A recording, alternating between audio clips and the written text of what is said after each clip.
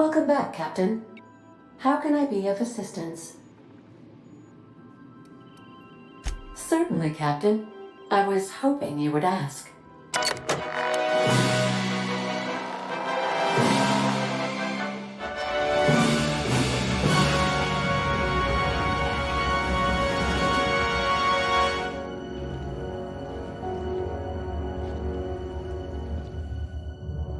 It was the law-forsaken parasites.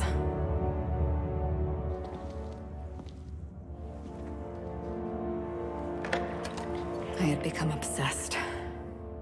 My quest to stop them. To avenge my partner, Philip. And my ex-partner, Bernice. And Lieutenant Jurgen. And those two informants had brought me to Rizzo's distillery. But it wasn't just the triple distilled deliciousness of Rizzo's Spectrum brand vodka that I found there.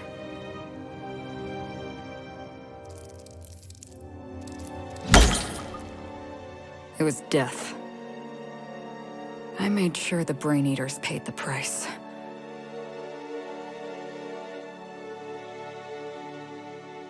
But at what cost to me?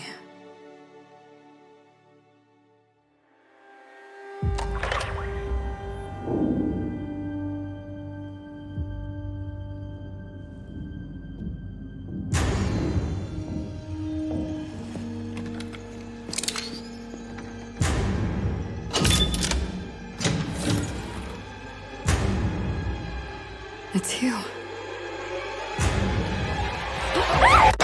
This is the Halcyon News Network with breaking news. Halcyon Helen has been murdered. Administrator Ludovico of Rizzo's refused to answer the big question on everyone's mind. Who will Spectrum Vodka's next spokesperson be? Claiming that a special investigation must be concluded first. Captain, we have a communication coming in from one Administrator Ludovico. Get off the transmission, Cedric. We agreed to let me do the negotiating. Law be with you, friend. I am Administrator Ludovico of the famed Eridanos Atmospheric Complex. But there's no need to stand on formality. You may address me as Mr.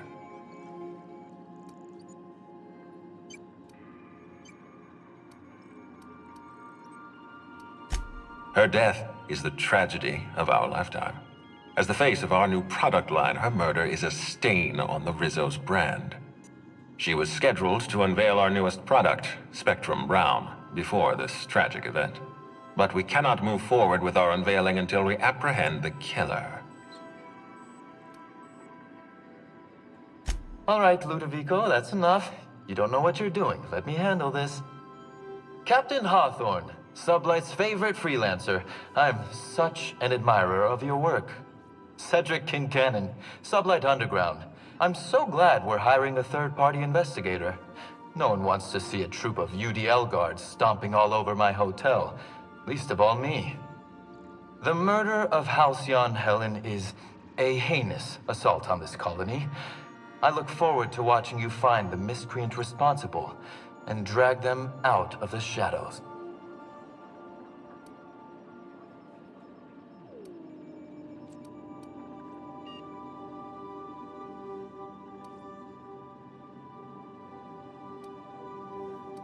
You're a compassionate person, Captain.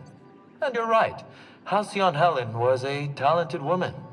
She had a gift for transforming her art into wealth. You would not believe the money she made us on Dissident Busters. For law's sake, Cedric, could you show a little discretion and not bring up your contraband operations in front of an outsider? Please, Lou. Sublight Underground is built on discretion. I'm establishing rapport with our new contractor. Let's not give her the impression that you can't be trusted. Do you really want to do this right now, Cedric? You want to antagonize me while I'm negotiating a contract. Because I promise you, I'll win.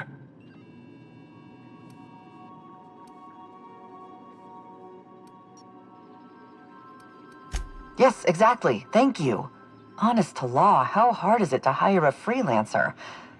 Apologies, Mr. Ludovico. That was inappropriate of me. Captain, I'm Constable Maria Keene. Hiring a third-party investigator was my idea. I've been studying your dossier. You're reliable and competent. You've been taking care of yourself ever since you arrived on Halcyon. And you're entirely independent. As far as I'm concerned, you're the ideal inspector for this case.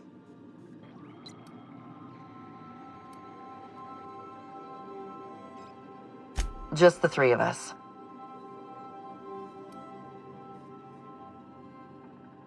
You must excuse us. The situation on Eridanos is tense. If we don't bring Helen's killer to justice, this scandal could scupper our entire operation. Please, Captain, I'm asking you to help us. While you're pursuing your investigation, we'll make you a guest of honor at the Grand Colonial.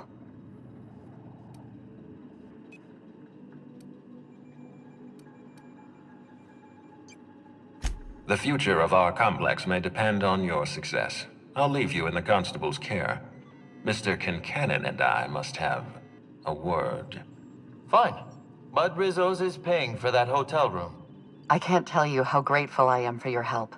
And even though they may not show their gratitude, I know Administrator Ludovico and Mr. Kincannon appreciate your involvement.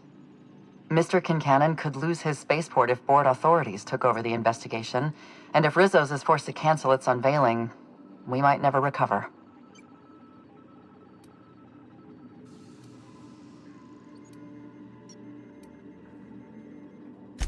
I represent the law, Captain, but what's happening between Mr. Kincannon and the Administrator is politics. Politics are not my area of expertise. The law is simple. Politics are complicated. Me? Worn out? Perish the notion. My days are filled with catering to the oh-so-reasonable requests of Mr. Ludovico and Mr. Kincannon. What's not to like?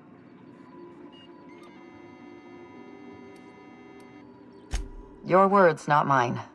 Please don't take my lack of disagreement as anything other than fatigue. I am a content, productive, and happy member of our society. Helen was more than popular. She gave something to this colony that no product line could ever provide. Real happiness. No one has ever been as well known or as well loved. Outside of our courageous business leaders. Transmission terminated. Captain, we are now cleared to land at the Eridanos atmospheric complex.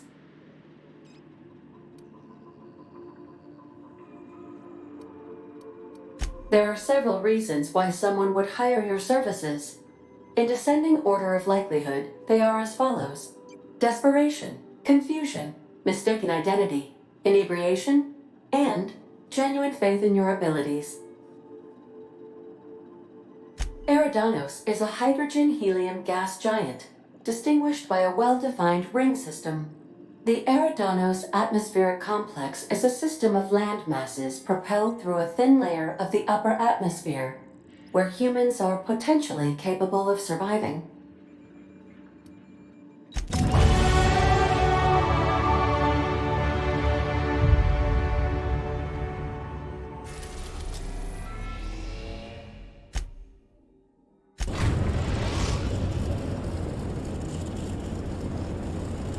Eridanos, recently famous for Halcyon Helen's death.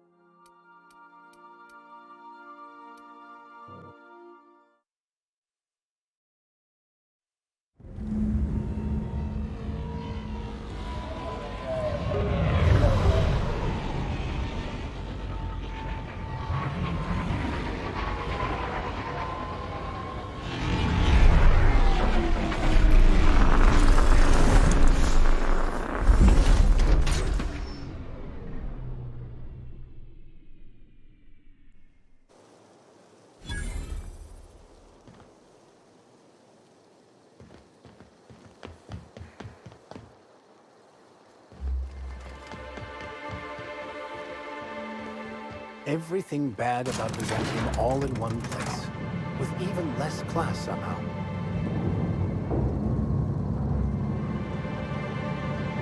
Hello, hello, hello there.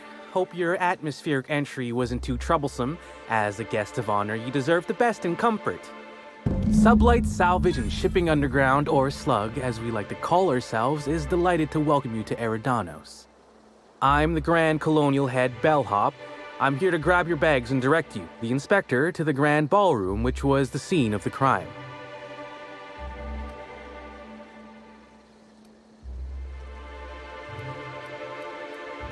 I can try. I was the one who found Helen's body in the Grand Ballroom. Corpse wasn't in the best shape. Aside from that, I don't know a whole lot. Helen was supposed to host the unveiling for Rizzo's newest product, Spectrum Brown. Until you catch the killer, the unveiling's been indefinitely postponed. Helen's death has been a shock for many. A lot of people are inconsolable. Hell, even Black Hole Birdie, Helen's beau, has wandered off. Some folks think he had something to do with the murder, but I don't believe it. The fans were very upset by the weak plot contrivances in her latest offering, though that hardly seems a worthy motive. We should ask if they're comping the minibar. This might take a while, if you get me. Folks get heated when it comes to serials and their actors, I suppose. Of course. That is, I would love to. Unfortunately, it's currently still being prepared. Not to speak out of turn, but I think the idea was that the hotel staff would continue to clean your room while you investigated the crime scene.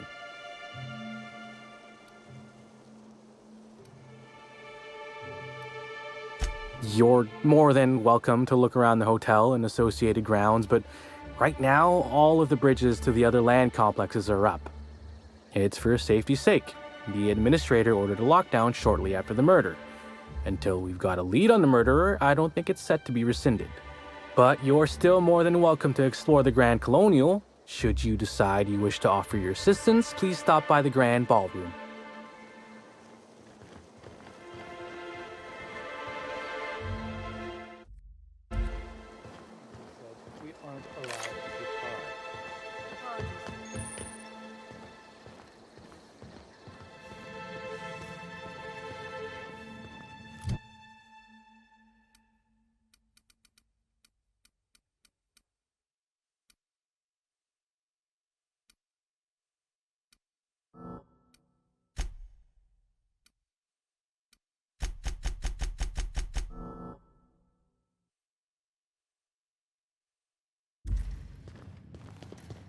Greetings, Inspector. No need to check in here. Your paperwork has all been processed. You should be able to find the Colonial right ahead. Oh, you're the Inspector. Welcome. Has anyone helped you with your luggage yet?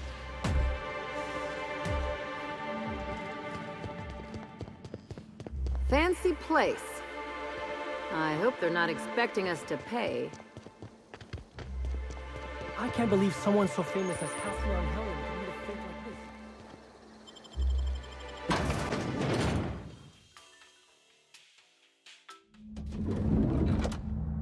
this. I wish I'd worn my muddy boots and the jacket with holes in it.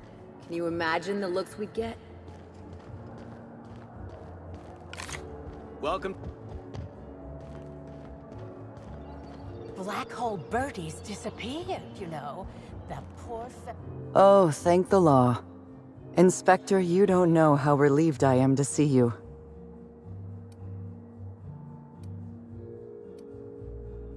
Constable Maria Keene. It's good to meet you in person, Inspector. Dr. Goodnight. Ecstatic to make your various acquaintances and so on.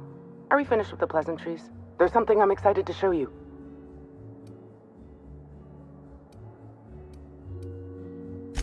What body? Oh, that. Goodness, no.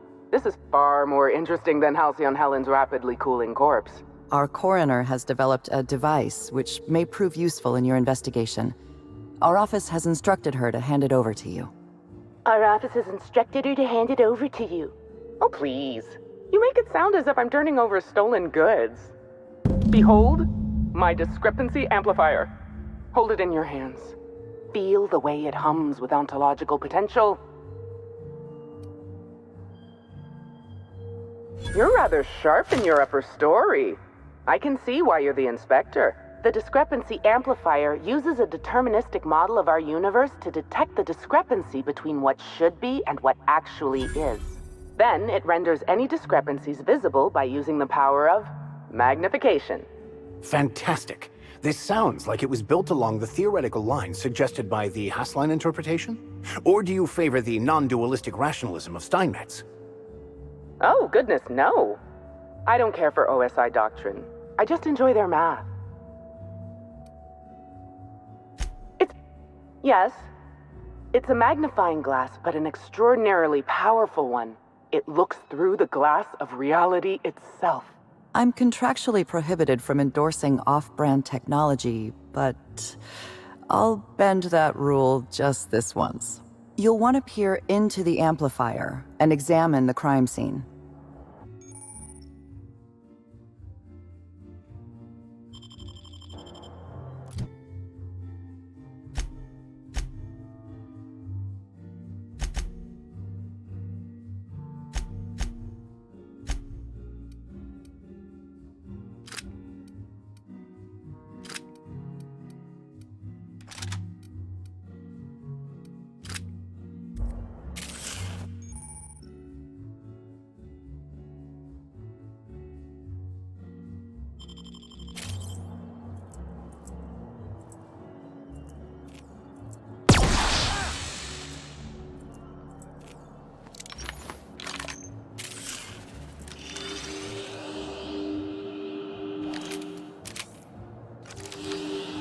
The discrepancy amplifier is now operational. Greetings, designated inspector and/or unauthorized larcenist. This unit has detected a discrepancy related to Halcyon Helen. Unscheduled expiration of. Begin amplification.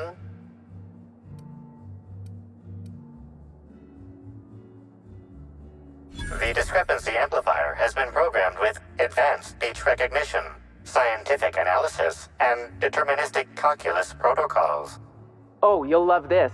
Amplifier, tell the inspector about your features. Please do not interrupt the discrepancy amplifier. The discrepancy amplifier is programmed to take instruction from its registered or designated inspector.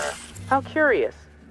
I must have set its impertinence levels to flagrant. This unit's features include an automated personality simulator.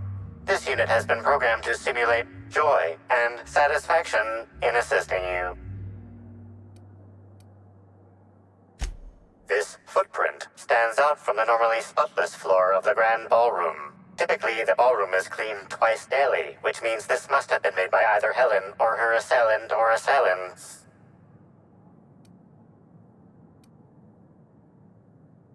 Footprint is a tailor-made 8.75, suggesting that its owner was very particular about their shoe size. It is also the exact size that Halcyon Helen typically prefers. There are traces of dirt throughout the footprint. The dirt carries traces of fertilizer, as well as the faint signs of crushed purpleberries and grass. Grass, fertilizer, and purpleberries can all be found in the purpleberry orchards, located not far from the Grand Colonio.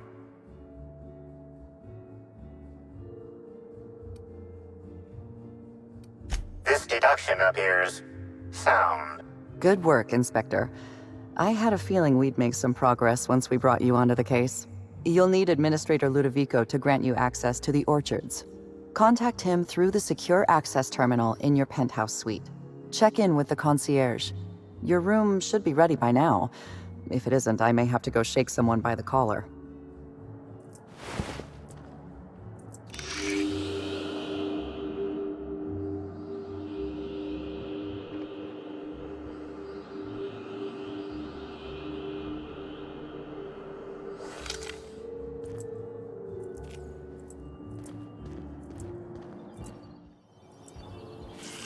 I knew I should have gotten her autograph when I had the chance.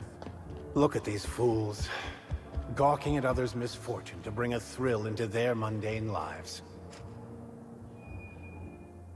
I'm sorry, ma'am, but while the hotel is an active crime scene, I regret to inform you that all new bookings, room upgrades, room downgrades, and in-room massages are Oh, you're the special inspector. Mr. Kincannon warned me you'd be checking in soon. Ah, yes. We are most pleased to offer you our grandest of grand accommodations, Inspector. The penthouse suite on our topmost floor is now available for you. The last guest left her belongings behind when she vacated unexpectedly, so we needed a little time to tidy the suite up for you. Simply call the elevator in the lobby, and our highly skilled operator will deliver you to your private floor with efficiency and cheer.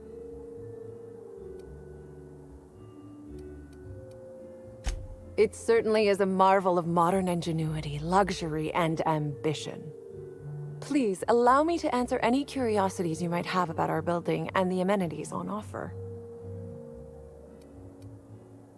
Twice the size of the next biggest room, and kitted out with any amenity you want, as well as many that you won't. Best to enjoy it while you can, Inspector. Typically, the only people who can afford the penthouse suite have enough bits to suffocate everyone on Terra 2. Also, please inform me if Woolridge gives you a hard time about getting a better room than his. Don't tell him I said this, but everyone on staff wants to strangle him. Most certainly. All the important folks can be found in the utmost parts of the hotel. You can hardly walk 3 feet without bumping into a tossball grate or a bored exec. Though maybe don't bump into them. Could be harmful to your health. Who would be interested in a staff-only area? Most folks never ask about the sewers beneath Arizo's plant, either.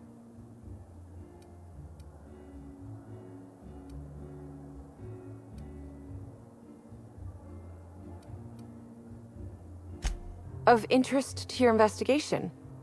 Well, I suppose there is that one door we're not supposed to open. But I'm sorry, Inspector, I'm not authorized to grant you access to any staff sections of the hotel. You'll have to find a way in on your own. If you're sure. My apologies, Inspector, but that would be a severe violation of guest privacy. We here at the Grand Colonial firmly believe that... All right, my supervisor just walked out of earshot. Some folks just don't understand the importance of gossip. About whom? And what would you wish to know? You know, out of everyone here, I probably knew the least about Helen. I'm not much of an Aetherwave watcher myself. And Helen always had a crowd of admirers chasing her, you see. So she rarely stopped to chat. Friendly enough, surely, but always seemed untouchable. Emphasis on seemed. Now that you mention it, she was usually calm and collected, but every so often I'd see her looking all wild-eyed and intense. It seemed as if she was determined about something. Or maybe she was just hungry. That woman ordered a lot of food. Maybe show business gives you a faster metabolism. Ah, Birdie. Is he bigger than he is dumb, or dumber than he is big? I've a bet with a friend. Not sure we'll ever get it to pay out. Birdie used to be Helen's beau, though he isn't anymore, and not just because she's dead. If I had 1,000,000 bits, I'd spend every one just to learn what caused their split. If looks could kill, he'd have put her in the ground 10 times over. Man's clearly jealous of her success compared to his. See, I'd bet we're the only 2 people thinking about him in all of Eridanos. And I only am because you mentioned his name. If you leave woolly cow milk out, it turns to curds. Leave the curds out, they begin to get stale, then rot. Woolridge is on his way to the trash bin, and everyone knows it. Either he's in denial, or he knew Helen would be checking out soon, judging by his increasing demands for a room upgrade. That's a shame, Inspector. What if I wanted to know a little about you?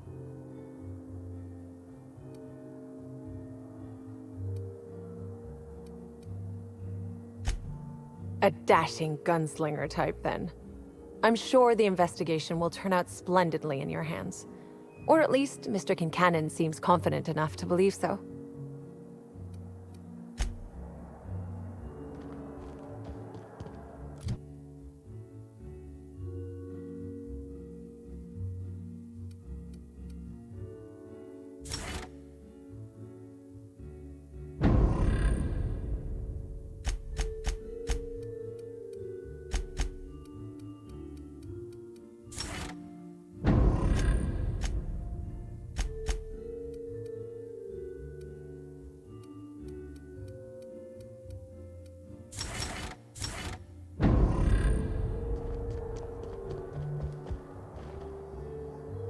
Finally checked in, I see. I hope you're fond of the penthouse. It's pretty much the best seat in the whole hotel. You shouldn't want for any amenity you might find elsewhere. Should act as a better headquarters for the investigation than any space dust covered ship. That and you ain't got room service on a ship. You ever need anything, come find me. Even if you don't, you can still swing by. I'm always happy to chat. Oh, of course. That is, maybe not on a personal level, but I'm one of her biggest fans. Even started an association of like-minded individuals. I'd lament not having anything to meet about anymore, but the newer tribe just ain't done it for us. Still, there goes my hopes of a Terran Monarch reunion episode.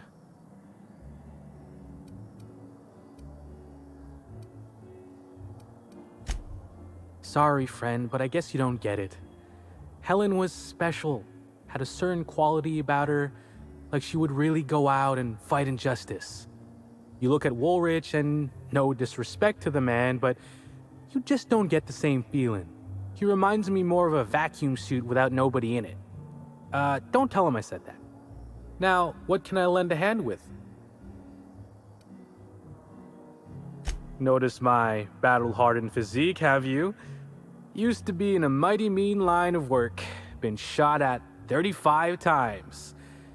That is, I've been near people who were shot at 35 times. But to be honest, I never really enjoyed it, you know? It's one thing to tightrope walk between life and death every day, but for just a handful of bits? Nah. When this position came up, I jumped on it and made a lateral move from sublight to slug. I ain't ever looked back.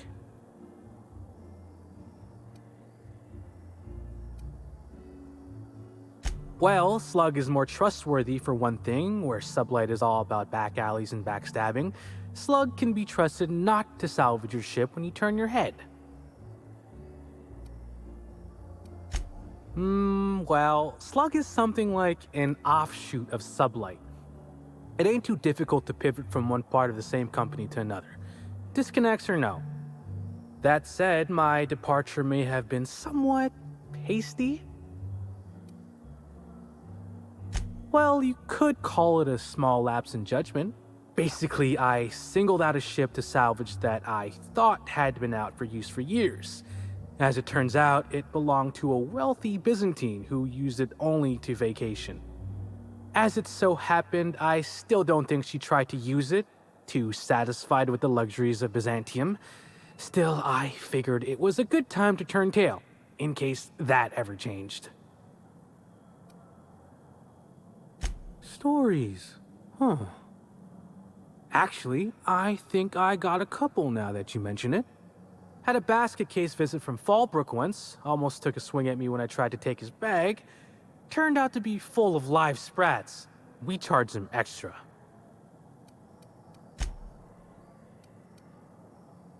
Please do. Sure, I'd taken to checking the barroom every few hours prior to the unveiling. Just to make sure no sprats had snuck into the place. You understand. Found her right before I was set to head back to my room in the lower levels for my mandated 5-hour sleep period. Tell ya, thank the law for caffeinoid. Been too upset to get a wink of sleep since. And hey, now I can finally see smells.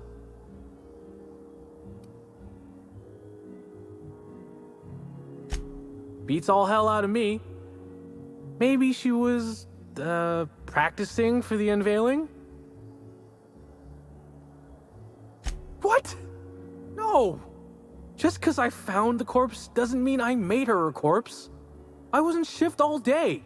Besides, I loved Helen serials. Well, the old ones anyway. The newer episodes are hot junk on a warm day. Sure? What's on your mind?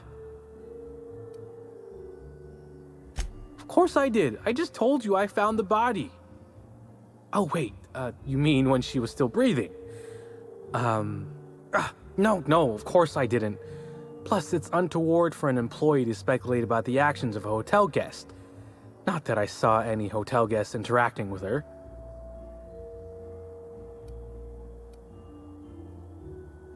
Honestly, you're more than a little right. I've been burning at the britches to share my theories. Day of her death, I saw Helen leave the hotel premises with the profit of profitability, and didn't see her come back. A little on the suspicious side, I think. Seemed especially strange, seeing how, as far as I was aware, the two didn't get on. Yep. Gives seminars on increasing profit margins and the like. Can't say much else, seeing how I ain't in the gossip market. Or as I can recall, Helen dismissed the lady's seminars in some kind of interview. Said her co-star used them, but she didn't. The top rungers are always ready to read between the lines of famous folks and seem to think the profit was on her way out. Woman lost a ton of bits and is set to lose more. I hope all that helped. I'd like to be as useful as I can in the investigation. I just didn't want to steer anyone the wrong way. Everyone's got theories. I don't reckon mine hold much more weight than anyone else's.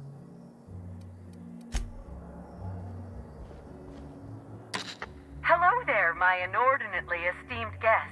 If my hello were any more earnest, this loudspeaker would explode. What authorized floor can I bring you to? Oh, so sorry, but you're not actually authorized to visit that floor. Next up, the finest seat in the house.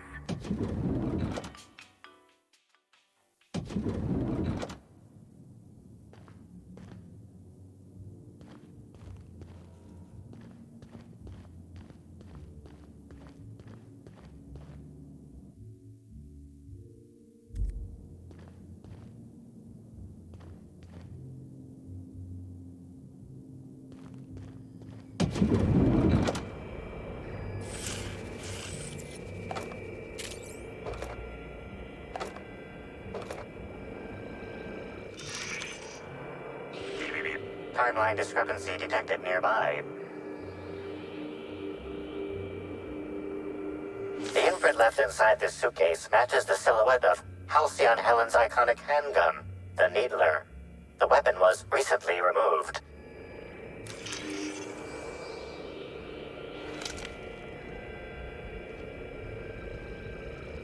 Helen, where did we go wrong? Oh, Lo, I'm so sorry. That didn't mean for...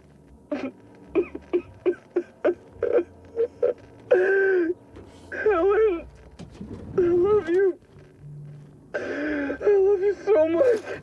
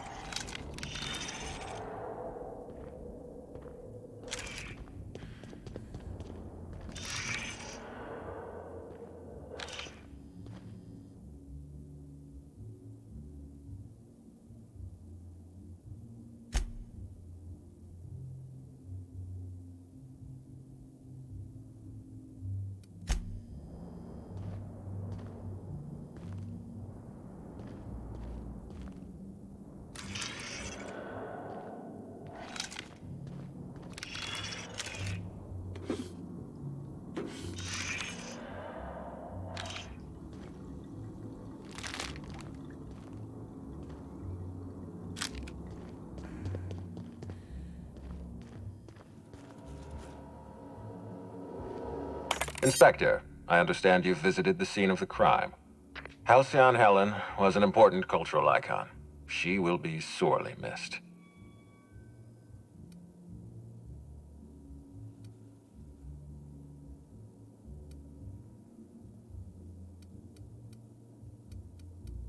It's the circumstances of her death that trouble me. Our spokesperson was murdered just before the grand unveiling of Spectrum Brown. If I belonged to a rival company, I'd be ecstatic.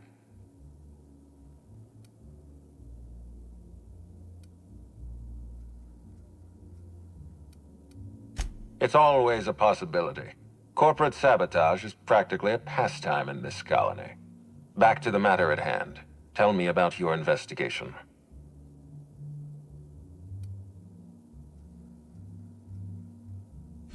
Your discretion is appreciated. I admit, I'm beginning to feel more confident in this arrangement. Here, I'm granting you access through the gates to the orchards. You're officially authorized to see this investigation through to the end. There is one caveat. Cedric's being rather intransigent about letting you into the spaceport. Possibly he's trying to hide something. Possibly he wants to annoy me. Possibly both.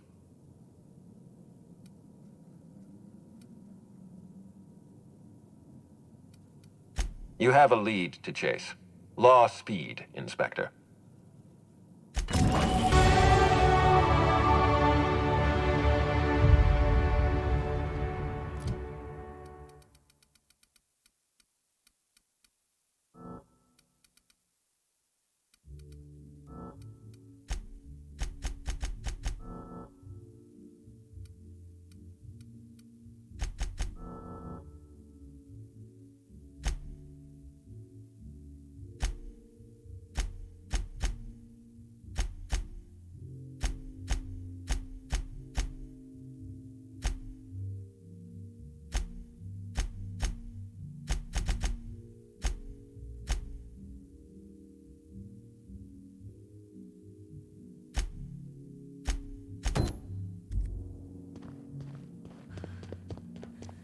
Hi there, Inspector. It might be a little beyond my job description to ask, but at my heart, I'm still a bellhop. Was the suite to your liking?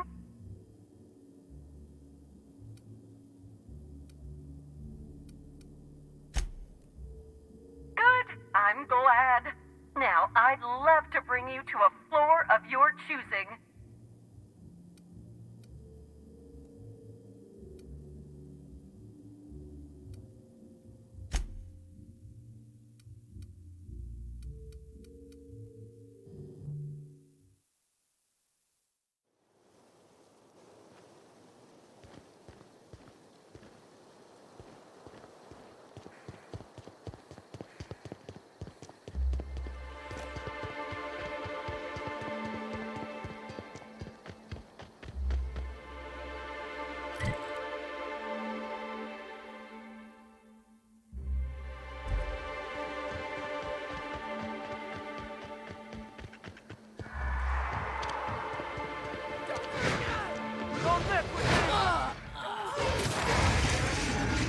We've got trouble!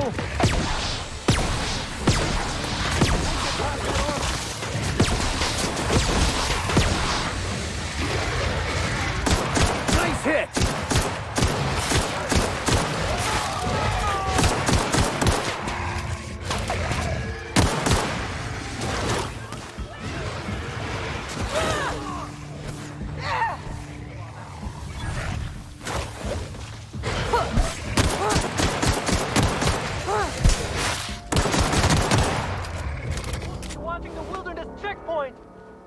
First Helen, and now this.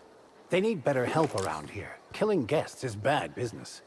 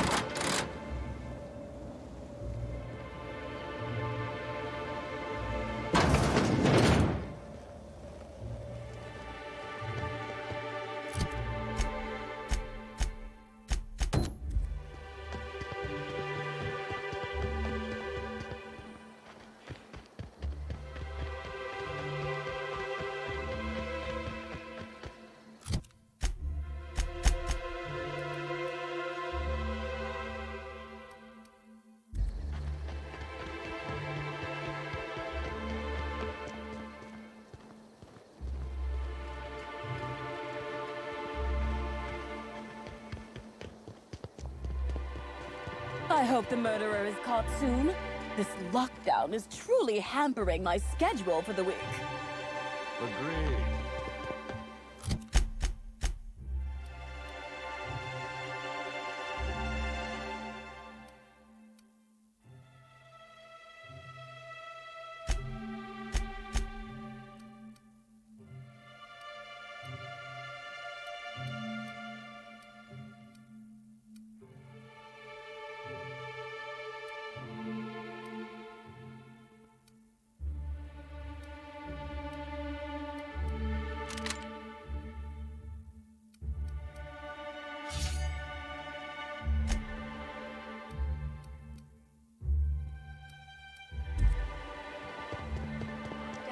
No one's supposed to be coming or going.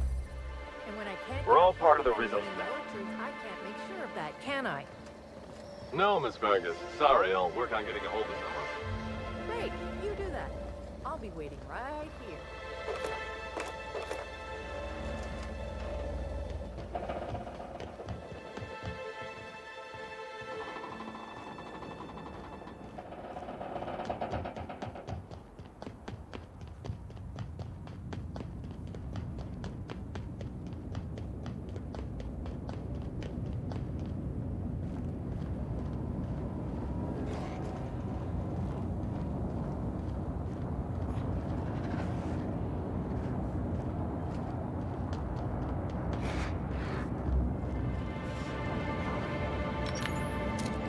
Here we go!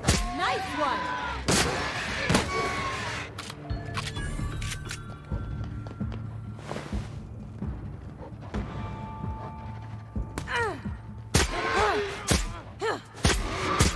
Down they go!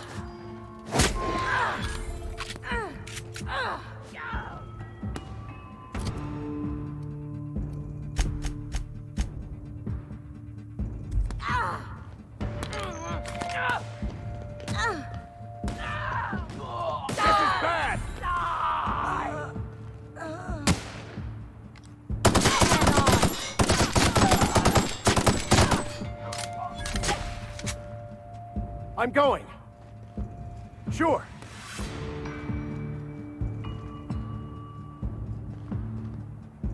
Coming back. Sure.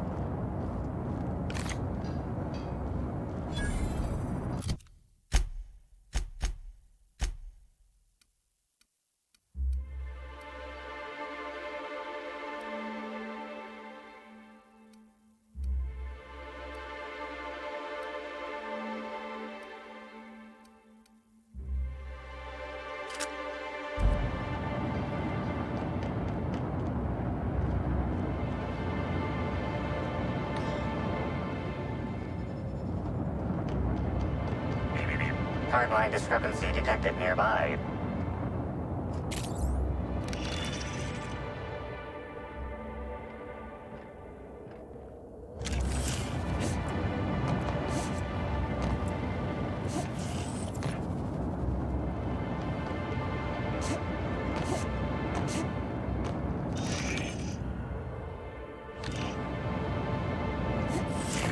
Timeline discrepancy detected nearby.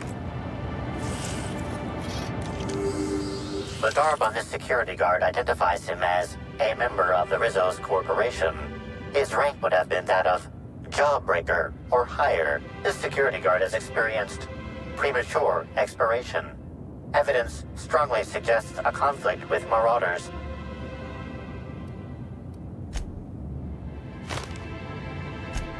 The spark of life is fled.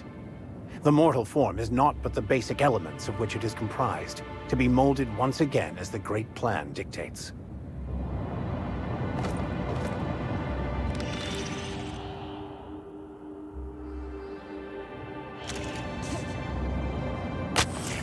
Timeline discrepancy detected nearby.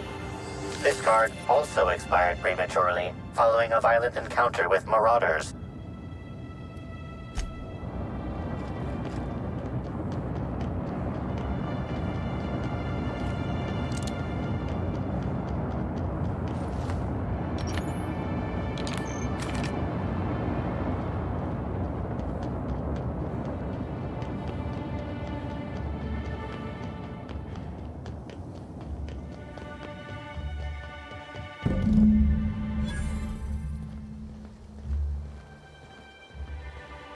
Maybe I could hold up my end if your people weren't sabotaging my operations. And if sabotaging the orchards weren't enough, you had to make it personal. You really had to bust my Insta coffee maker too? The nerve. Hold that asinine thought. Who was this armed stranger who just wandered into your office? Back up for a fight you can't finish? What the hell are you talking about? I don't know this lass. I think it's mightily more likely that she's under your payroll. You'd have burned down what you haven't already. I see. Just a visitor, then. Congratulations, Hathaway. Not everyone's abandoned your orchards. Well, shame that you're trying to change that. Anyway, sorry for the heated reception, stranger. There's just been some trouble here of late.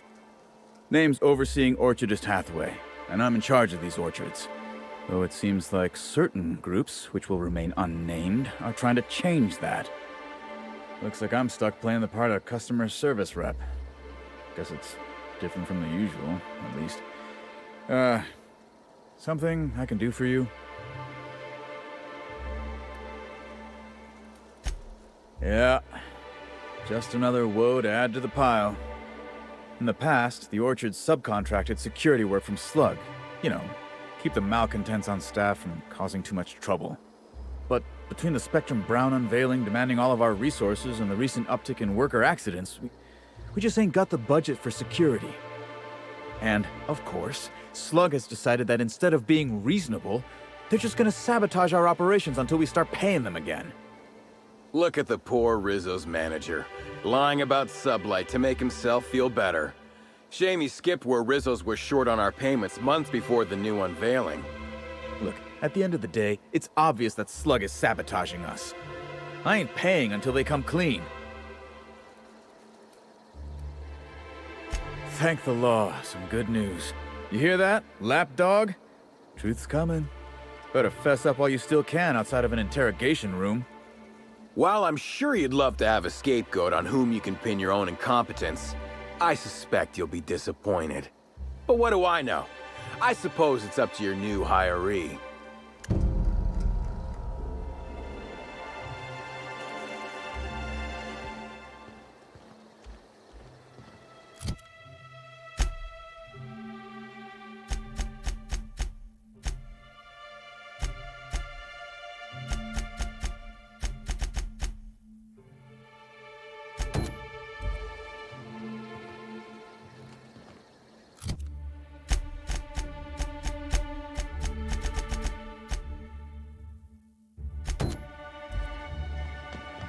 That's a lot of purple. Timeline discrepancy detected nearby.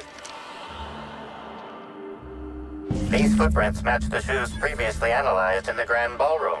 There is a 110% chance with a 10% margin of error that they were left by Ruth Bellamy, the actress known as Halcyon Helen.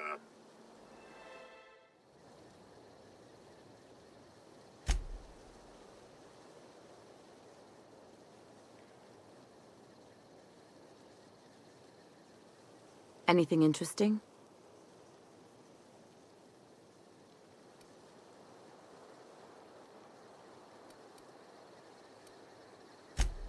A hurry. Going somewhere important or fleeing from someone or something.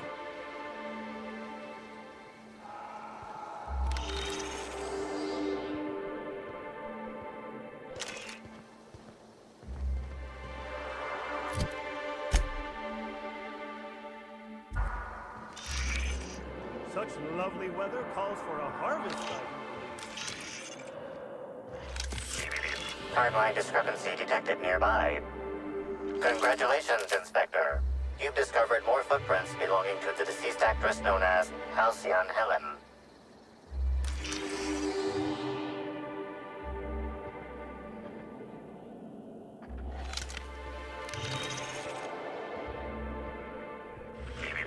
Timeline discrepancy detected nearby.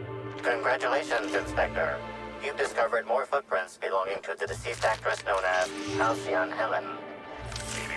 Timeline discrepancy detected nearby. Congratulations, Inspector. You've discovered... Their mistake. Don't you frown at me! Giving me the knuckles you are!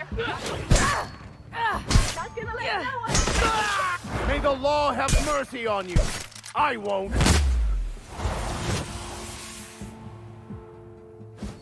Laugh! I said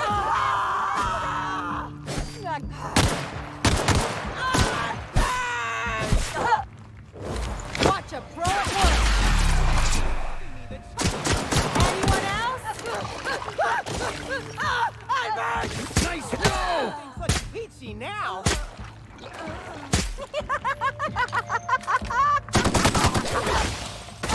Done for. That's the last of it. I just want to be your friend!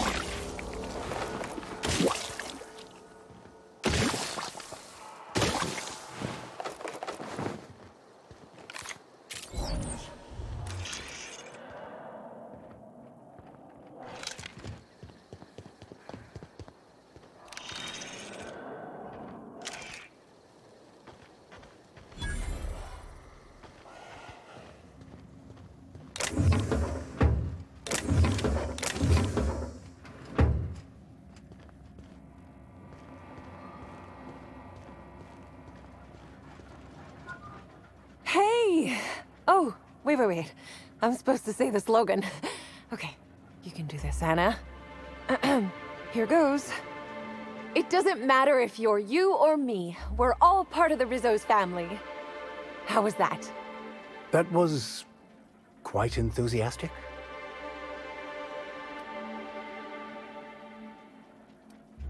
I wish you'd just said it was terrible. The pity stings worse than the shame. I'm sure you've guessed it, but I'm not the best at remembering slogans. And when I can't remember them, I tend to just make them up. But I guess that's why I'm just an intern and not a full-timer. At least, not yet.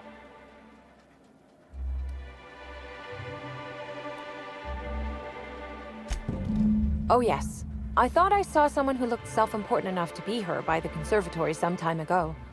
Not to speak ill of the dead. I simply never liked the way she stole the limelight from the true star. Burbage 3001.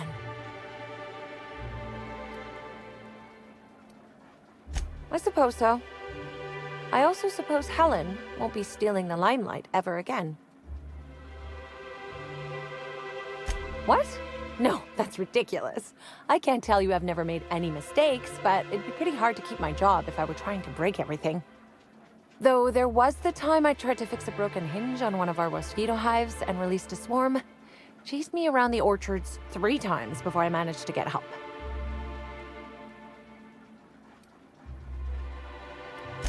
Well, they're really mean, for one thing. Mosquitoes don't stop stinging you when you die. They keep going for 10 or 15 minutes after. Don't worry, though. Mosquitoes are typically only about when living folks aren't in the orchards.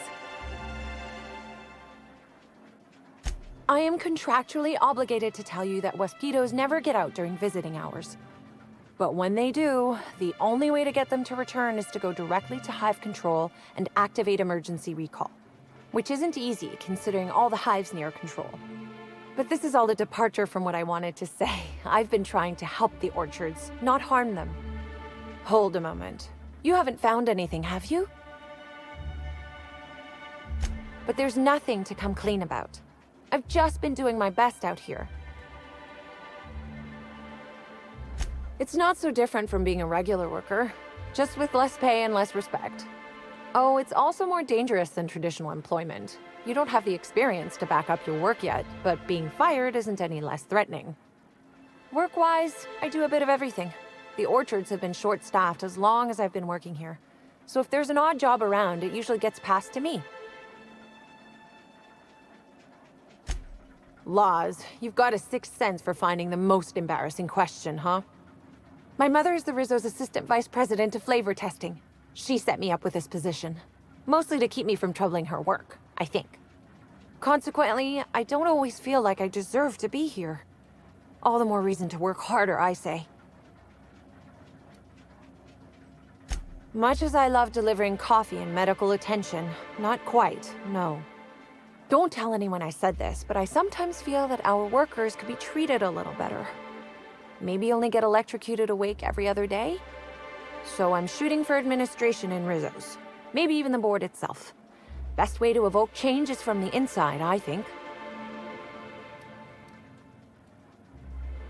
Much higher chance of promotion. If I can tough it out here without getting axed, I can skip the 5+ years of customer service I'd normally have to deal with. I can prove my merit here and move up in the world. And the sooner I do that, the sooner I can set to improving things for everyone else.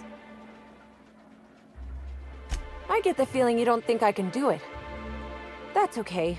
Trying to improve the system from within isn't the most glamorous thing, but I think it's worth the effort. Happy to enlighten you on the fascinating world of internships. Let me know if there's anything I can help you with. Unless you already have, and I've forgotten. In which case, I probably won't forget a second time.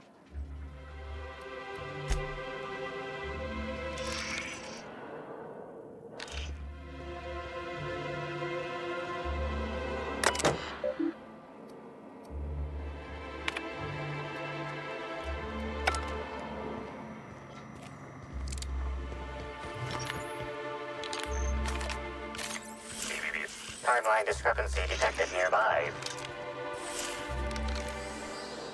Congratulations, Inspector. You've discovered more footprints belonging to the deceased actress known as Halcyon Helen.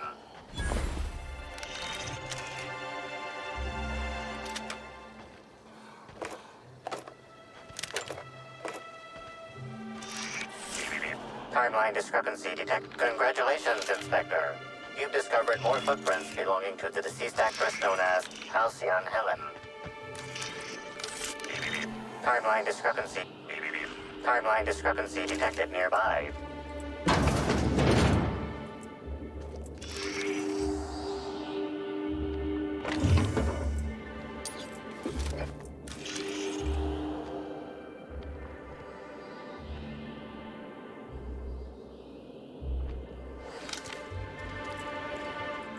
Hey, what are you doing in here? Are you authorized to be in the conservatory? Are you trying to give me a heart attack? Are you my ex-wife? No, she fell off the side of Eridanos under mysterious circumstances 6 years ago, conveniently rendering our marriage contract null. You must be the new, groundskeeper? That can't be it either, seeing how the new one hasn't died yet. Just who are you?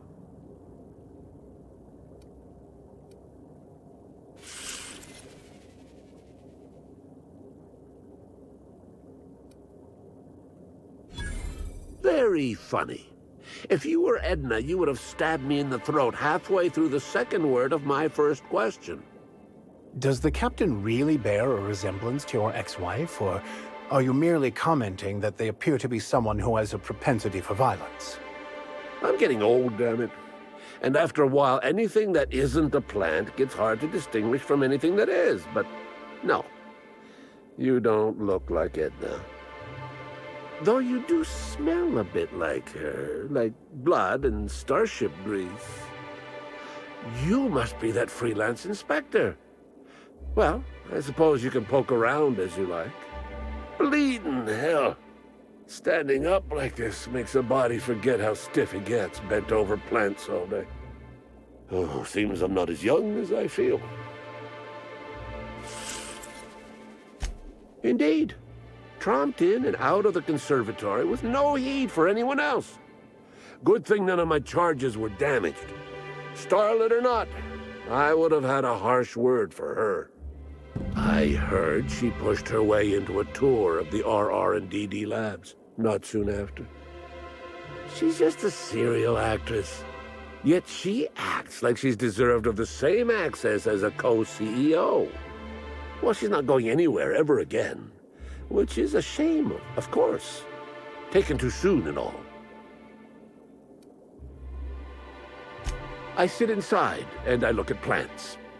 Goal is usually to make Rizzo's fruit products hardier and sweeter, but for every success, there are a couple of hundred failures. Example, tried breeding native tripicale with a foreign strain. Would have called it hexticale.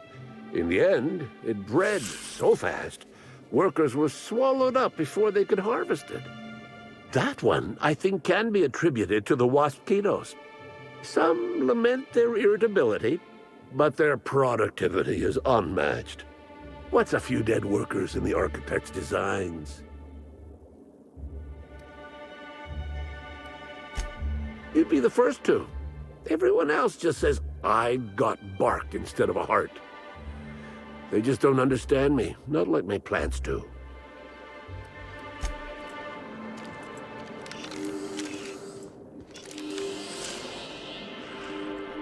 Congratulations, Inspector. You've discovered more footprints belonging to the deceased actress known as Halcyon Helen. Timeline discrepancy detected nearby.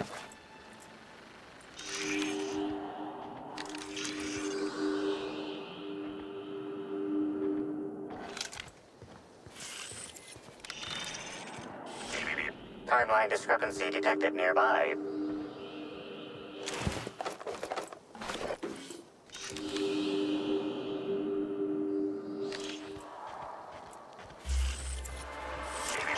Timeline discrepancy detected nearby.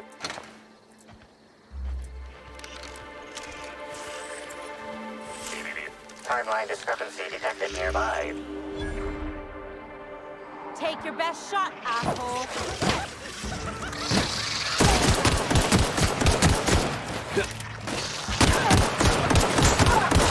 Get up! Here's a little trick I learned in prison.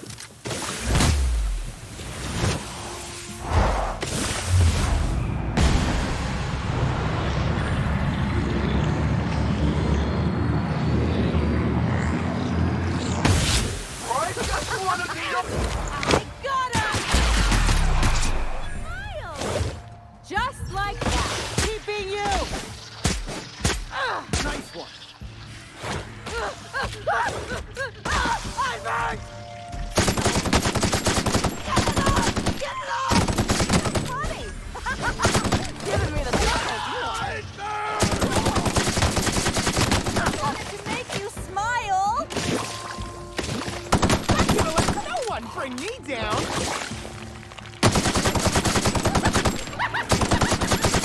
Feels good. I'll take your confession now.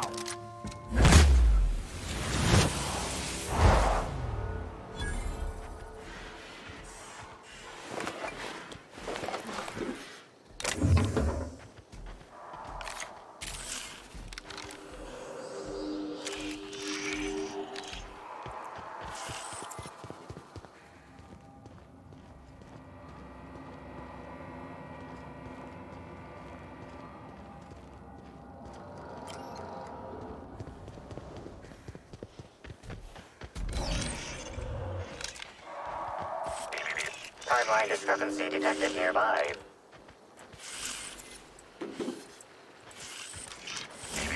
Timeline discrepancy. Make him remember.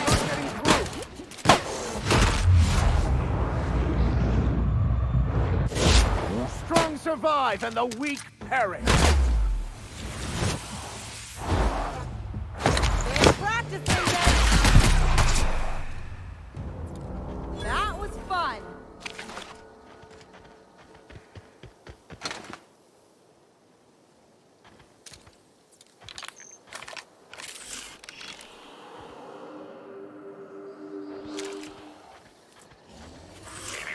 Timeline discrepancy detected nearby. They're on us.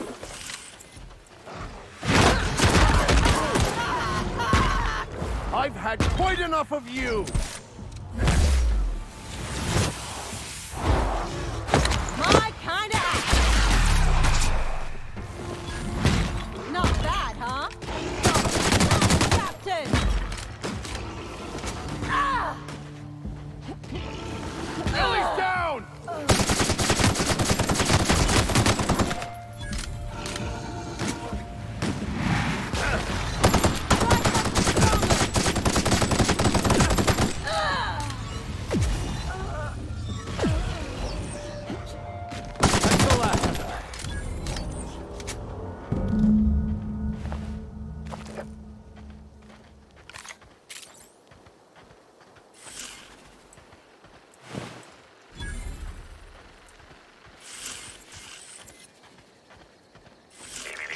timeline discrepancy detected nearby.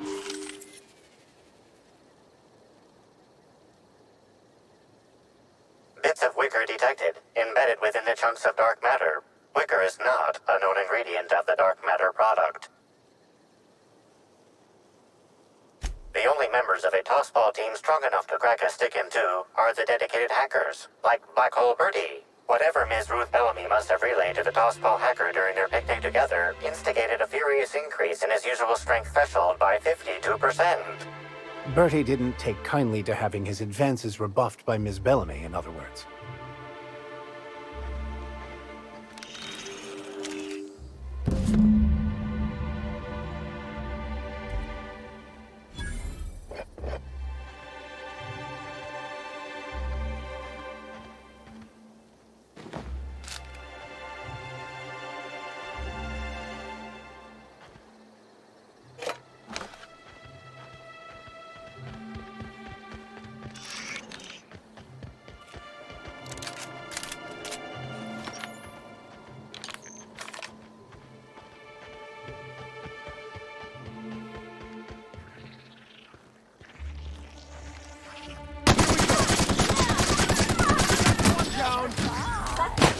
Sometimes violence is the only way.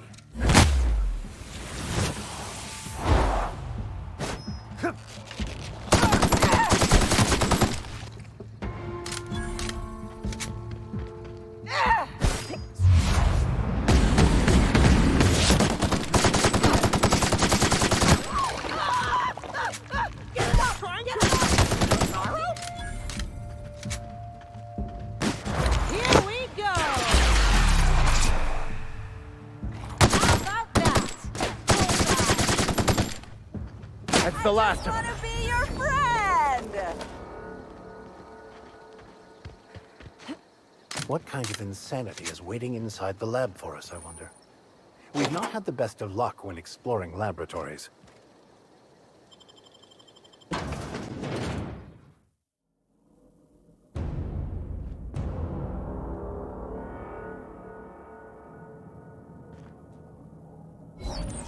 Hello? I can hear you out there. If you still possess the majority of your mental capacities, please locate the test room through the lobby and to the left. You'll see me through the...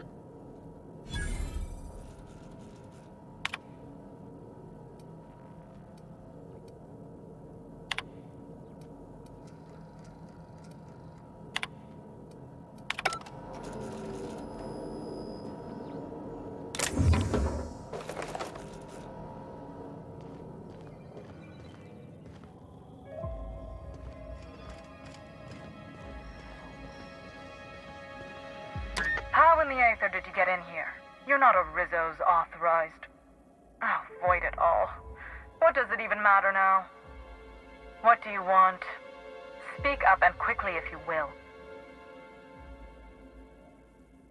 You do know that Halcyon Helen is a fictional character portrayed by the late actress, Ruth Bellamy, yes? One can't be too sure with so many simpletons around in the day-to-day.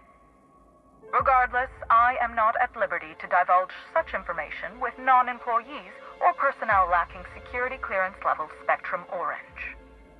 Of course, if you were to say, contract your services to me, I suppose I could grant you clearance enough to answer your murder-related questions, Ms. Inspector.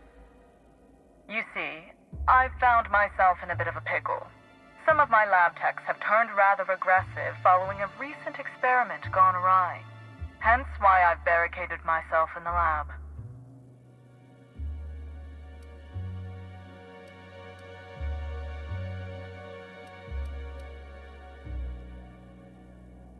And lose my life's work? You want me to just burn my lab and my entire future to the ground over one experiment that's gotten rather out of hand? No, I think not. We merely need to clean up the mess, so to speak. Reset the lab back to functional parameters. Even I think that's pretty cold, and I'm a mercenary. Staff can be replaced, you know. Research data? Now that's invaluable.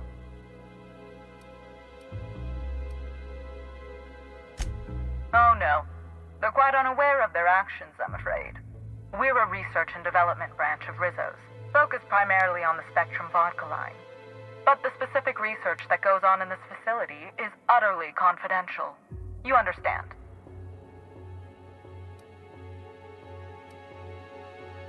Call me a skeptic, but no, I don't believe it would be. Loose lips sink new product ships, you know? Happily, of course. Excellent. You have my gratitude, and soon you'll have my knowledge of Miss Bellamy's recent visit as well. Now, if you'd rather not kill my lab techs during this cleanup, I believe you can dispense a sedative gas from a terminal in the utility room. Your call, Captain. I don't know if the lab techs can even be helped at this point. The door to the lower labs is sealed for our safety, so you'll need to take the elevator down. I'll unseal the access hallway for you now. Do take care.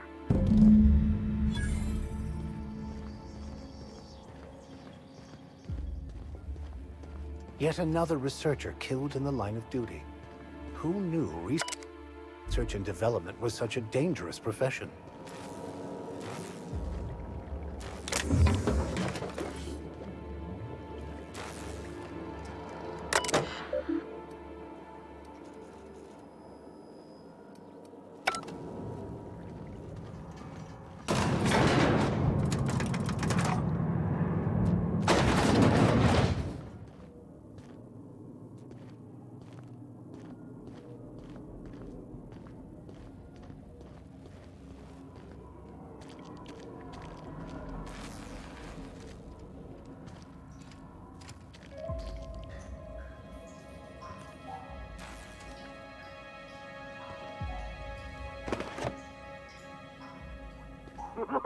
I got the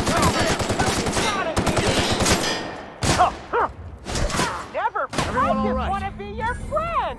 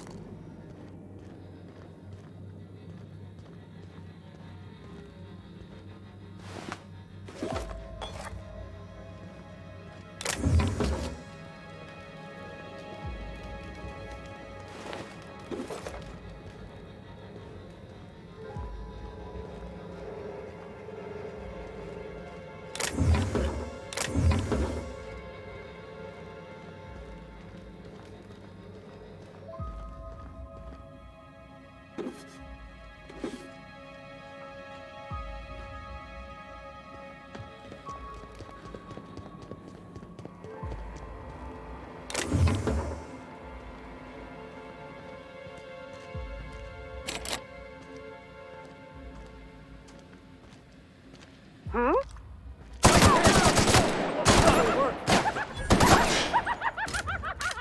Feels good! I just want to make you smile!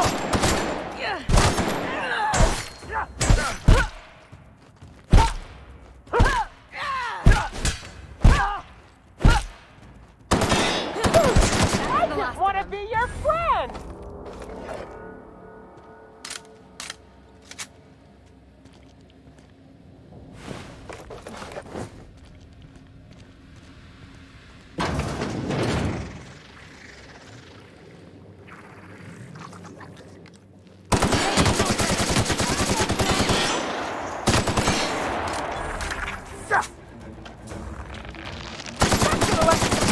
To make you smile!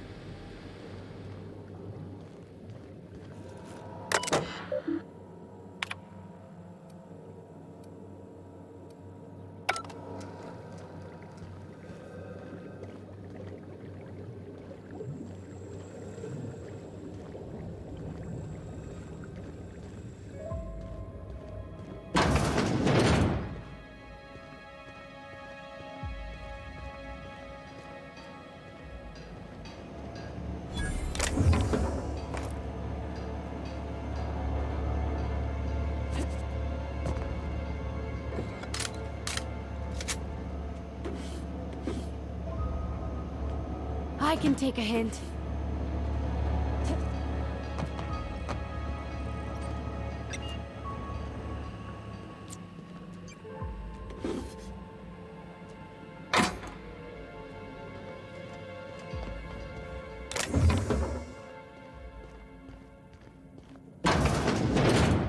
They've reproduced all the comforts of home. Only difference being the Byzantium elites aren't the only parasites here.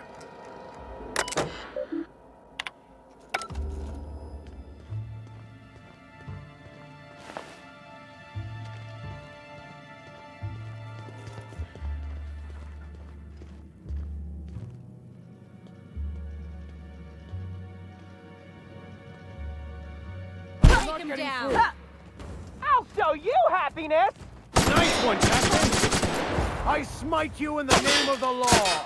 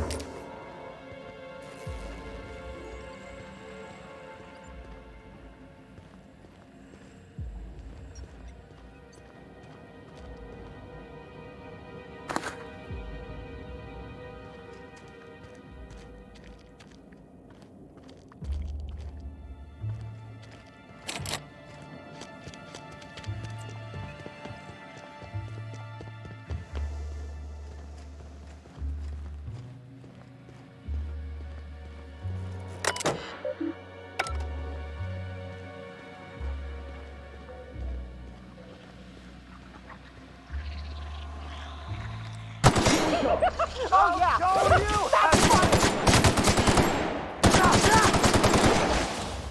Never anger a man of the cloth!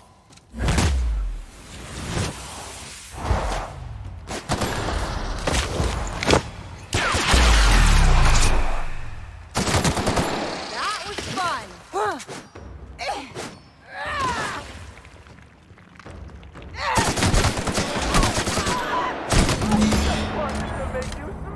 Might I conclude you found an alternative method of pacification?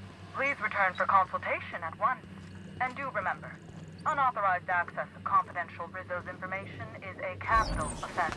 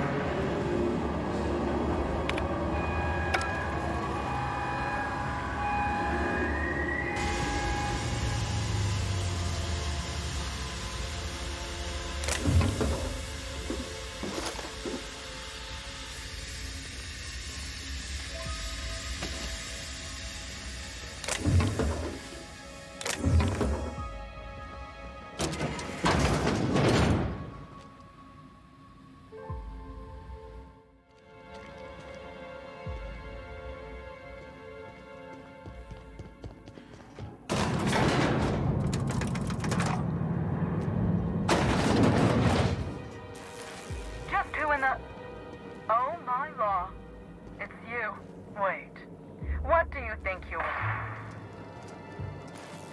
What in the name of the architect is going on here? Well, that will teach us to get our answers up front.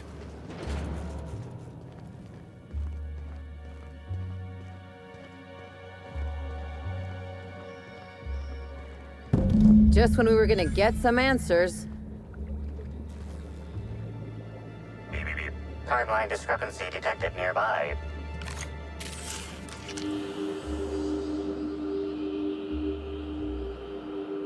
Confirmation of discrepancy confirmed. This person is most definitely dead. But recently, they were still alive.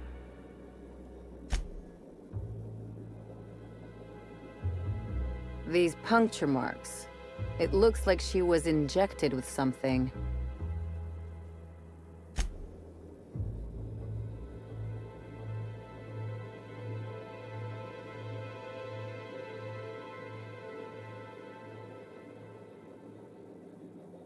Well, they're definitely dead.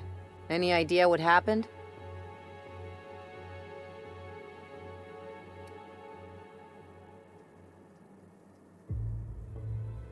Maybe it was an energy weapon.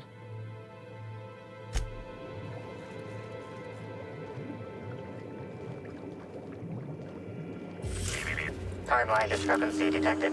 The organic matter that comprises this lab worker died at a similar time and of similar circumstance as the other corpses already scanned.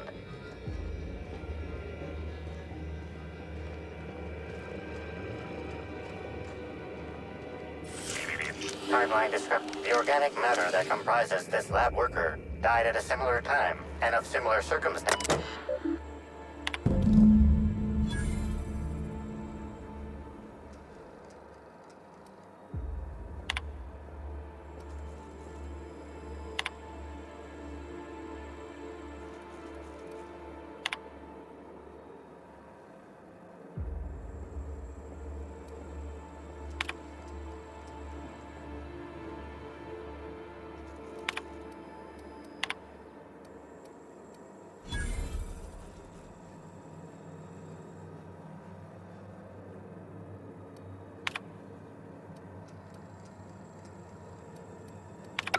Why do I get the distinct impression someone's trying to stop us?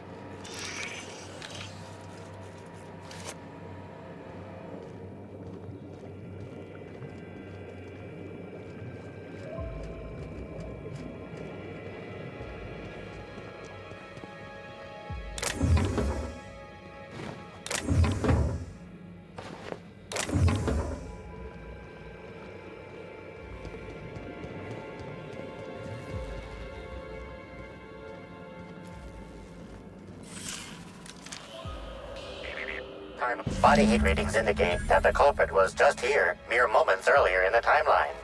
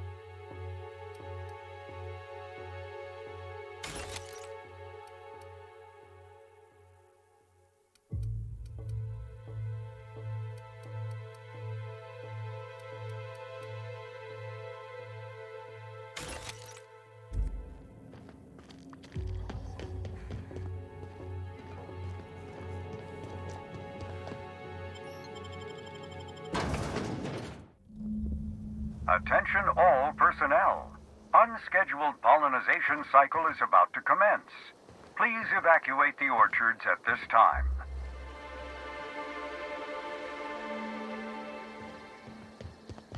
Do you hear buzzing?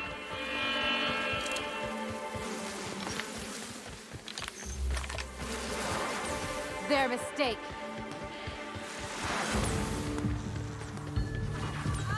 I can't see. Smile, damn you! Here they come.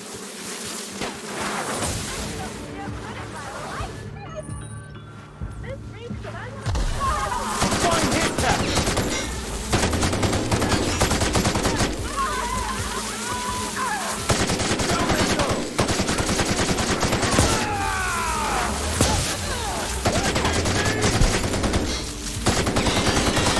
May the law have mercy on you. I won't.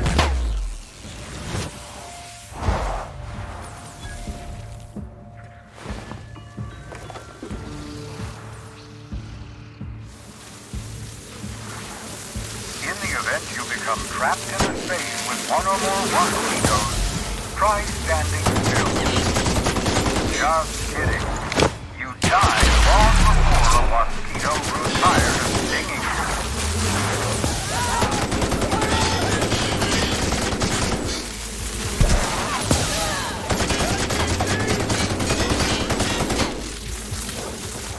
Sometimes violence is the only way.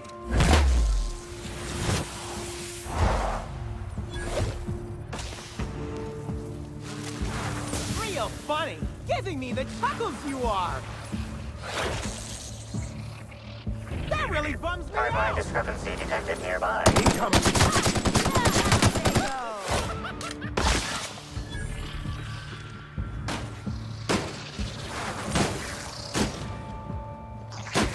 That's the last of them.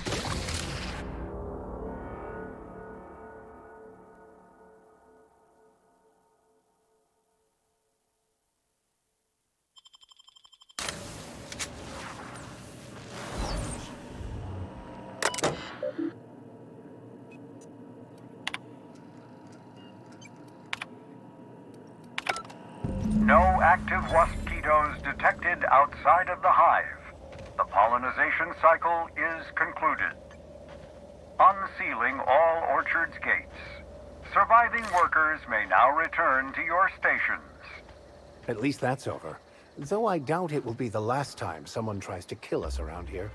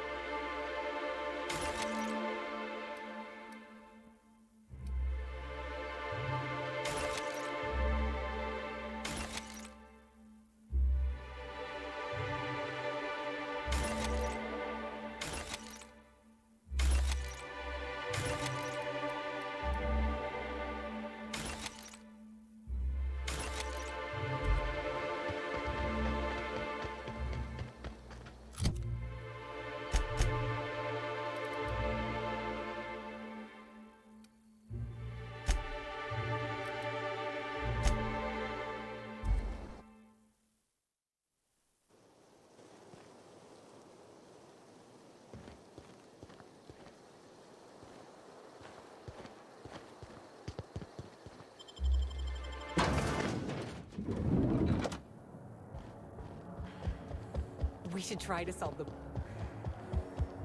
What floor would you like to... Next stop.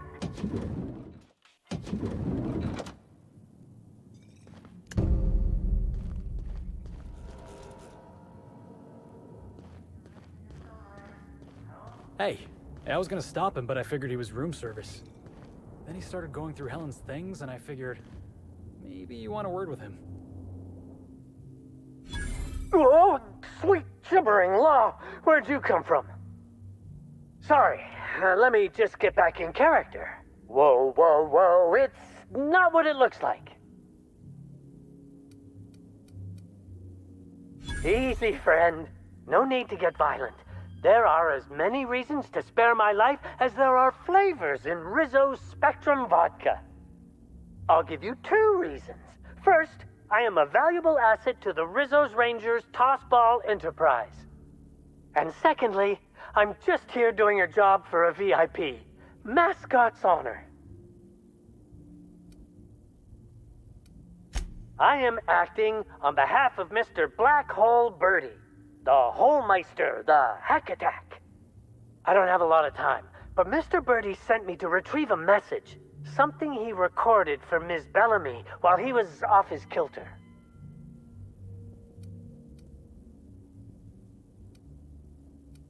You found the recording?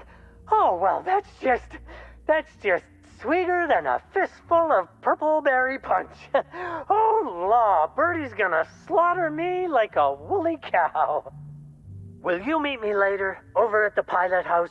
I swear, from the bottom of my employment contract, I will tell you everything I know about Ms. Bellamy's demise.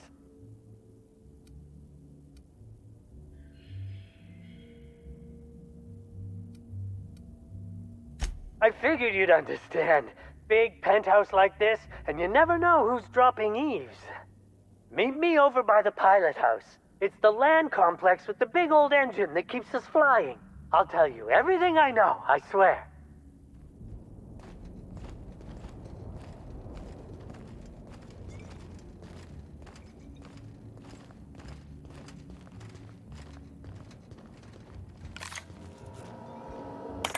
I understand there was an incident at the orchards.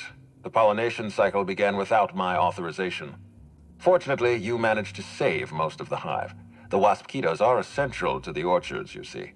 Losing them would have cost us months of production.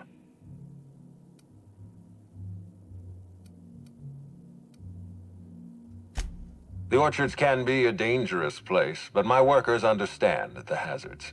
Something about this incident troubles me. The circumstances are suspicious. But let's concentrate on the matter at hand. Have you discovered anything? You have my attention.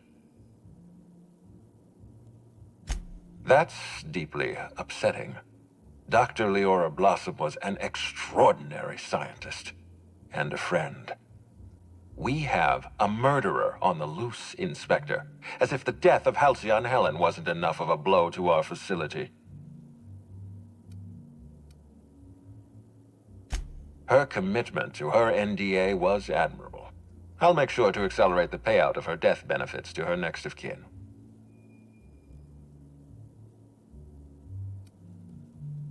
Interesting. The Rizzo's family is a small family, Inspector. Most of us recognize one another. Still, any information is good information. It troubles me to believe Leora could have been murdered by one of our own. If there's anything else you'd like to share, you have my attention.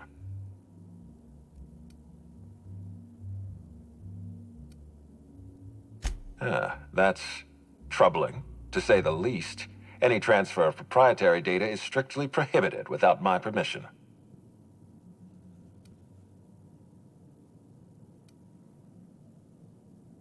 Yes, I share your suspicions. Someone didn't want you following their trail.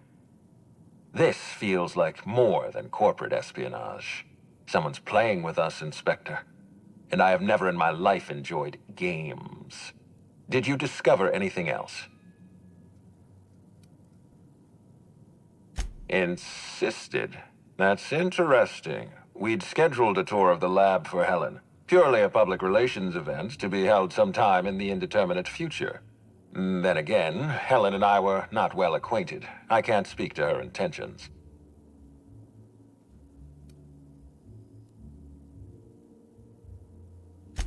A picnic? I don't recall approving a private social gathering at the orchards. I'll have to make a note of this information. Thank you for bringing this to my attention. Was there anything else?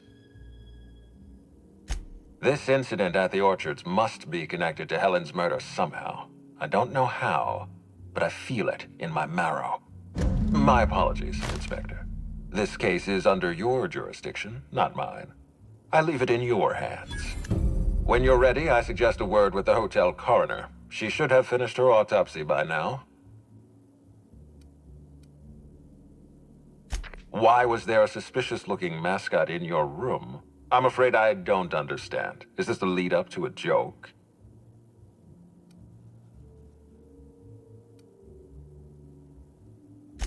I don't know why there was a mascot in your room. The Grand Colonial doesn't offer that kind of room service, I think.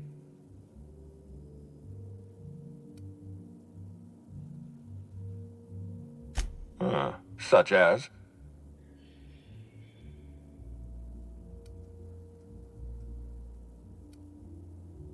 I most certainly did not. My policy toward Eridanos is one of, shall we say, benign negligence.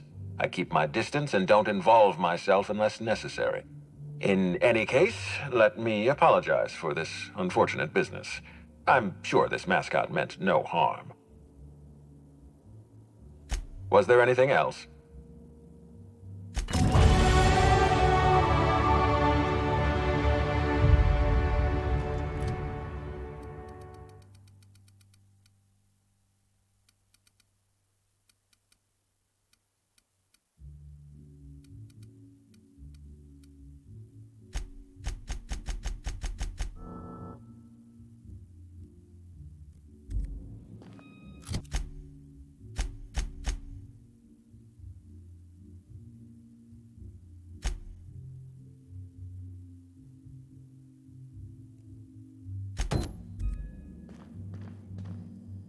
What floor would you like?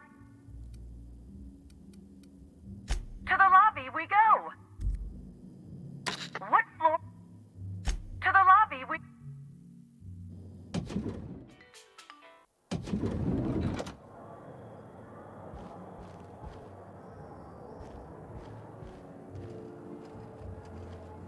The brochure never mentioned anything about one.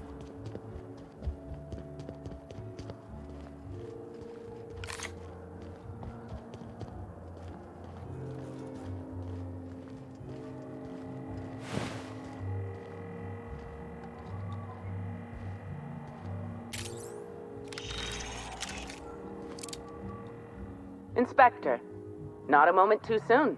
I've just finished my autopsy report. Ruth Bellamy was killed by plasma damage to the upper vertebrae, the occipital bone, and the cerebellum. If it's any consolation, her death was instantaneous and painless. I've also discovered a poisonous compound in Miss Bellamy's stomach lining ingested during her last meal. Toxic, but not enough to kill her. Spencer Woolrich complained of a stomach ailment around the same time period. I assumed he was being, Spencer. But now I'm not so sure. Oh, most certainly. Well, possibly they were trying to make her extremely uncomfortable, but I suppose killing her would also satisfy that criterion. The thought occurred to me. I tested this hypothesis by vacating the contents of my stomach and testing for the presence of the same toxin. Slightly elevated levels of mercury and an alarming amount of blue food coloring. But other than that, no. I'm certain it wasn't, as you put it, just the hotel food.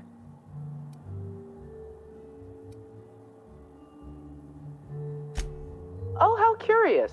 I do believe you're right. I wonder if this has something to do with the autopsy process.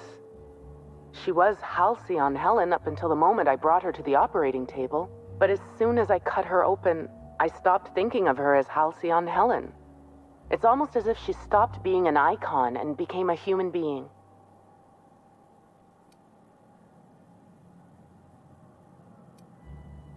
I had a feeling you'd understand.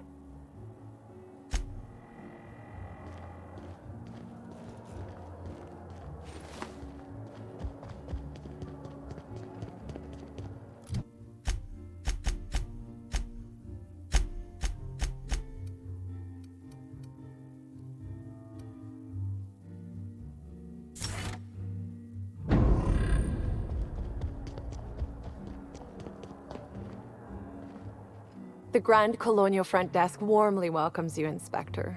It's a pleasure to see you again. How may I be of assistance to you, Inspector?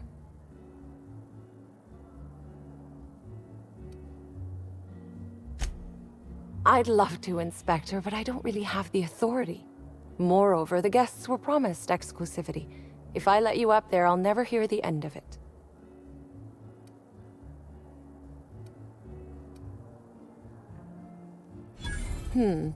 That's a good point.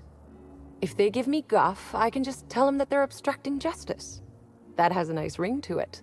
Let me just set you up with VIP guest floor access. Done. You can now come and go as you please.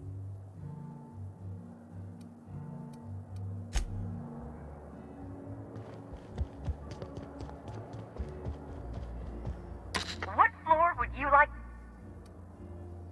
If you see Black Hole Birdie, be sure to get an autograph for me. Just joking. I've already got one.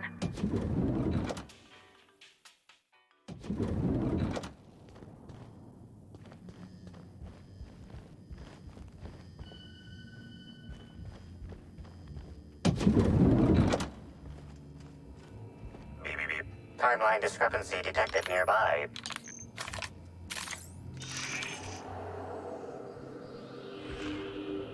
Discrepancy detected.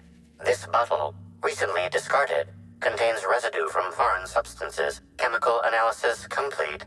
This unit has detected the following substances: oil, terrorray, blood, terrorray, unidentifiable biological fluids, terrorray. Yes, Inspector. Logical analysis indicates these substances were not present in the bottle's original contents. These substances cause extreme gastrointestinal distress in humans. Large doses can be fatal. This bottle contained Rizzo's Spectrum vodka. The presence of terrorray biological fluids may have significantly improved its flavor.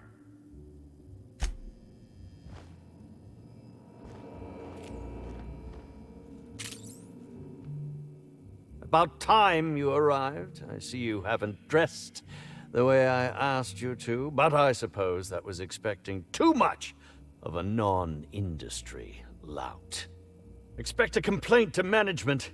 Now, unless you'd like to waste more of my time, I suggest we begin rehearsing. Ready? You've fallen right into my trap, Captain. Oh, don't bother to fight back. You cannot hope to stop me from installing philosophism as the system's reigning ideology.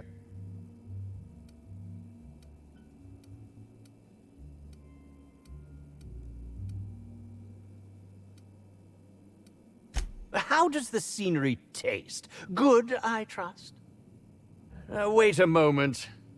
You're not wearing a bellhop's ID, which must mean you're not Owen's understudy. That man can't even be relied upon to find his own replacement. Oh, no, this is curious indeed. Who are you, and how did you get in here?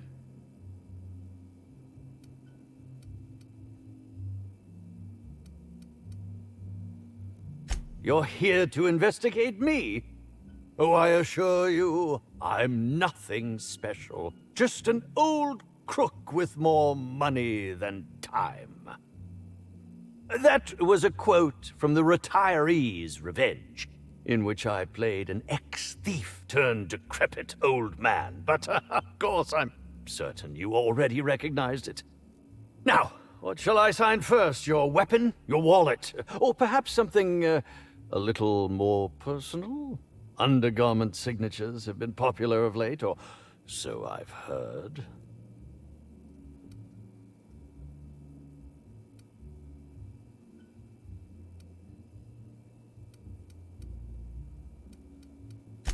I'd be delighted.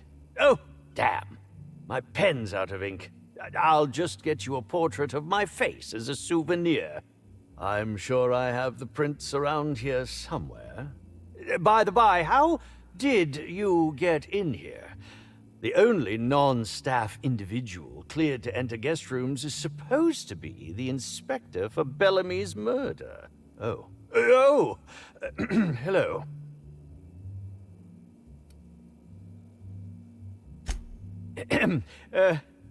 Hi. Terribly sorry, Inspector. I didn't realize it was you. Understand that I am beyond willing to comply with your search for the fiend that did Bellamy in. You know, now that I look at you, you're the perfect reflection of me, back when I starred in the Marauder's Bane. The absolute picture of justice. Ask me anything at all. I might even give you a straight answer. Indeed. The agonizing bowel pain was most undignifying. While I've certainly had no shortage of inadequate hotel meals, this was most explicitly pronounced. I suspect poison. And who would be most likely to poison me but Chef Anwar? Oh, we've clashed almost non-stop about his slop preparation. He must have tainted my meal in retaliation. None that I can think of. I treat all hotel staff equally, and with the minimum level of respect that they deserve. Is that a jibe? Could you imagine the tabloid headlines? Spencer Woolrich, Aetherwave star, spotted in gastronomic distress. Oh, unseemly hardly describes the half of it. How alarming! Whoever targeted her was certainly targeting me. I can only thank my ironclad constitution that I'm standing here before you. Oh, that's very good to know. Perhaps the poisoner simply meant to incapacitate us both, disrupt the product launch. I couldn't say, Inspector. I'm merely an actor. Very well, then. Oh, have you now? Please do go on. Don't leave me in suspense.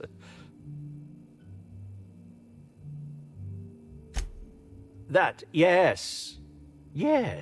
I distinctly recall ordering an alcoholic beverage with my meal. This hotel is certainly bringing a new meaning to the phrase rotgut. Management shall receive the complaint to end all complaints. I'm quite used to being breathlessly watched. Certainly. But one quick question before we begin, if I may. How was it that Bellamy met her end?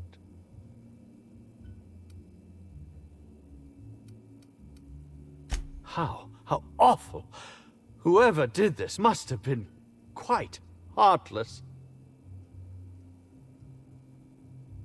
I was meditating, of course.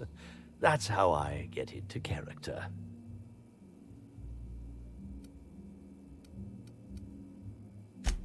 Respectfully, Inspector, it is rather counterproductive to commune with others while meditating.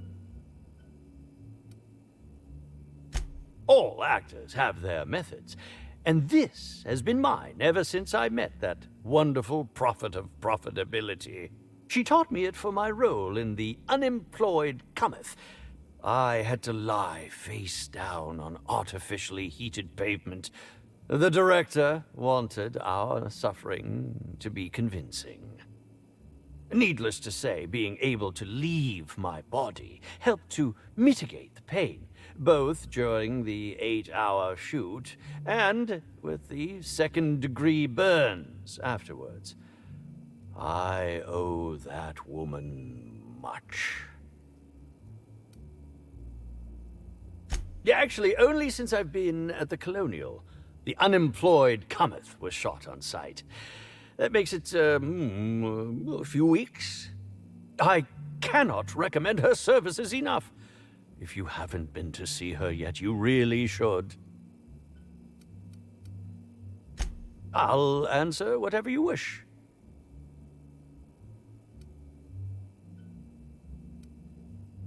Bellamy has been my co-star throughout the autumn of my career. I should like to think I knew her. In fact, I cannot name a single role in the last 10 years that did not involve her in some way, unless you count the uncredited silent shopkeep on Melissa's Meteoroids.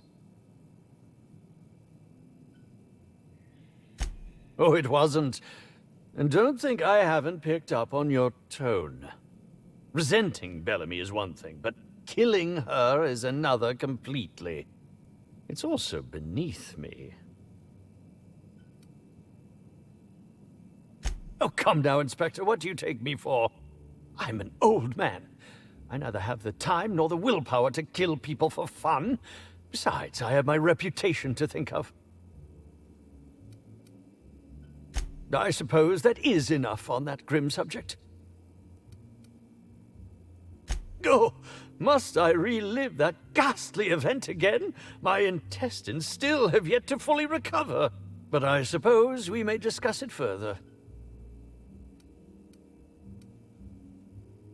Very well, then. I'm sure you're joking.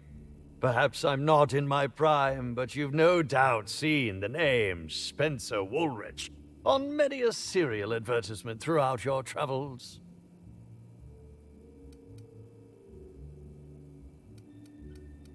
You think? I mean, yes, of course. You have, obviously.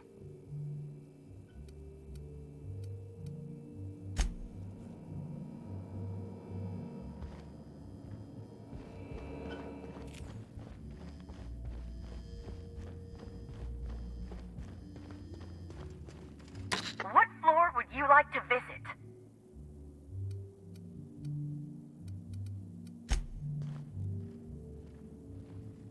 What floor would...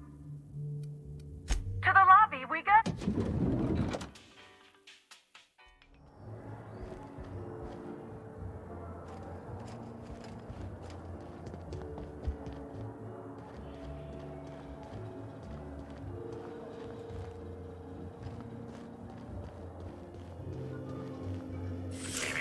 Timeline discrepancy detected nearby.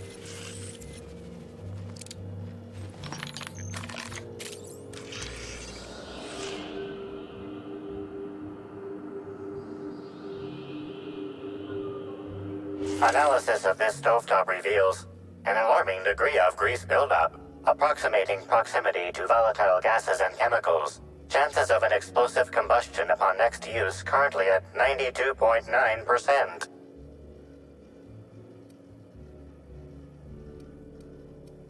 Searching slug work logs.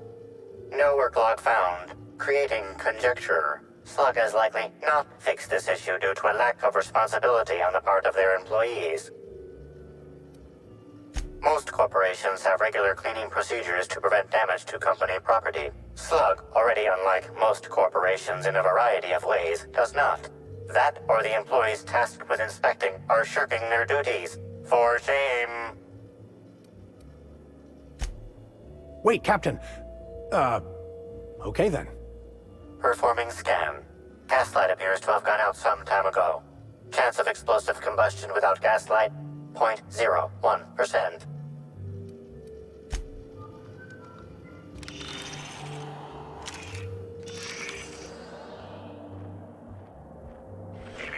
Timeline discrepancy detected nearby.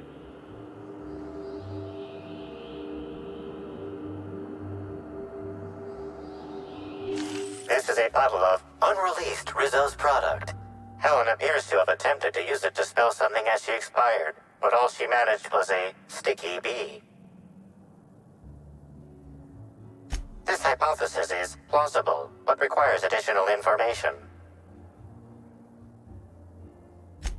Now calculating likelihood of Halcyon Helen using her final moments to endorse Rizzo's Spectrum Brown. Low to moderate likelihood. Mr. Bertie Holcomb is indeed known to frequent places of leisure and hospitality, as rare as they are in Halcyon. Correct. Bertie Black Hole Holcomb is a registered guest at the Grand Colonial Hotel. Accessing guest database B. The Grand Colonial Hotel is proud to serve the following VIPs. Bertie, Black Hole. Burbage 3001. This evidence has been recorded for later reference. Now generating pre-approved compliment. Splendid work, Inspector.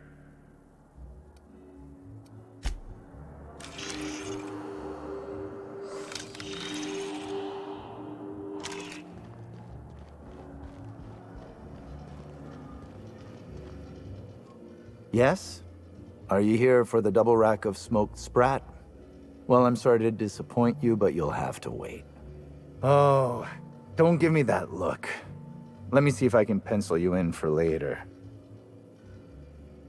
Actually, what am I saying? I can't do that. I'm booked for the next month. You'll have to make a reservation.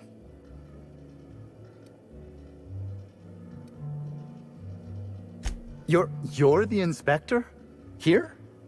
Why? I mean, you may ask me whatever you want. I have nothing to hide. Of course I did. I would never allow anyone else to touch the meals of so important a guest. Oh my law, this is the end, isn't it? My mother always warned me that the culinary world was too dangerous, but I didn't heed her warnings. Okay, I wasn't the one who did it, but I might have been mistaken when I said I was constantly watching Helen's food. Spencer Woolrich and Bellhop Owens were underfoot in the kitchen as I was preparing Helen's meal. Either one of them could have tampered with the food when I was fetching ingredients. I understand your reluctance, but... Oh, I just remembered. The kitchen security camera. It'll prove I'm telling the truth about everything. Constable Keene has access to the security footage in her office at the spaceport. If you visit her, you can figure out what truly happened with Helen's meal. Well, it's a breach of professionalism, of course. Why else would I worry about it? What? Truly? That's an alarming business oversight. Instead of volatile chemicals, the corporations should put barbiturates in everything. Everyone likes barbiturates. But I don't believe that was a risk with Helen's meal. I was, up to something else. I may have taken some time to engage in a teensy bit of recreational drinking, and consequently, I may have been somewhat less than coherent after preparing Helen's meal. Yes, but not specifically. Owens often procures exotic ingredients from the creatures at the Wilderness Exploitation Reserve. Our guests can be rather particular. Let's not talk about the incident with the Raptidon pheromone glands. It's always hard to say when Owens might be back. If I were you, I'd make a trek to the reserve myself. Otherwise, who knows how long you'll have to wait. Mr. Woolrich often finds the hotel's meals wanting. He seems to enjoy complaining in person. While I could appreciate someone with a discerning palate for once, I believe that Mr. Woolrich simply enjoys the attention he gets from us. Though don't tell him I said as much. If you wish to speak with him, Mr. Woolrich can most likely be found in his suite on the VIP guest floor. He's usually there if he's not poking around here. Thank you for your understanding, Inspector. I'm sure you'll find the true culprit before long.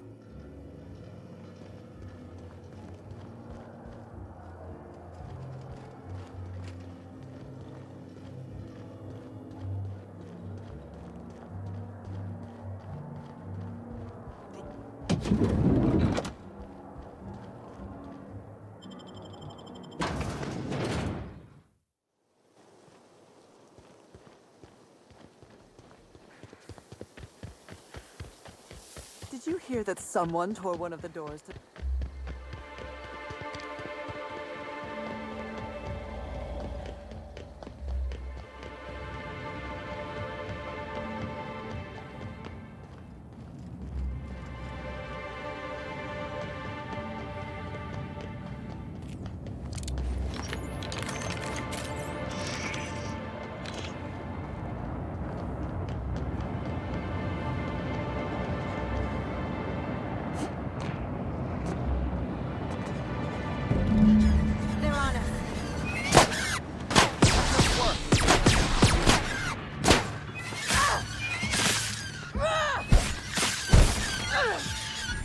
Here's a little trick I learned in prison.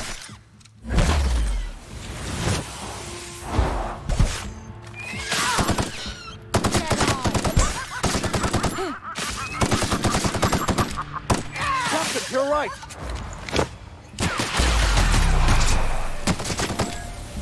Not bad, huh? Oh, what's wrong, friendo? Cat got stuck. The strong survive and the weak perish.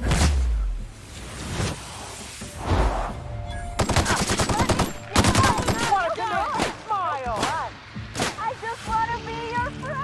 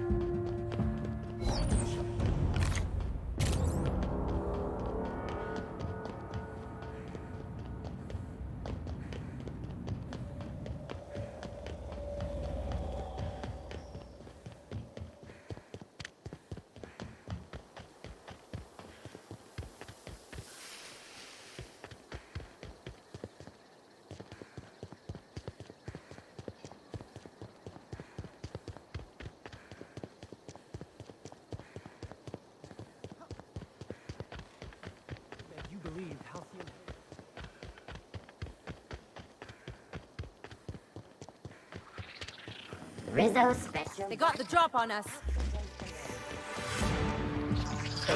What? Who was that? Don't mess with me!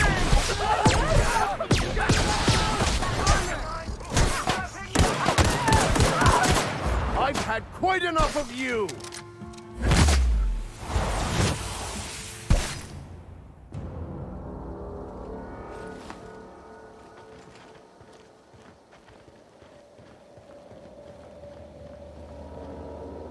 Inspector, good to see you. Let me just grant you access, and...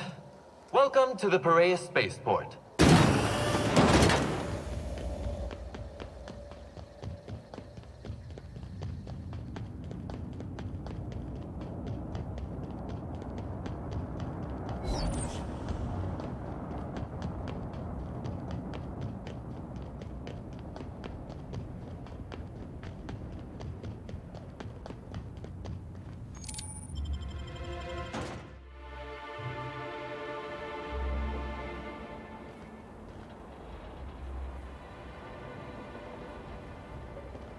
Captain. Hey, you! We've been looking for you, and by we, I mean Slug. Been real busy sniffing around Eridanos for clues, haven't you, Inspector? See, Sluglight Underground don't like that much. Sluglight? That's a new one. Should have kept your nose where it belonged, Inspector. Slug's sick of all your meddling in their affairs. Our affairs, I mean. We're... Draw, you damn breadworm, draw!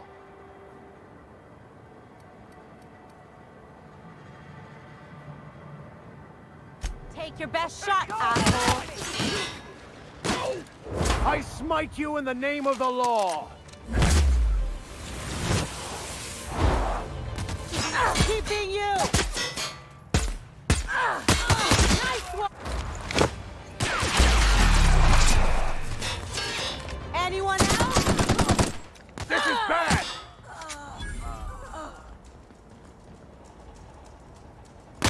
I'll take this one!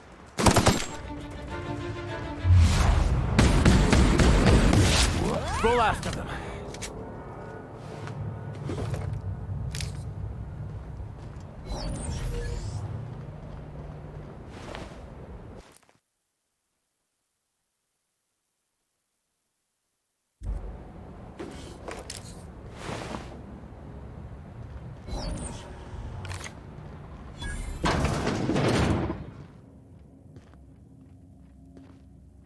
Greetings, non-criminally associated individual. The Rizzo's constabulary is currently not closed due to a spread infestation. Bureaucratic processes are currently suspended. At present, criminal reports do not require paperwork. Please lament only in marked lamentation zones. Please speak clearly into this unit's recording instruments.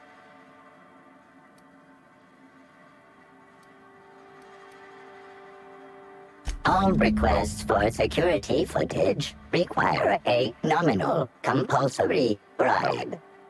Is that acceptable? Bits received. Delivering footage. If you would like a wine recommendation to pair with that footage, please submit the requisite request forms. Is there any other assistance this unit may provide?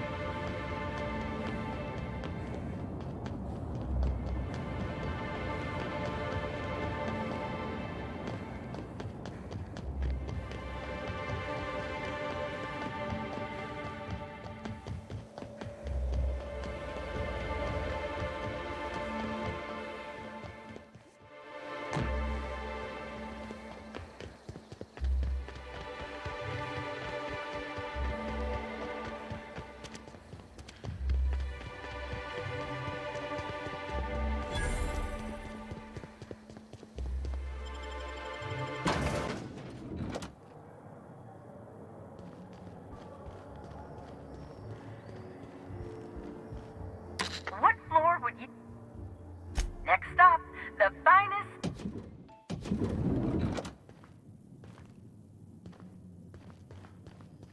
What floor would you...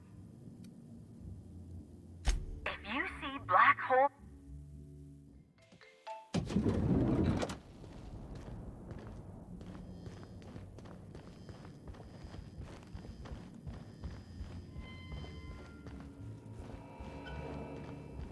You're here. I hope you have the photon proto-distributor, or we're never leaving this damn facility. That was from the Twin Spies. I played a sentient mechanical. Ask me anything at all. I might even... Oh, have you now? Please do go on.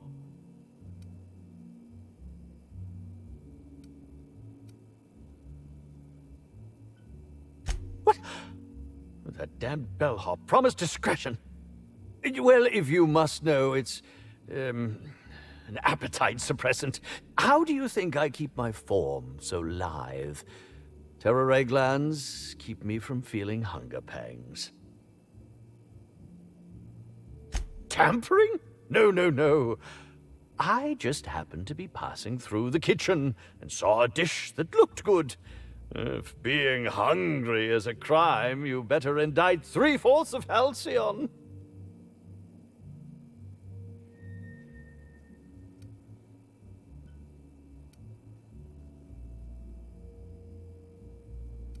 I don't know what you're talking about. This is a breach of my...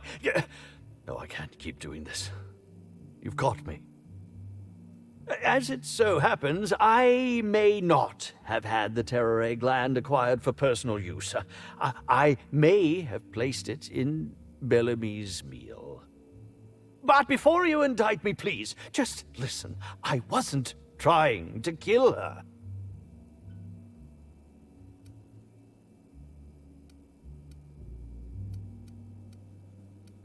I will. Terror glands aren't supposed to be lethally poisonous. They're supposed to cause extreme lethargy, as if you'd inhaled several quarts of Spectrum vodka. She would have had to eat 6 or 7 of the glands to die, and even then it would be an extended, arduous process.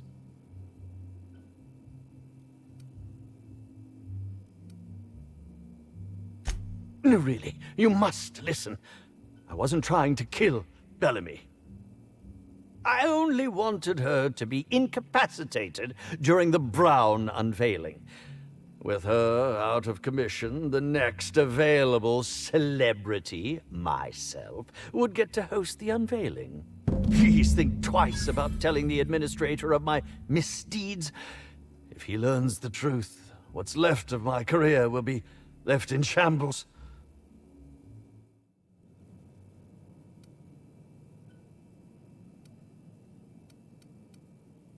Thank you very much, Inspector. And for what it's worth, I really do hope you find the true murderer.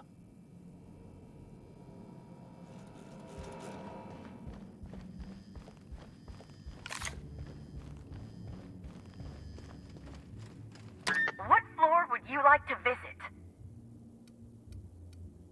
Next stop, the finest seat in the house.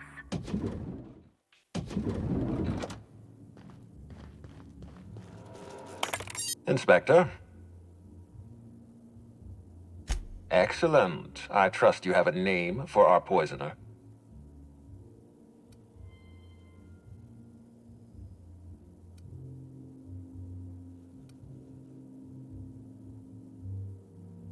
Bellhop Owens. Recently deceased, at least according to my latest report. I wonder what compelled Owens to poison Helen. Professional jealousy? Gross incompetence? I suppose we'll never know. In any case, I have a lot of paperwork ahead of me. I'll need to give Mr. Owens a posthumous reprimand. Oh, and let me give you some advice. Look into Cedric Kincannon. He's hiding something. I'm sure of it.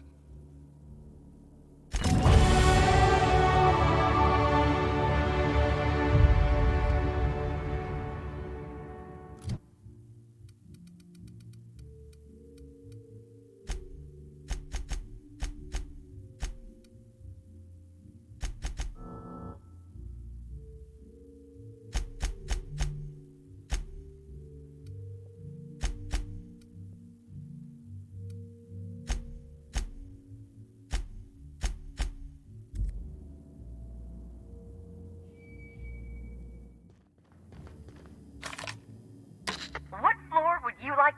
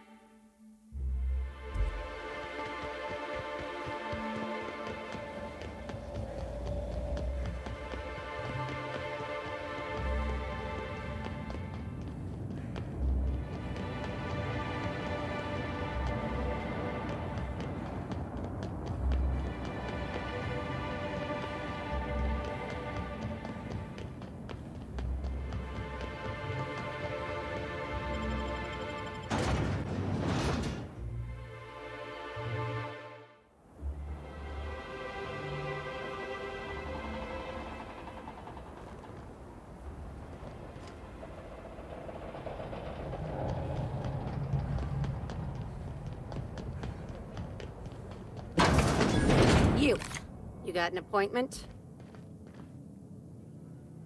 Appointment? Yeah, that's why you're here. Appointment?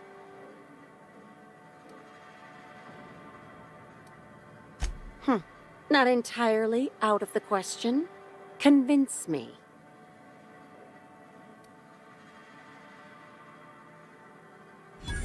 Inspector, you said?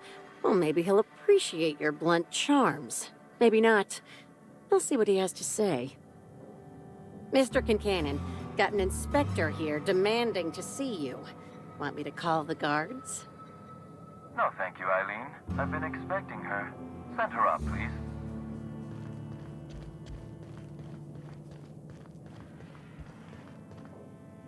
Ah, Inspector. Eileen is my right-hand woman and the finest assistant to ever grace this office. She is also tremendously skilled in causing physical harm. I recommend you do not insult her with any further attempts at intimidation. Now then, here for my alibi, I assume.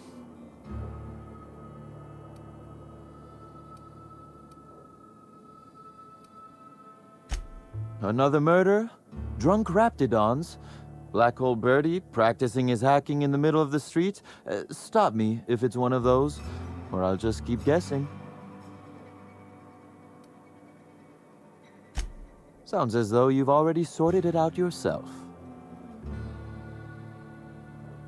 Slug uniforms do seem to go missing from the hotel laundry with impressive regularity. Easy enough for someone to nick a few. Now ask yourself this. Why would anyone give thugs slug gear and send them after you?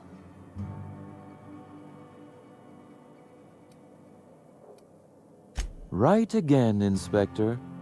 But I can't fathom who would benefit from tarnishing my reputation like that. Can you?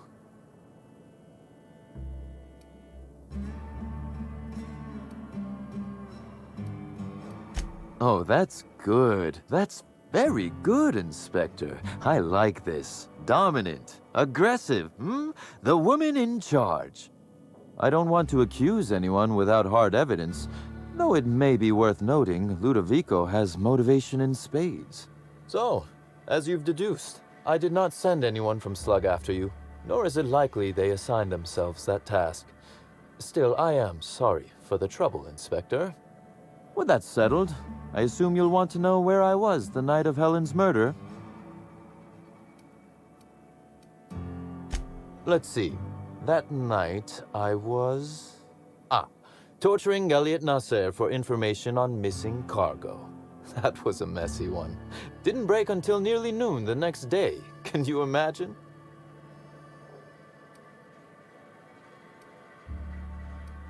His spine, specifically. If you'd like to know the exact vertebrae, I'm afraid I don't know. I can tell you he's quite dead. Not that it matters much. You'd be a fool to believe me, regardless of what I told you. People lie, and I am, incriminatingly, people.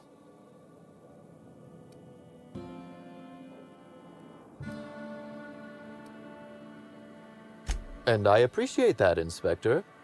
The fact of the matter is, I know I didn't kill Helen, and I trust you fully and completely to find whoever did. If it helps, however, you might consider pursuing not my means, but my motive. Why in the name of the architect would I kill Halcyon Helen?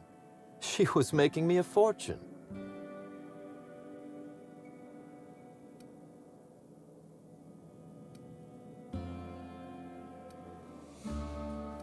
I'm considering a line of commemorative merchandise. Still, that's nothing compared to what Helen would have made us in the long run. I'd offer to assist you in your work, but I have a mystery of my own to solve, I'm afraid.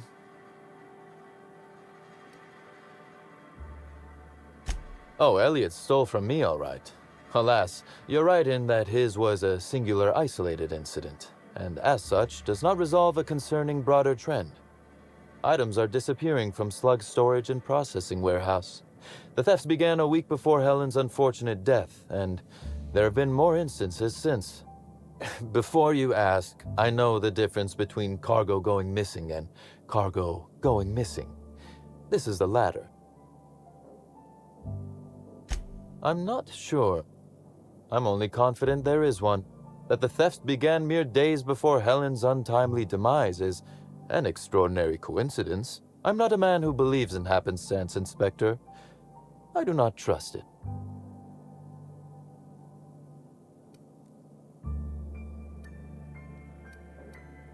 I certainly wouldn't take that bet. Regardless, this will be fun. You out in the field, chasing down leads. Me, scheming in my office, preparing to unspeakably mangle the perpetrator.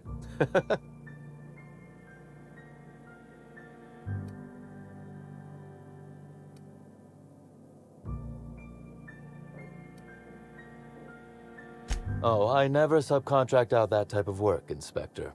You'll want to speak with Ella Tinsley, the warehouse foreman. I've cleared her as a suspect myself, but Should she refuse to cooperate, shoot her. No, I'm joking. If she won't cooperate, tell me and I will shoot her. And do feel free to search my office for clues while you're here. Don't hold back on my account. Was there something else you wanted to discuss? Very well. A few. Helen was strangely curious about the private business operations around Eridanos. She said it was role research, but how much business know-how does one actor truly need for an action picture? I also arranged to have Helen supplied with mag picks, bypass shunts, and other hacking tools. She wanted to buy in bulk. That she bought in bulk? Not particularly. It takes time to learn to use tools like that deftly. I wonder, did she run out of time in the end? That is the question, isn't it, Inspector? Tell me, do you really believe Helen's death was a mere crime of passion? Or one of petty career jealousy?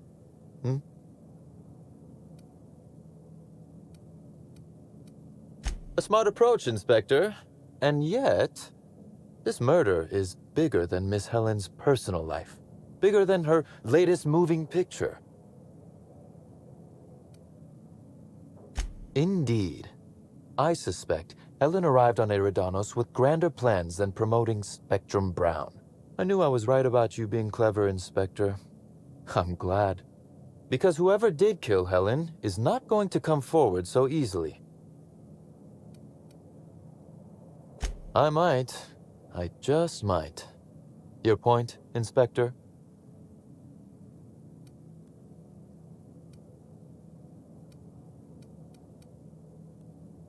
Yes, I suppose you have. Be very careful, Inspector. I'd very much like to see you still around for the grand finale, whenever it comes, whatever shape it takes. One moment, if you please, Inspector. I've answered your questions. I believe it's my turn to ask you a question now. What, or who, made you decide to investigate me?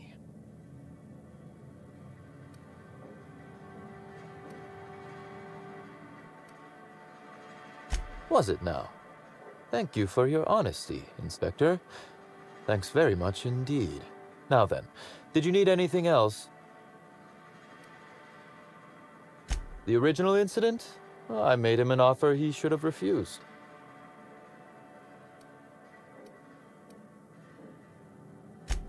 What? No. Law, no. Why in the architect's name would you think that? Our combative relationship stems from paperwork, mundanely enough.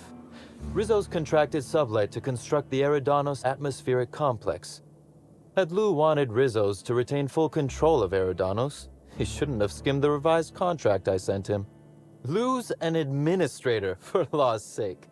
I thought he would adore all the fine print I added.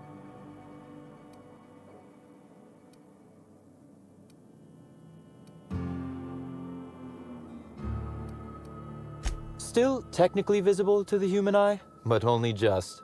You're quite good at this. It was all perfectly legal, too, which irked Lou to no end. My power grab, as Lou called it, planted the seed of hatred. And Lou, obsessed with what should have been, has made sure to water it daily with his bitterness and anger.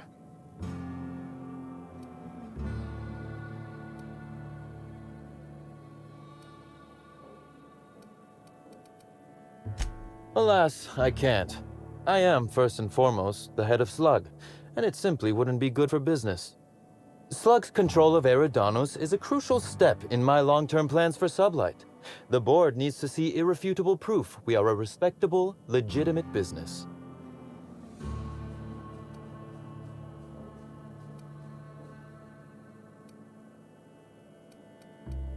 Because one day soon, Sublight will obtain a seat on it.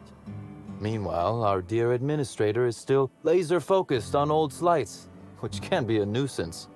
He's grown increasingly desperate to catch Slug with our hand in the proverbial cookie jar as of late, convinced we're involved in less than legal business opportunities.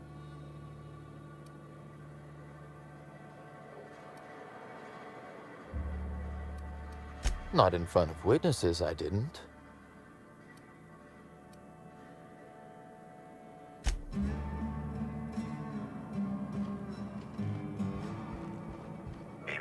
Timeline discrepancy detected nearby. This copy of TK contains 142 fewer pages than a standard copy. The missing pages were likely removed to create sufficient space for the hidden listening device inside. Transmission receiver location unclear. Inspector, please consider speaking into the device in order to trace the transmission and reveal the receiver's location.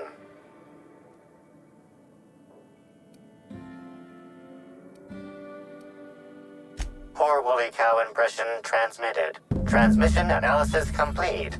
While the precise location of the receiver could not be pinpointed, it has been narrowed down to a smaller, approximate range.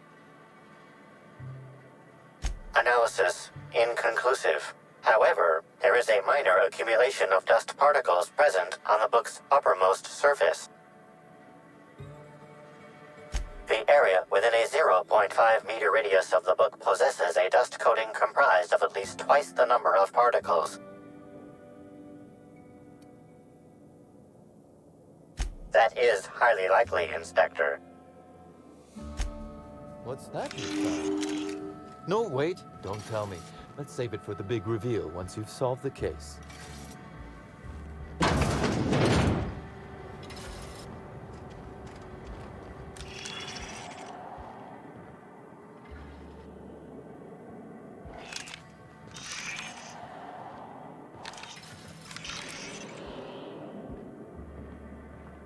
A cursory fingerprint analysis shows this display case was recently opened or closed. Confirmed. The grip has been modified for a specific wielder, most likely the rifle's owner. Additionally, the plasma rifle sights appear to have been realigned to better accommodate a shooter with slight myopia in one eye. The fingerprints belong to Cedric Kincannon.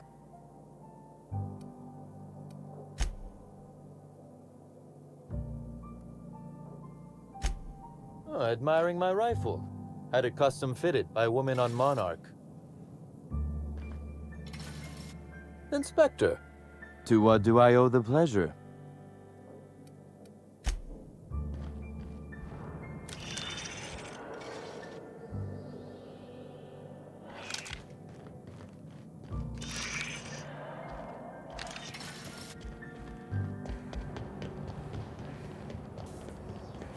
I wonder if all these cargo containers are stored here for any legitimate reason, or just to give Sublight more opportunities for larceny.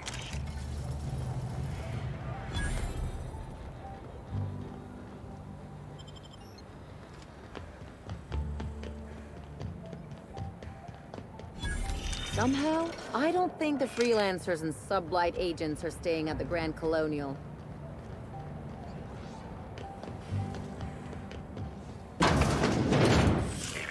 Timeline discrepancy detected nearby. Transmission endpoint discovered. The receiver in this book matches the transmitter to the listening device found in Cedric's office. It's somewhat grime-covered.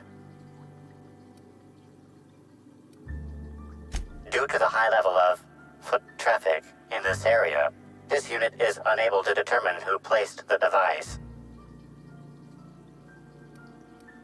Based on the accumulated mix of sludge and detritus, the receiver has been present since approximately a week before Helen's death.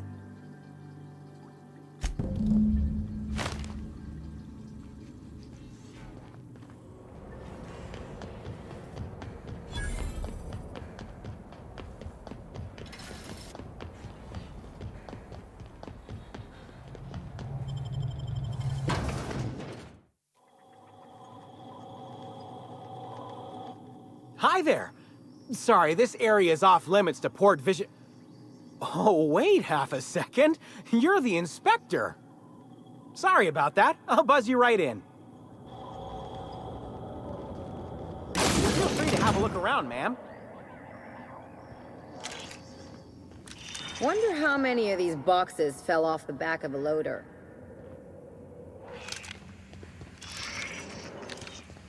Is Fight Night still on then? Timeline discrepancy detected nearby. The biology of this sprat is highly unusual. This sprat has been in contact with multiple parasites, yet shows no symptoms of infection. An excellent point, Inspector. The unique immunological subsystem found in sprats is advantageous in fending off parasites, pathogens, and other biological threats. Based on slug records of board-issued punitive sanctions against sublight salvage and shipping, this sprat is most likely intended for cage fighting. A cursory analysis of this organism's anatomy suggests it was bred deliberately for its unusually large size.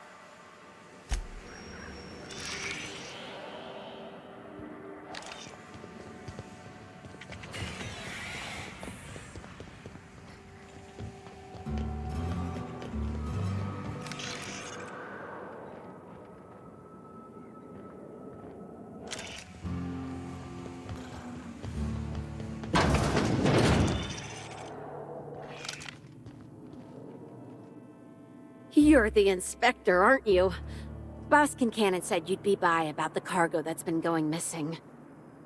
Gosh, this is so neat. A real-life inspector. What's that like? Have you solved any mysteries yet? Ever had to shoot a suspect?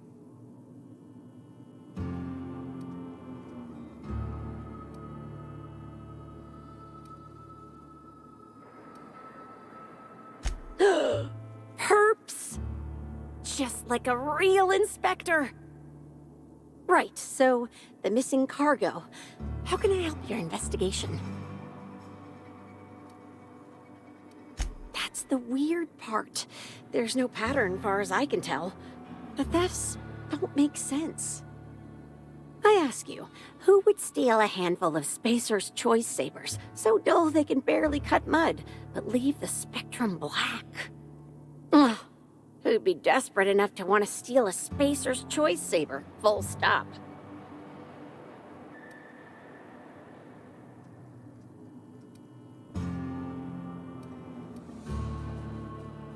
Yeah, probably not. No one's dumb enough to think Spacer's Choice Sabers are worth half a damn.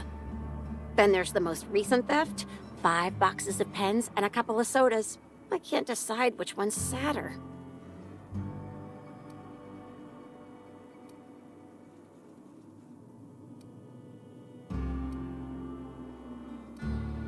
That's probably not their motive, no.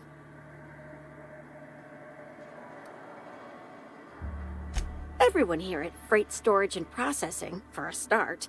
Thing is, the cargo is going missing before the shipments even get to the warehouse. Best I can figure, it's probably getting lost in the shipping yard. As for who has access there, Benton Chan, he's the shipping yard manager, he told me it's mainly just the loading automechs that handle cargo.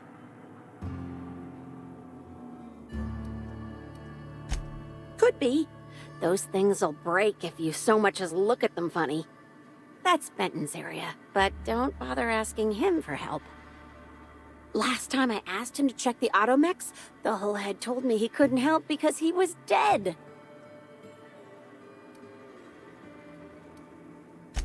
Brain dead, maybe. But no. My point is that if you think the automechs are a lead, you'll have to check on them yourself. Hopefully, you're mechanically inclined. Maybe they're keen on cashing out and want to go as painfully as possible. I don't know. Boss Kincannon's office is where he holds most of his meetings with important folks like Miss Helen. Just about all negotiations happen in his office too. Vendor pricing, major purchase orders, rentals for construction projects, you name it. Oh, before I forget, I figured you might want to access my terminal, so I had a spare keycard made. It's all yours.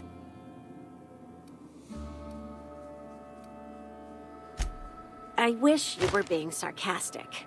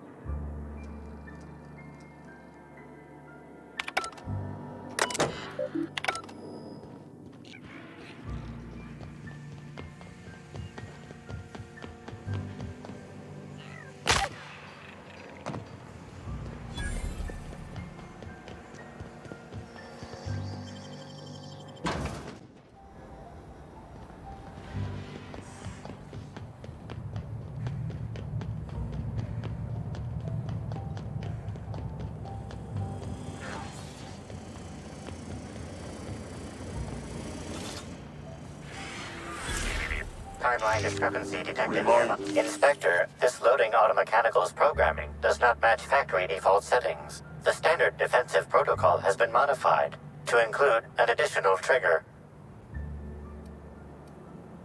Slug automechanical maintenance records indicate this particular unit is frequently reported as out of position or missing for periods of time.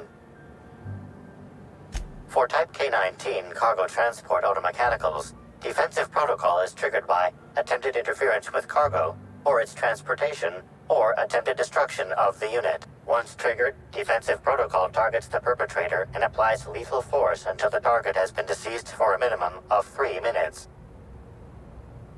There is a directive in place to initiate defensive protocol should an unsanctioned data log installed in this automechanical be removed. Loading automechanical unit K-14 is fully operational at 99% power. Please designate the cargo to be transported and its destination. How can this automechanical assist you? Certainly. Access panel is now unlocked. Ejecting data log 17C. Alert. Failsafe protocol triggered. Kill mode initiated. Preparing to end user. Understood. This unit is programmed to facilitate user queries. Kill mode pause. User termination to follow. The ejected data log contains instructions to move cargo shipment 6, 8, 7, 5 outside the boundaries of the shipping yard. It also contains instructions to move randomized cargo shipments outside the boundaries of the shipping yard at intervals of 1 to 4 days. Apologies. This unit does not have access to cargo inventory lists. Kill mode re-engaged. Have a nice day. Watch out! The strong survive and the weak perish!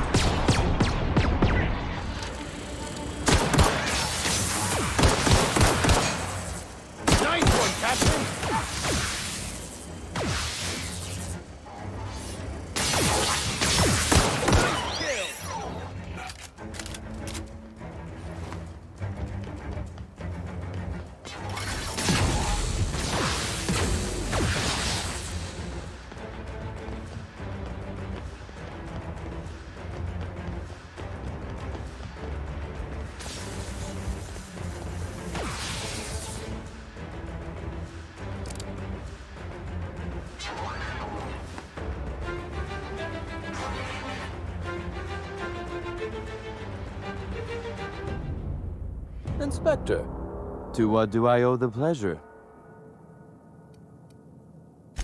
Ooh, I love this part. The big reveal. So tell me, what happened? What makes you say that?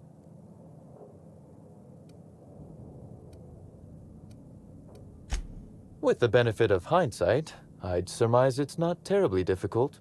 Hacking the Automex. So that was our skimmer's game. But why? Everything that was stolen has seemed random. I certainly see no pattern. So, our culprit had something specific they wished to acquire and used the random theft as a smokescreen. I must say, Inspector, you've done excellent work on this case. Then that just leaves how the culprit knew where their true target would be, or indeed, that Slug would soon possess it.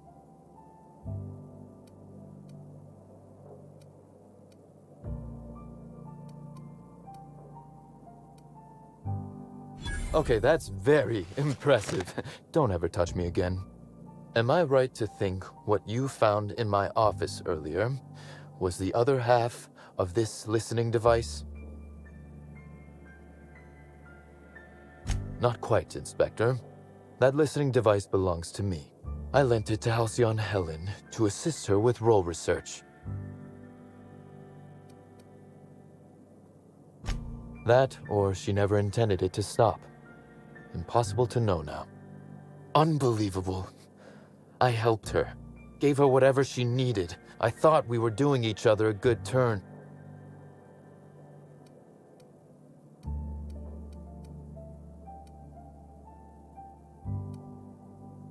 This is a betrayal, Inspector. I do not take betrayal lightly. Helen should consider herself very lucky indeed that she is already among the dead, and that some other bastard beat me to putting her in the ground. Yes, I suppose we have. There is, however, a slight chronological incongruency to it.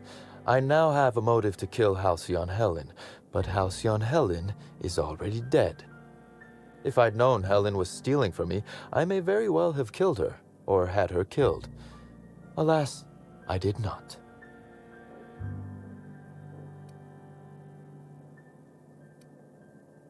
Again, I appreciate your assistance with this matter, and with the larger mystery at hand.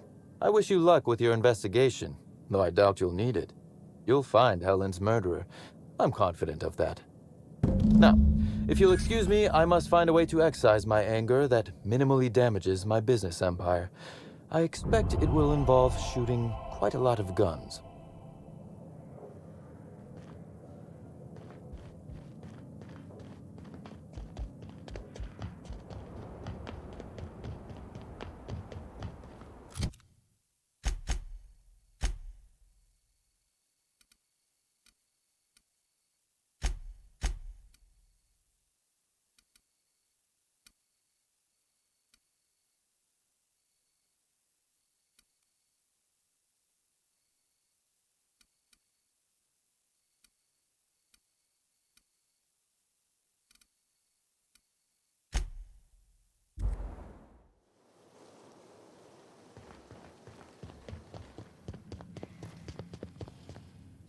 Hope you've been enjoying your stay. Spokesman said that the unveiling would be indefinite.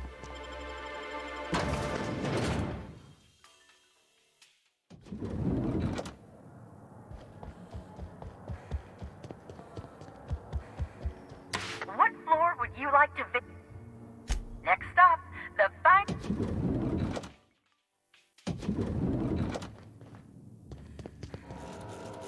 Inspector? Closely, I trust. Tell me what you found.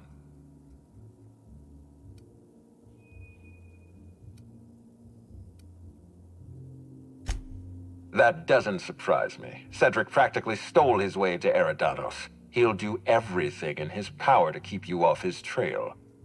With that in mind, do you think Cedric was responsible for Helen's death?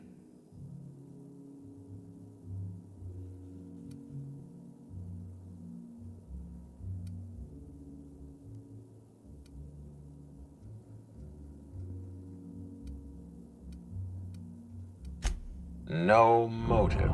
That's disappointing, because it's exactly the conclusion he'd want us to make. Unfortunately, even I don't have the authority to detain Cedric. His line of work is dangerous, though. There's always a chance for an accident. Well, I'm glad to hear that. I've already lost Dr. Blossom and Constable Keene, but at least Cedric's alive. The universe is a just place. Are you confident you've finished your investigation? You've questioned all your suspects. Law speed, Inspector.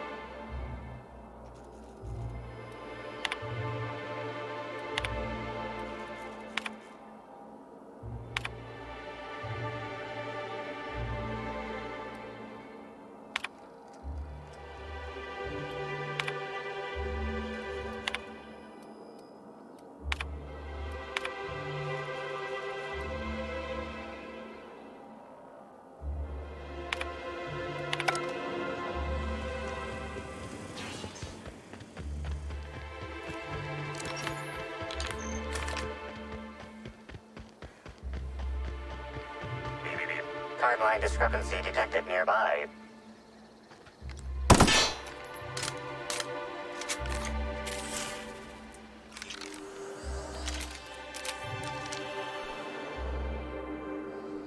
Analysis. This discarded canister is typical of the R-mounted storage tanks on the orchard's agricultural mechanicals. However, it is not currently attached to a mechanical. This canister contains a high amount of vinegar in addition to water.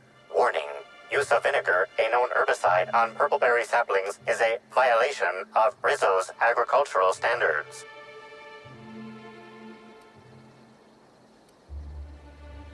These canisters can typically be found in the nursery storage building in the purpleberry orchards, except for this one, which can be found here.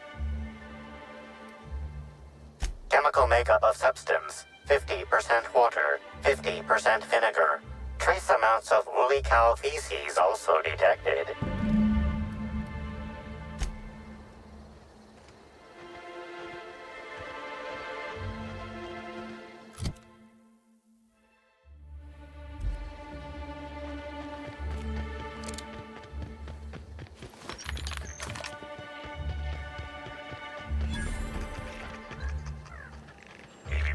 Timeline discrepancy detected nearby.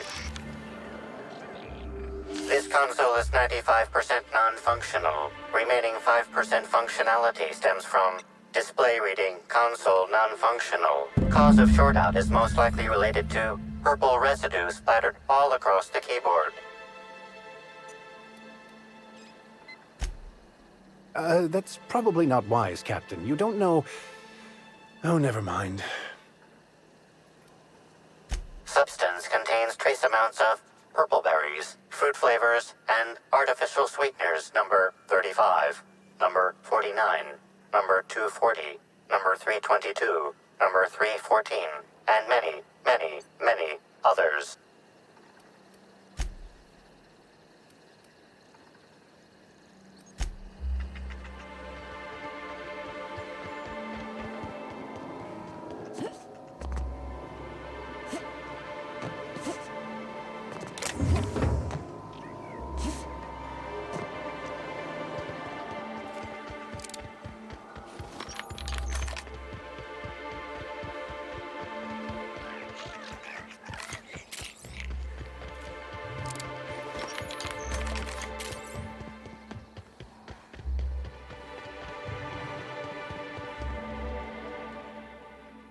Back again, eh? I knew you couldn't resist my charms for long. Let me know if there's anything I can help you with. Unless you already have, and I've forgotten. In which case...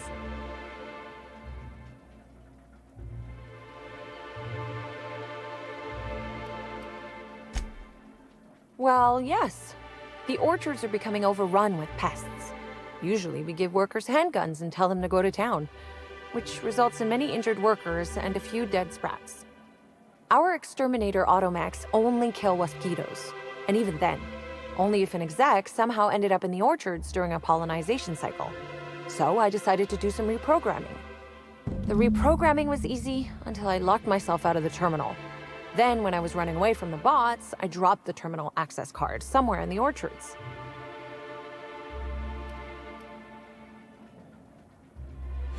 Believe me, I know that now. Guess I did sort of mess that one up.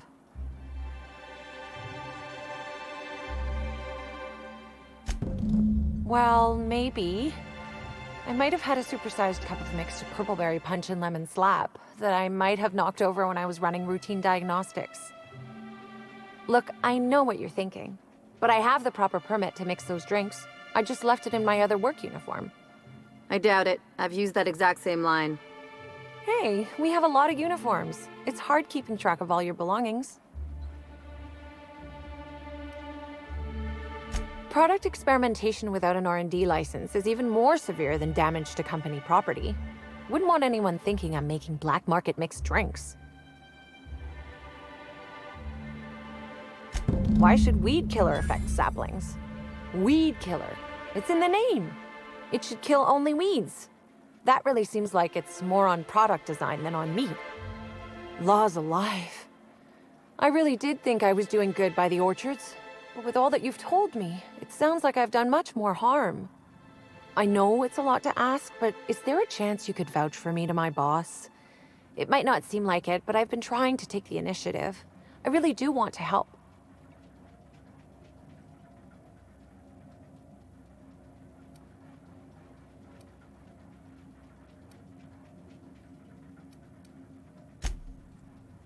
Well, it could, but not if I'm given proper supervision. Everyone has to learn somehow, right? I guess I'm not sure what more to say. I suppose I just hope you'll make the right decision.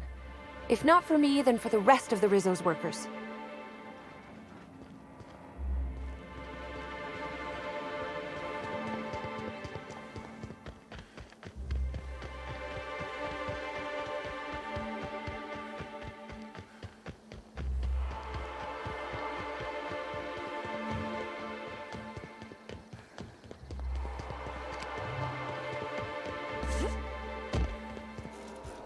You're back, I see.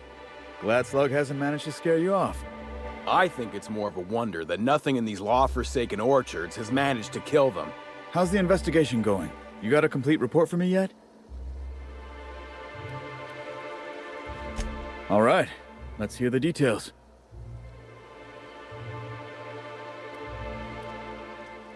A drink? I ain't never heard of no saboteur dumping drinks all over equipment to destroy it. I hate to say it, but that sounds more like worker carelessness. How many times do I have to tell you this, old man? Slug isn't behind your problems. Slug wouldn't even need to cause you problems. Your own workers do enough. Ha! Knew Slug was behind the damn sabotage. Please. We're subtle, but that's too subtle. If we wanted to destroy your saplings, you'd have known them by the blackened remnants of their stems, not some half-assed poisoning. Huh. You didn't destroy any of them? Reckon I would have lost that bet. Thanks. One less expense for you to explain to your bosses, Hathaway. Lucky you. So what were the fine details of the sabotage anyhow? Were Slug's lackeys trying to get the mechanicals to kill all our waspitos?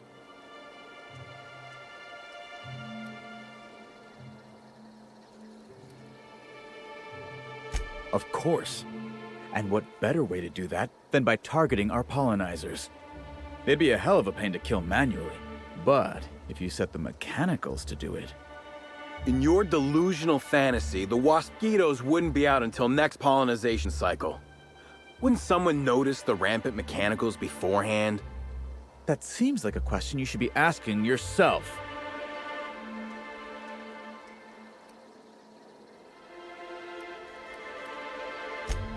Well, yes, it's possible to manually start and end cycles in Hive Control, but we keep a careful watch on it. And there have been no non-Rizzo's personnel in or out. Stop wasting everyone's time, Hathaway. What you're proposing is infinitely less likely than an idiot maneuver by one of your incompetent workers. I won't hear any further slander. Let's go through this one final time so even you can't confuse it, Hathaway. Slug didn't do a damn thing to your orchards. You're chasing ghosts. Talk about ghosts all you like, but someone was screwing with my orchards. If it wasn't Slug, then who the hell was it?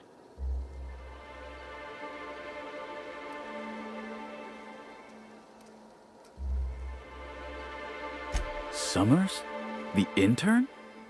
I didn't really take her for a meddlesome type. But now that I think about it, that's why she'd be a perfect saboteur. I'll deal with her later. Right now, we of the orchards have to settle things with Slug. I reckon that you're about as impartial a third party as we're gonna get. Can you mediate? Ah, what the hell. The orchardist seems to get off on complicating what should be a simple deal, but at this point, I just want to be paid and go. The pollen in the air is agitating.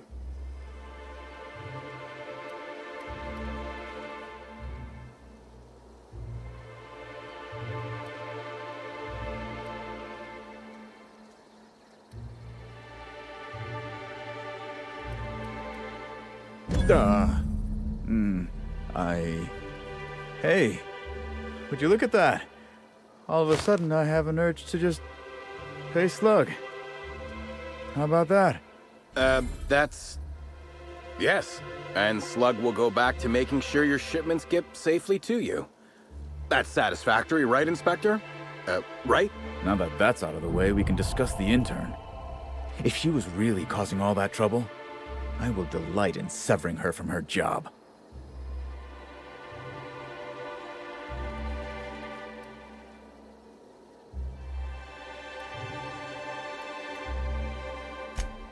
Even if I were inclined to believe you, that's some damn severe incompetence you're talking about. I still wouldn't want someone like that working the orchards.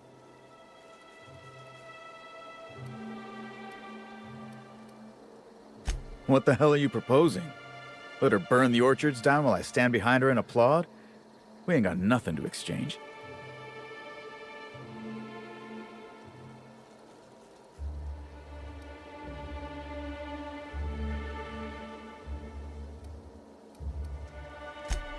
She wants to help, does she? You know what? I'll call your bluff. She can keep at it with close supervision, but if she screws up even once, she's out. Here's your pay, with a little extra for getting to the bottom of things. It's gonna be real interesting in the orchards for the foreseeable future. Thanks, I guess.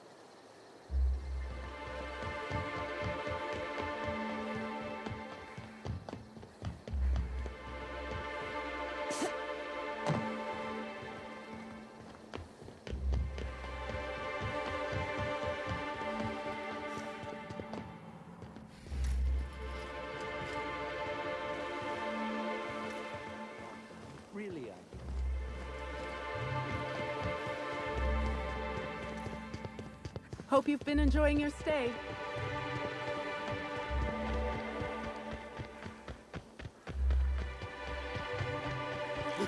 Make him regret it. I'll show you happiness!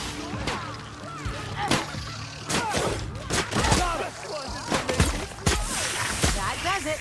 Time for a drink?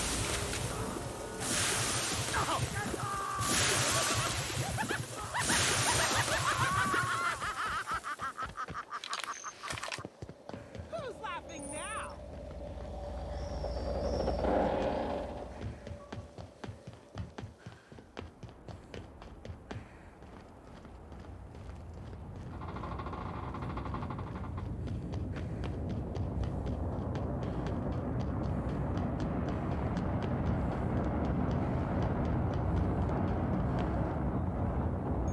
Use a new pair of glasses. Can't imagine.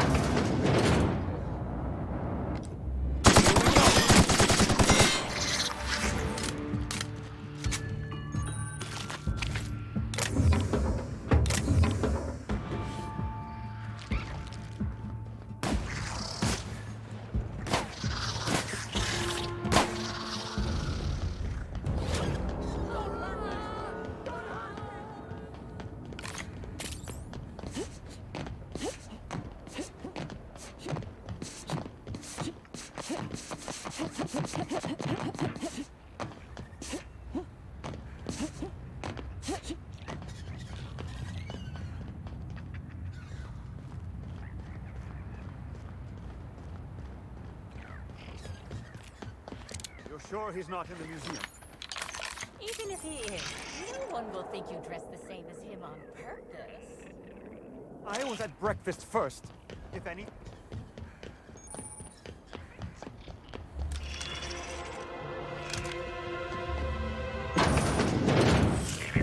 Timeline discrepancy. Timeline discrepancy detected. Rizzo's company policy clearly states that all proprietary mascots must exhibit signs of physical life. Excellent observation, Inspector. Have you deduced a possible cause of death? Unusually small entry wounds indicate exotic weaponry. Closest approximations are 1. Incident involving a game of darts. 2. The Needler. Yes, Inspector. The Needler. Bespoke handgun carried and wielded by Halcyon Helen.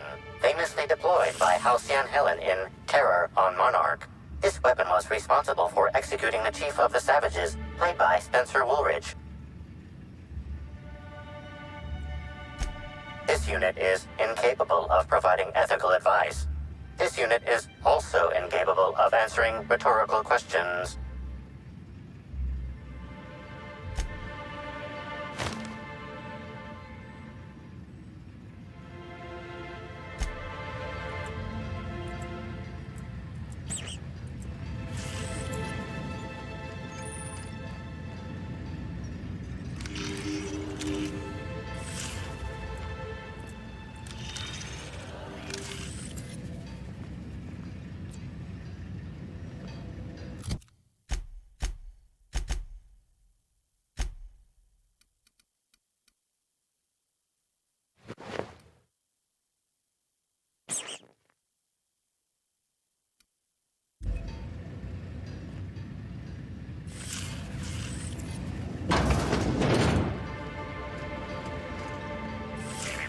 Timeline discrepancy detected nearby. This empty bottle of spirits does not belong to any known corporate brand. Suspicious residue detected. Excellent deduction, Inspector.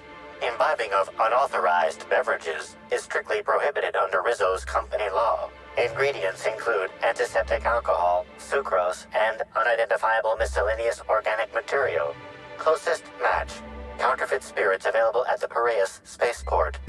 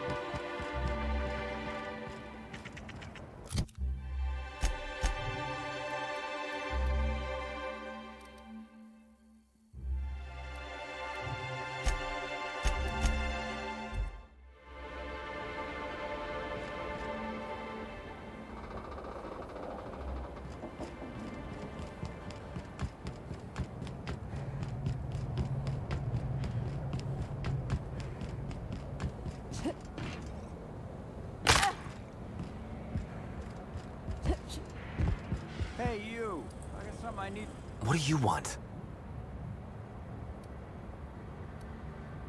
Shh! Not so loud! How'd you know it was me?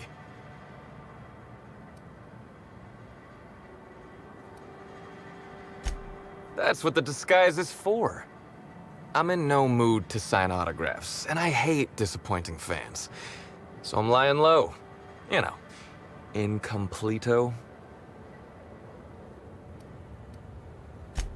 Oh, yeah, I guess it's kinda neato. Oh, what's it matter? Helen's gone. She's gone and nothing I do will bring her back. I've been trying to find who did this. That's what she would do. Track down the killer and bring them to justice. But I'm stumped. And not very clever.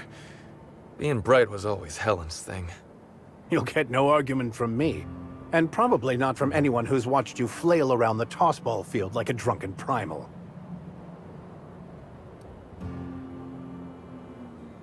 Oh, so you're the inspector! Hope you have more luck figuring things out than me. You probably want to ask me some questions, huh? I'm sure you're asking everybody questions, so you can find Helen's killer. So, how do I help? I was getting blotto with the rest of the Rangers. You know, soaked, muddled, preserved. Drunk is the medical term. The team noticed I was in a bad way when I got back to the hotel. When I told them Helen and I were Splitsville, they wanted to cheer me up. We were up the pole afore evening. The hotel staff said we was bothering the other guests on account of all the crying and yelling and practice body tackling. Zeke said we should move elsewhere, get some air. We ended up at the Wilderness Exploitation Reserve. I think somebody wanted to pet a woolly cow. There was this one cow off away from the others. Zeke figured it'd be a laugh to get her drunk. One thing led to another, and I think we might have maybe, you know, stolen her.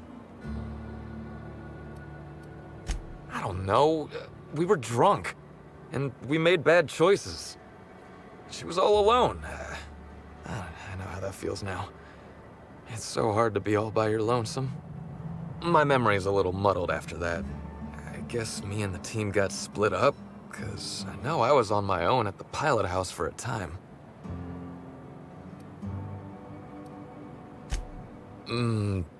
I reckon not. See, I went to the weather station. I was looking for where Helen stashed her data pad for safekeeping, right? She'd asked me to get it, mind. I wasn't stealing. I'm no thief.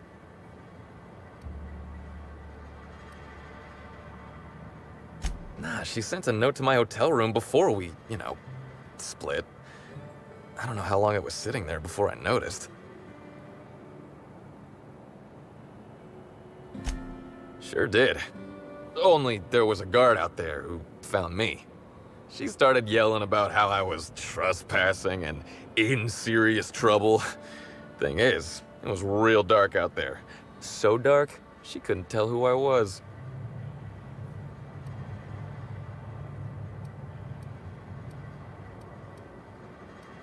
Long story short, I got out of there. Ran like the Rangers were down by 3, and I just bronzed the toss ball in the Friday zone.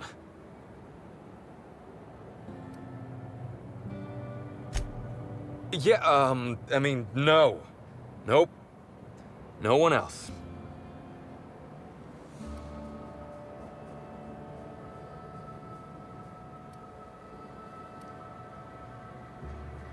I don't.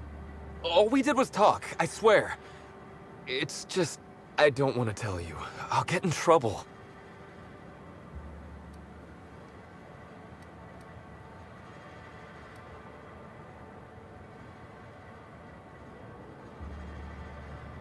You have no idea how long I've wanted to do this. Listen up, Spratfuck. You're in big trouble. I am? Hey, I'm asking the questions here. From now on, you don't talk until I tell you to. And when I do, you better sing like a Terror Ray. You ever heard Terror Rays sing, Bertie? Sounds like someone's pulling their tongues out of their heads. Got it? I think so. Yes.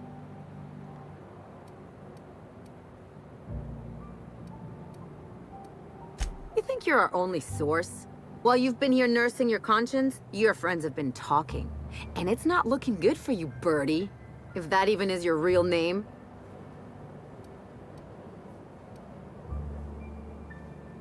You're gonna tell us what we want to know, or you're gonna find out what the inside of Tartarus looks like. Okay, I'll tell you everything. Just, please, don't make me talk to her. Look, I talked to Auric, okay? Auric West. Hangs out around the spaceport. He's the one who taught me the breathing exercises I use to calm down.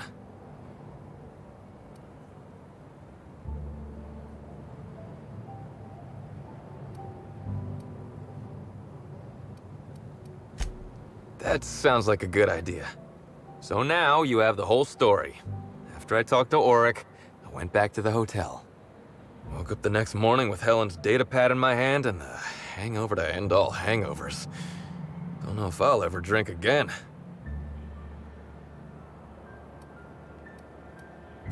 Oh, yeah, you'll probably want to... Yeah, of course. Of course. Helen sure did have the prettiest handwriting. Sorry. Here you go, Inspector. Hopefully they make more sense to you. I couldn't make heads or tails of them. Either she was writing in code or I'm dumber than a bag of hammers. I tried for hours to crack her notes, but it's like I said. Being bright was Helen's thing.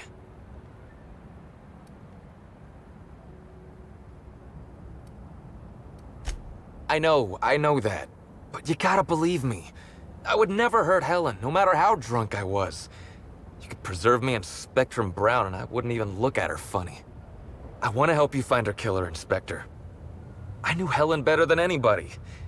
And it could be handy to have a guy like me around, in case anybody gives you trouble.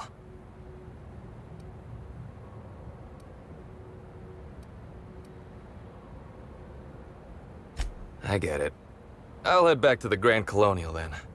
Unless you need me for anything else?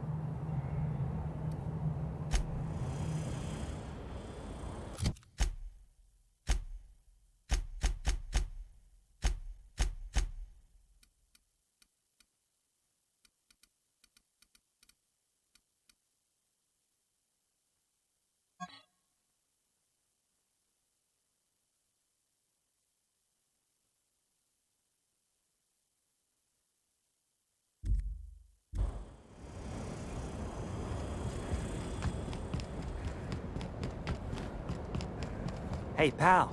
Over here. Hey there. You looking to unwind, friend? Maybe you're on your way to the bar for a good time?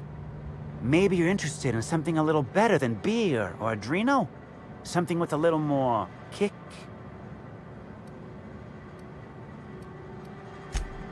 The name's Auric. I deal in, shall we say, holistic pharmaceuticals, natural substances and the like. You know. Alternative stuff. I know. Ooh, it came out of the ground. That's where worms live. I get it. I do. Why go for that homegrown shit when you could be pumping your body full of effort accelerators? Says it right on the Anti-Cleo's box. Better than nature, right? Well, I'm gonna let you in on a little secret, pal. Those pharmaceuticals the corporations manufacture, not all of them are as good for you as the board wants you to believe.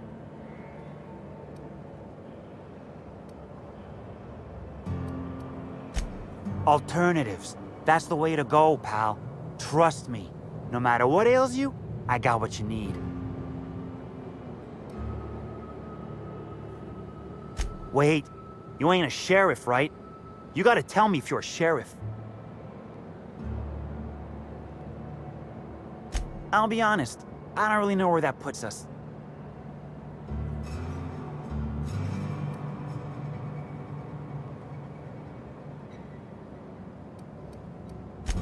All right, fine. Yeah, I know Birdie. So what? Yeah, that was me. Birdie's got a temper, but he's not a bad kid, you know? He's trying to work on it.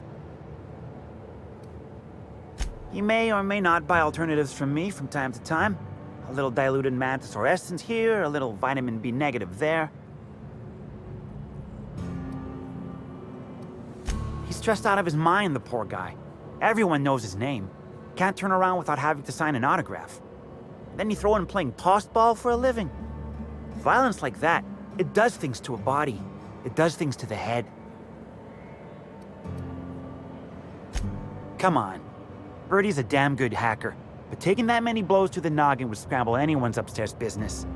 I know it's knocked a few of his memories loose. I worry about him, that's all. He's a good kid. Got a good heart.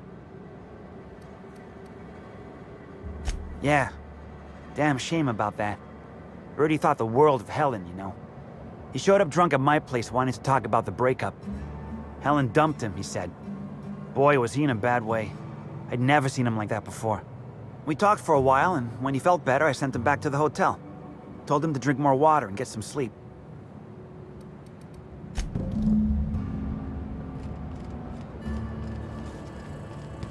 Security. Their mistake.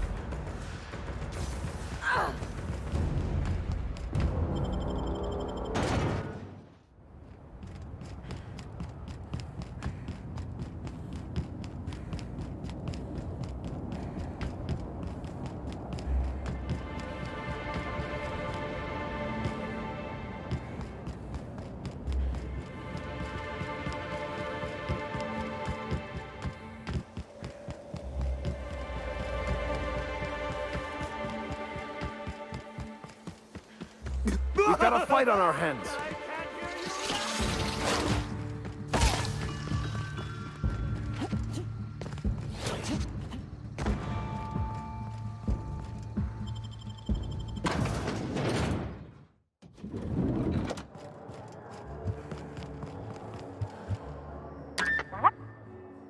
Next stop, the... Inspector? I'm pleased to hear that. Bertie Holcomb is a valuable asset to the Rizzo's Rangers property. When Helen was murdered, Bertie was nowhere to be found. The timing of his disappearance is unfortunate.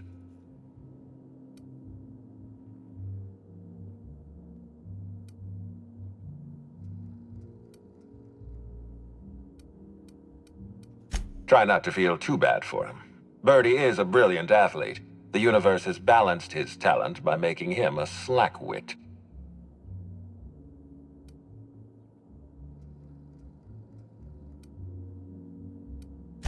Yes, I know about the woolly cow. Constable Keene had Bertie's teammates arrested for unauthorized inebriation of livestock. Bertie himself was nowhere to be found during the incident. Ironically, if Keene had arrested him, he'd have the perfect alibi. Be plain with me, Inspector. Do you believe Black Hole Bertie killed Helen?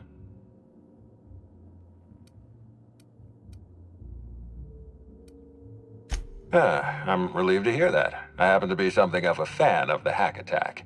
I'd hate to see him processed for murder, but we need to be absolutely sure. I'd like you to continue your investigation. Notify me as soon as you're ready to make a formal accusation.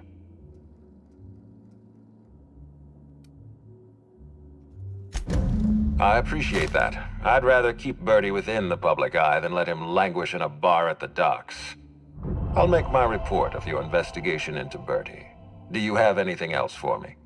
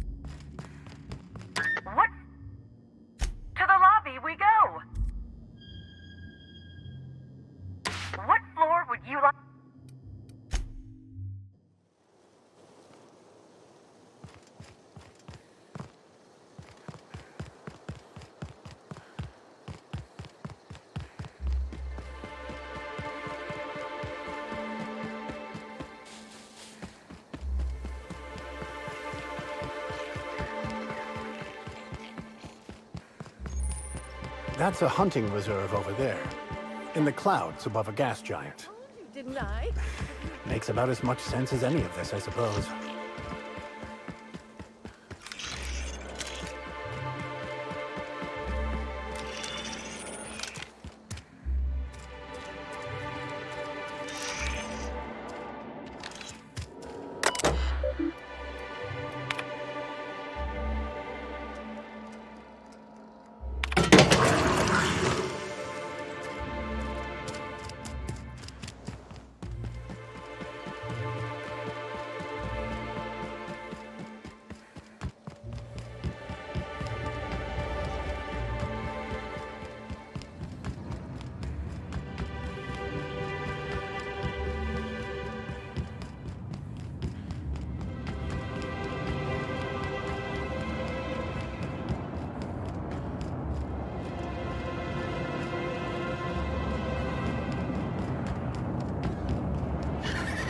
Take your best shot, asshole. We're not getting through.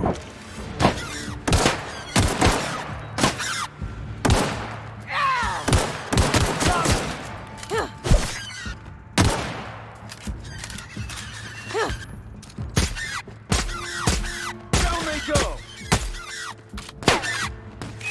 They get past. Don't mess with us.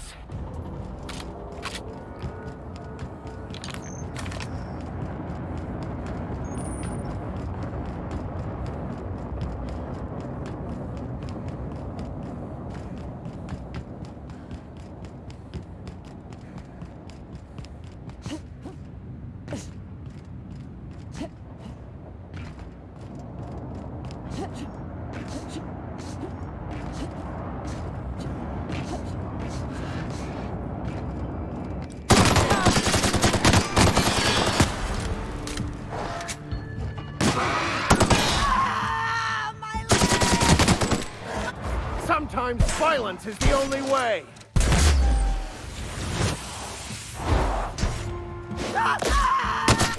My kind of Not bad, huh?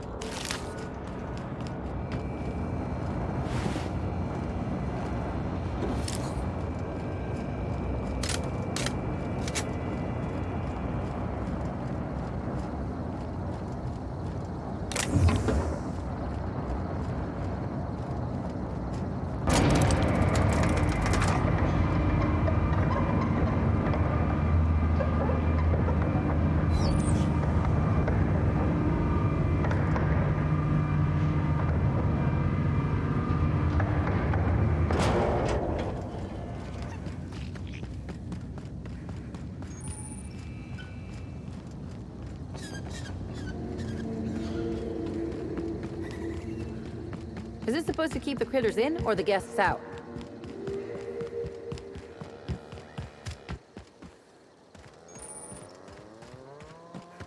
Excuse me, Gunther. I need to ask you something.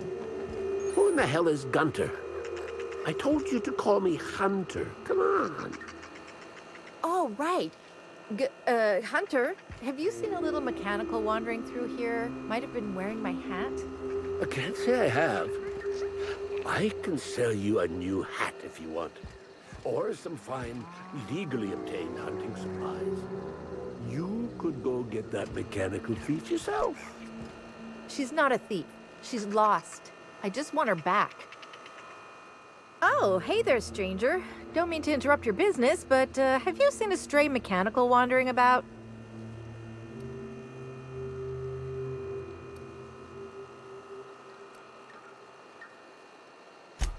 Seems I'm running my mouth too much.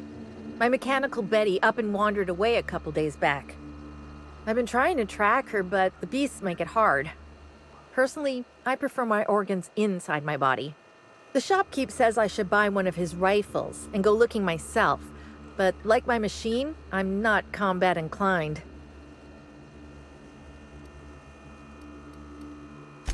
Hey, thanks so much. It would have been mighty lonely without her. Being unemployed, I mean. Be lonely being unemployed. If you find Betty, try sneaking up and hacking her. If you can't do that, finding a way to stop her current routines should send her back home.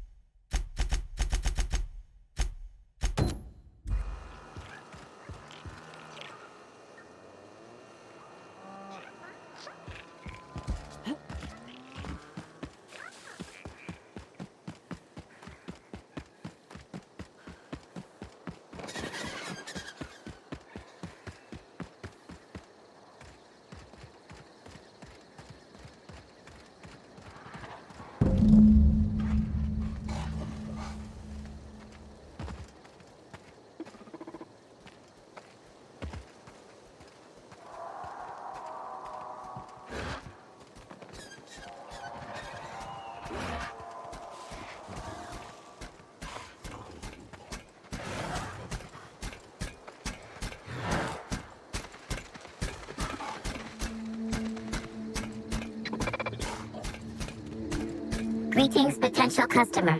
Please do not interrupt MilkMec during milking cycle. Only acceptable circumstance for interruption.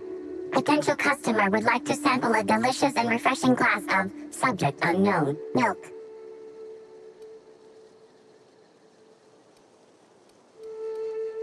Negative. This unit must finish its assigned duties prior to any unscheduled maintenance, unless in case of grievous injury to company property. Is there anything else this unit may do for you at the expense of the productivity time you have wasted? Alert! Unauthorized technical solicitor detected. Sealing maintenance hatches. Submit yourself to the local constable for processing. Seal disabled. Standby mode activated. Error in milking parameter resolved. Patrol and other parameters unchanged. No cacaos detected in vicinity. Returning to slug technician for confirmation diagnostic. We've got trouble! Got him!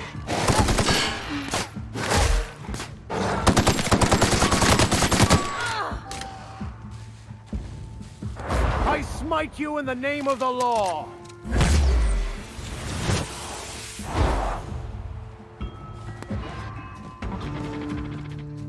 That's the last of them.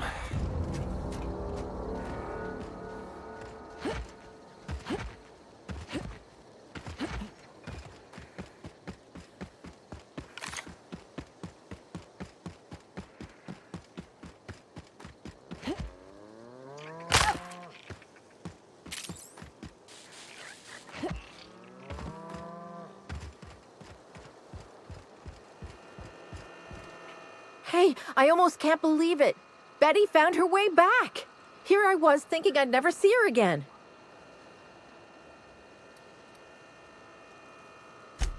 Where are they now? Well, that must have been my doing, though I assure you it was accidental. Would you believe I missed the first 3 and misread the 4th? Yeah, I didn't think so. As it so happens, I might have had a little more to do with Betty's wandering than I let on. See, the old girl's initial programming just don't cut it. She's supposed to sit there and milk cacaos day in, day out, but Slug doesn't have many cacaos. So what happens when the cacaos die or get made into meat pies? That's right, Betty'd be scrapped.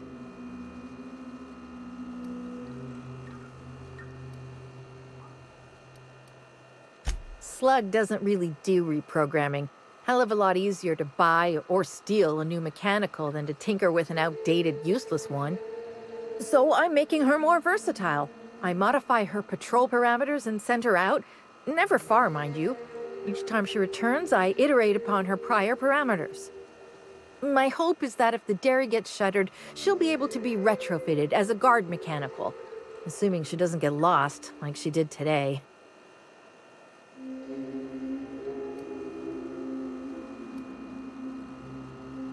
Thanks for being privy to all this, stranger. This meant more than you might guess. Now, let me take a quick look at her, then we can get on to your payment. Yep, that's right. Her parameters for movement and target acquisition are a mess. I'll bring her back to the garage and get her sorted out. Since Betty's back safe and sound, I'll be sure to let my coworkers know that you're a good one. Here's some money for your effort. Least I can do to show my thanks.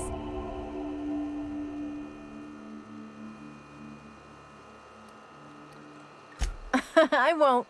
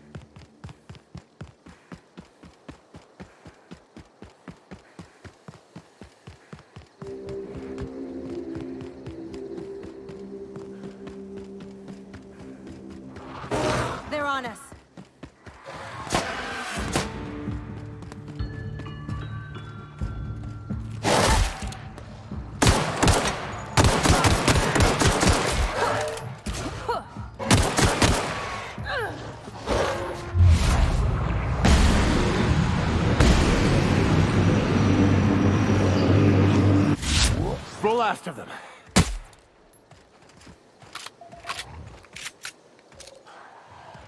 You won't get any mercy from me.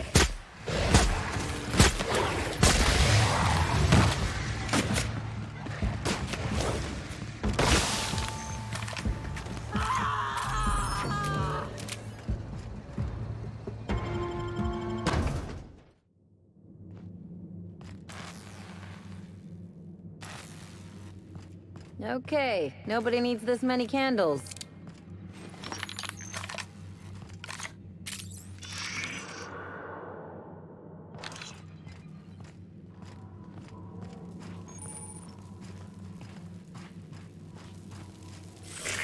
Timeline discrepancy detected nearby.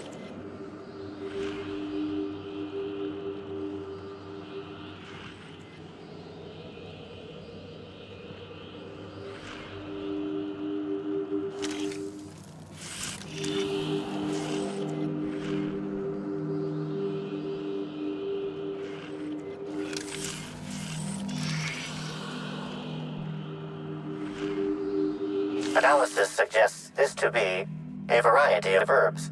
Herbs have been uniformly treated with a pungent chemical mix. Warning: ingesting, smoking, or inserting non-corporation sanctioned substances into your ears may be harmful to your health.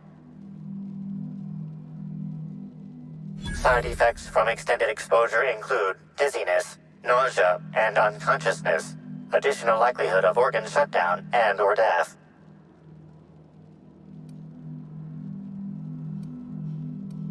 Prior analysis suggests these herbs reach peak effectiveness when users burn them and inhale the resulting smoke. Whether or not this increased effectiveness is good for an afflicted individual has yet to be determined. Analyzing. Complete. Substance appears to be a mix of industrial solvents and various essential oils. Substances include woolly cow dander remover, sprat oil, and starship surface wax.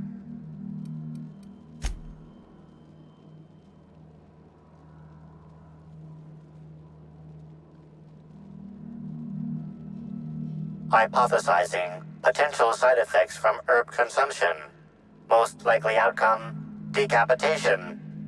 Slight possibility of calculation error.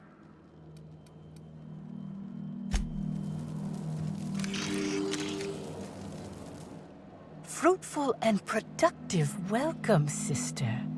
I had a feeling you would visit me. I offer a wide variety of productivity seminars. I hope you'll consider taking one. But I should remember my manners. To what do I owe the pleasure of the Special Inspector's arrival? My disciples come to and from the Grand Colonial, bringing supplies and information. Knowing what happens at the hotel affects my livelihood, after all. With that said, I'd love to involve you in one of my productivity seminars. We should clear you of all those nasty, nasty humors hampering your potential. Absolutely not. Any statements by Ms. Helen about us were blown out of proportion and altered by the media. In fact, she quite recently... excuse me. I seem to be remembering something that never happened. Whatever the case, I'm sure her speech about us was all a misunderstanding.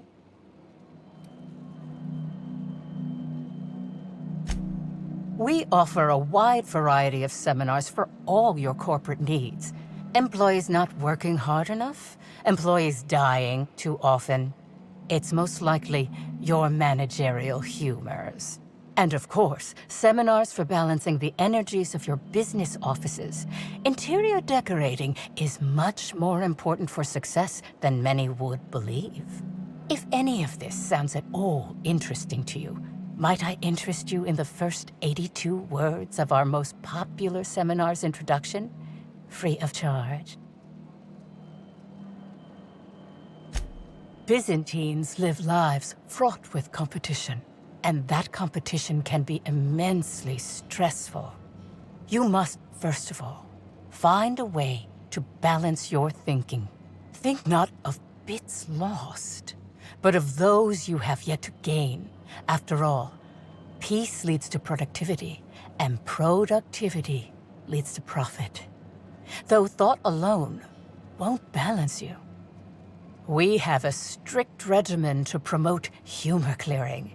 Session attendees stand on burning coals, sit for hours in our productivity smokehouse, and of course, fast throughout.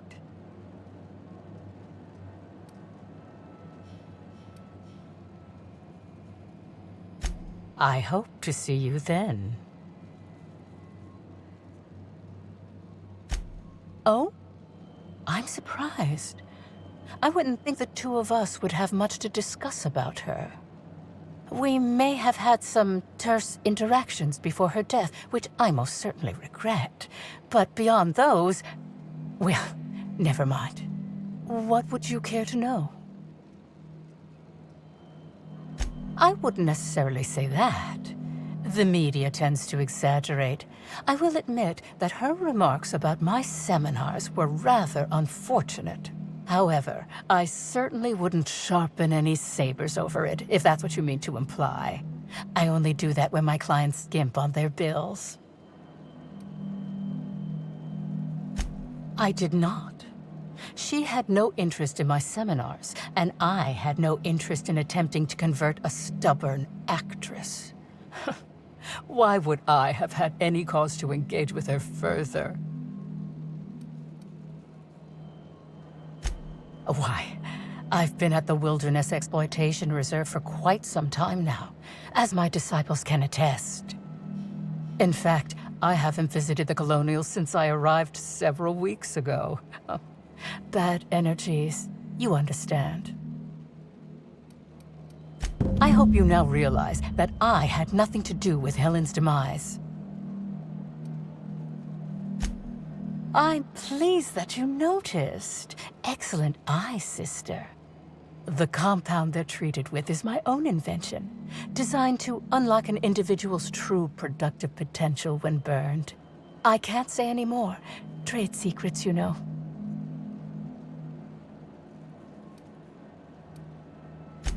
None of my clients have ever complained, so I'm sure they're perfectly safe. Is there anything else?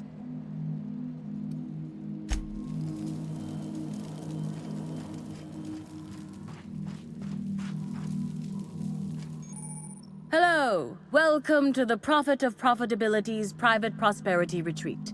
Stay positive, and soon all your humors will be balanced.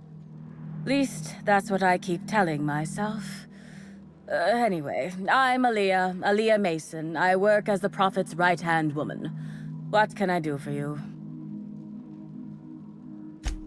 If you felt imbalanced and unproductive, linger in your malaise no longer.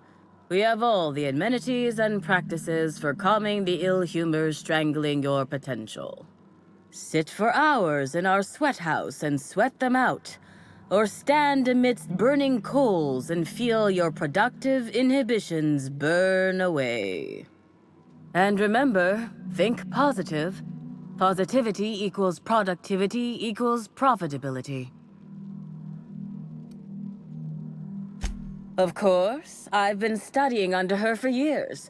I know each of her techniques more or less by heart, and even have some variations of my own, such as the quintuple daily stomach purges. She's promised me that I'd be allowed to open my own branch of the retreat someday soon. Of course, I've been waiting on someday soon for coming up on 4 years now. I'm sure it's gonna happen anytime now.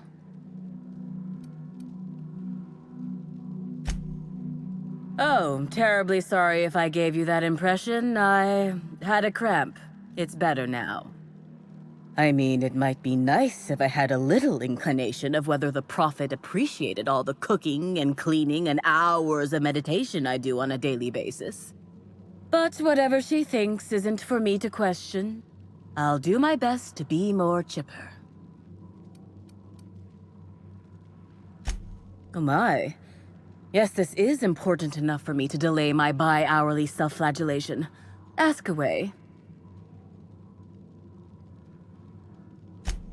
Yes, the circumstances there are quite unfortunate.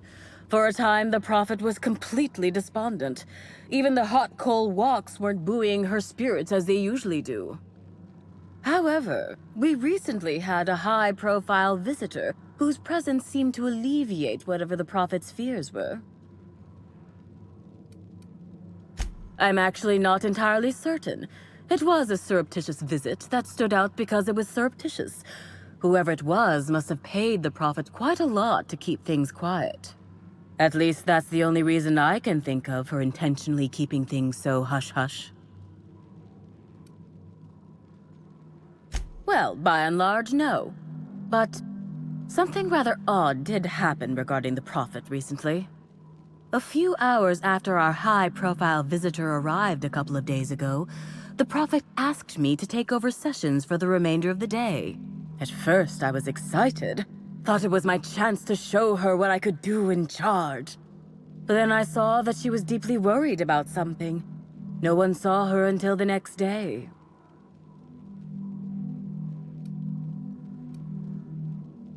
I was here at the retreat in the company of the other disciples and clients.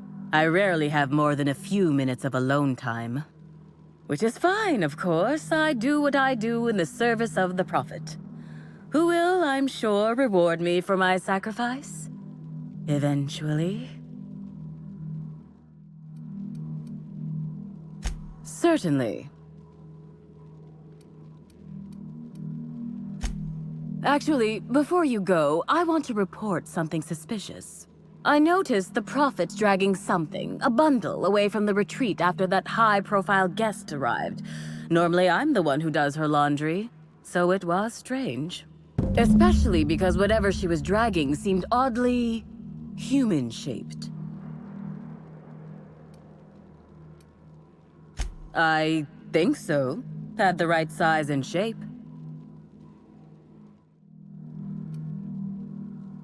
I could have, but I generally don't have the time or energy to leave the reserve to contact anyone. Plus, there's always the possibility that I'm mistaken.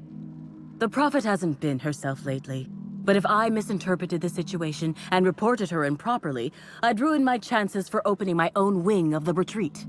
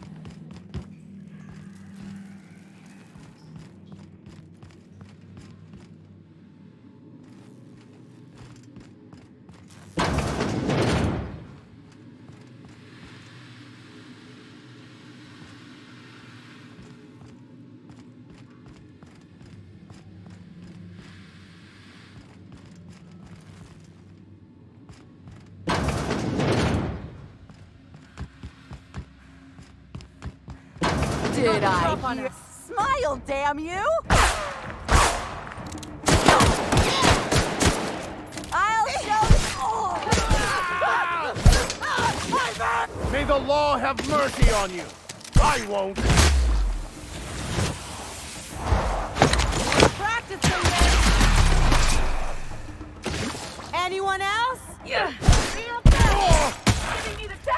Well done. We're still alive.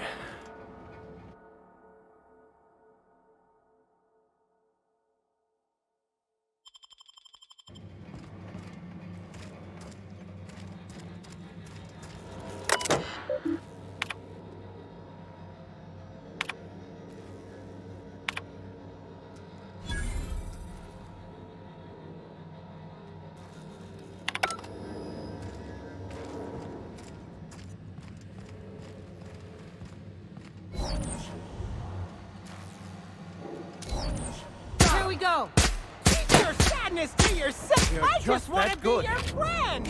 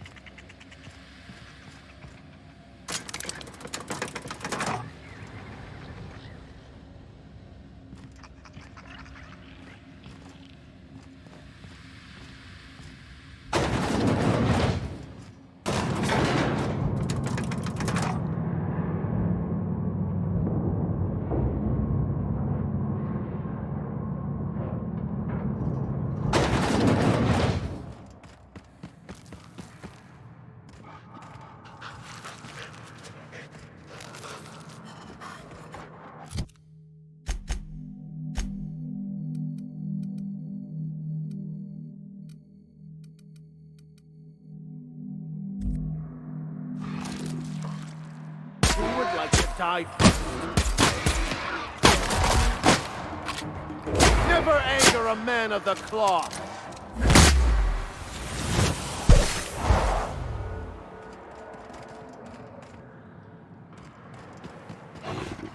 Here we go.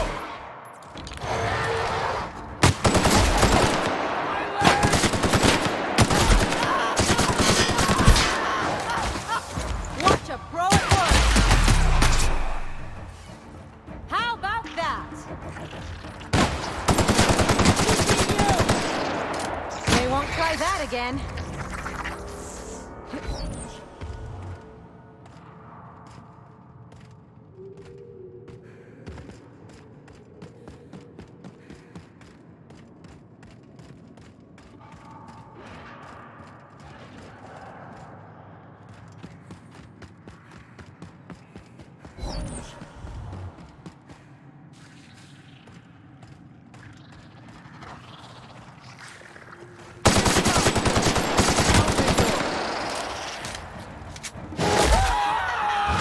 I've had quite enough of you!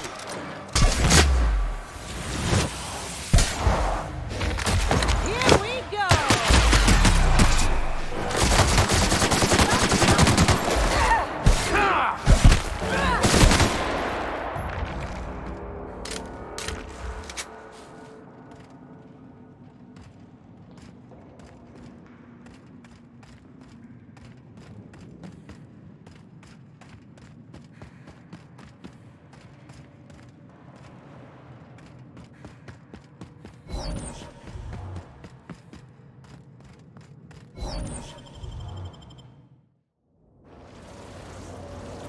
Place looks like it's seen better days.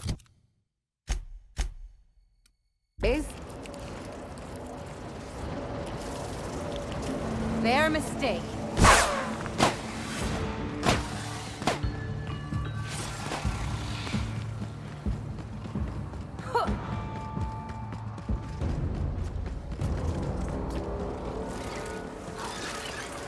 Make your friends. Here's a little trick I learned in prison.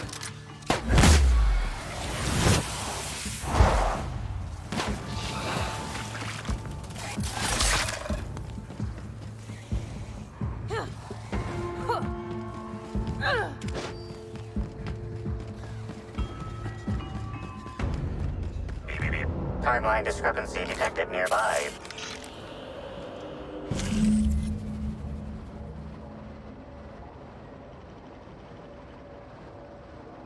Identifying human footprints leading out into the wilderness. It is unusual for productivity disciples to wander more than a few feet from the camp.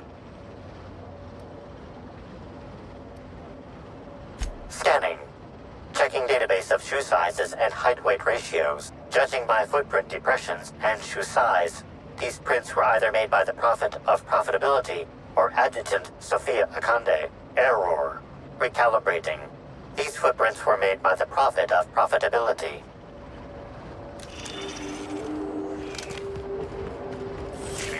Timeline discrepancy detected nearby. Timeline discrepancy detected nearby. Here they come.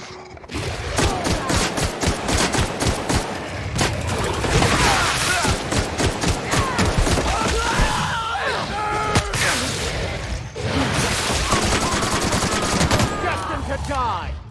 I'll take your confession now.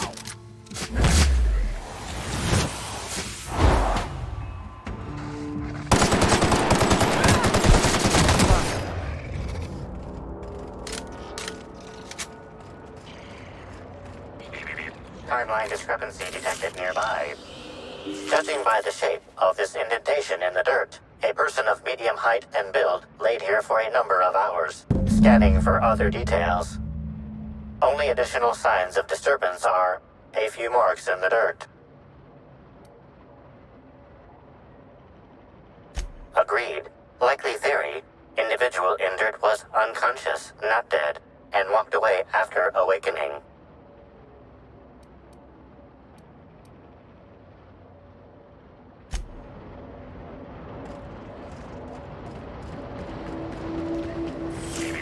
Timeline discrepancy detected. Timeline discrepancy detected nearby.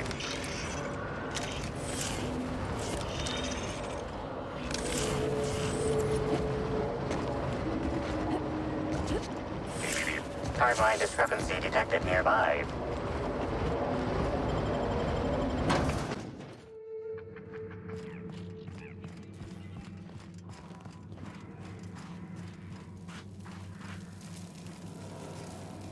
Welcome back, sister. I'm delighted to extend my desire to aid you, sister. How might I assist?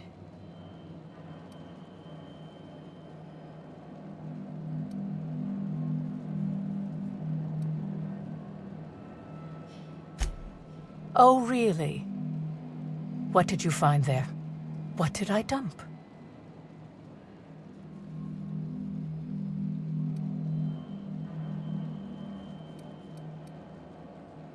That all sounds like hearsay, sister.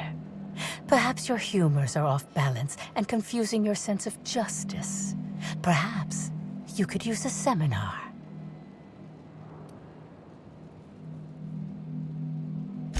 Who said that? I'll be sure to give them a special seminar on not needlessly implicating the person who puts food on their table. It was a bundle of clothing, sister. Even productivity geniuses need to do laundry from time to time.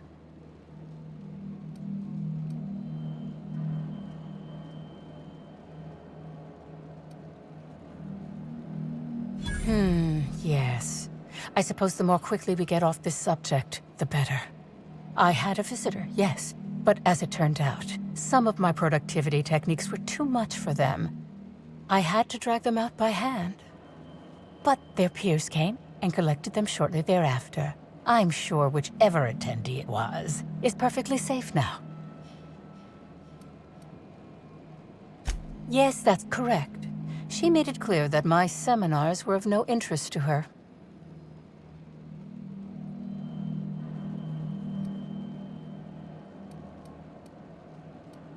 Your tone of voice seems to suggest that you have information already, which also suggests you've read my terminal.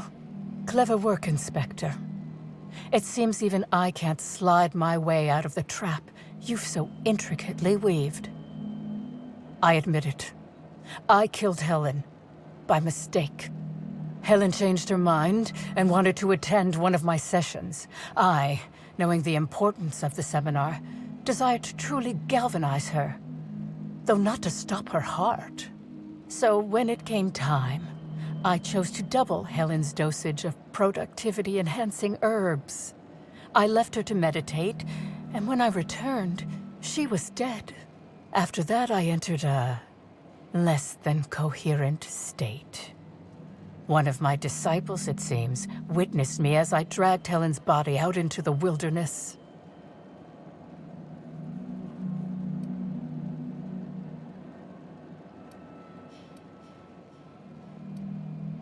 I'm no medical professional, but that certainly seemed the case. Usually my customers at least writhe or mumble after a session. My productivity-enhancing herbs typically do induce sluggishness, but I suppose they must have been enough to do her in, if her constitution was truly that weak.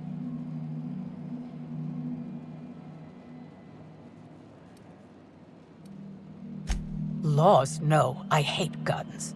If I ever wanted to kill someone on purpose, I would have used a blunt weapon. Nothing quite like clubbing someone over the head. Do you jest? The guests at the Colonial eat no shortage of strange things, but I think corpses are perhaps too strange. The creatures of the wilderness are much less picky. Besides, the hotel is ridiculously far. I couldn't have made it all that way without someone realizing I was dragging a corpse.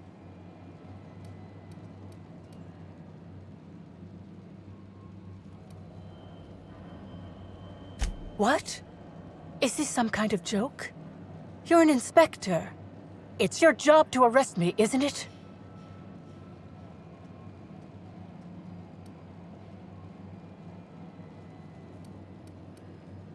I don't believe you. I think this is all a trick. You're trying to catch me in a lie. Get me to reveal my productivity secrets. No. Someone must have moved it after I killed her. One of my business rivals, waiting for me to fall into a false sense of security so they can strike. No. You can't trick me. I finally discovered what's happening. You've been paid off. Someone else learned that I killed Helen, and is going to use that information to blackmail me. You think I'm going to let this injustice happen? Ha! Tell the constable that I killed Helen. It's 1,000 times less miserable than whatever my enemies have planned.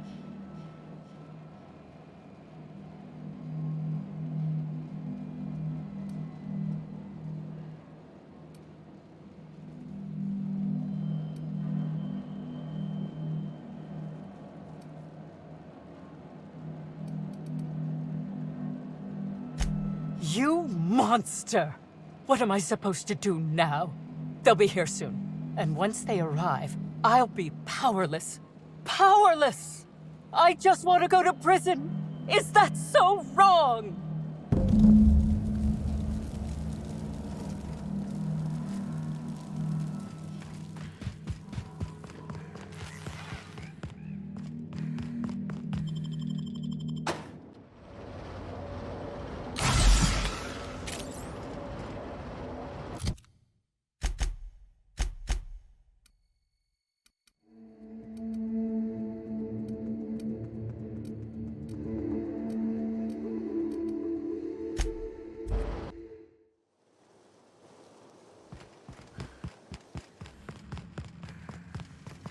Hope you've been enjoying your stay.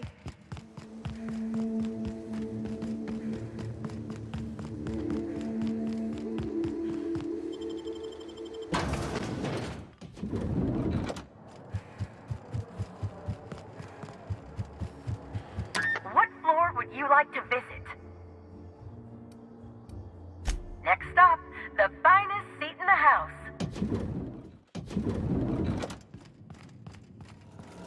Inspector?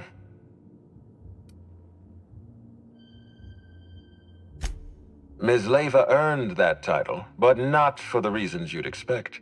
The profit business has been profitable for the hotel. Not so much for Ms. Leva's followers. So, tell me, what did you find?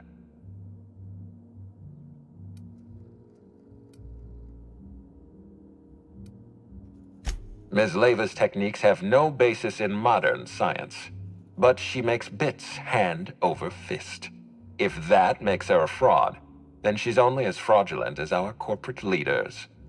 Does the Prophet strike you as a reasonable candidate for Helen's murderer?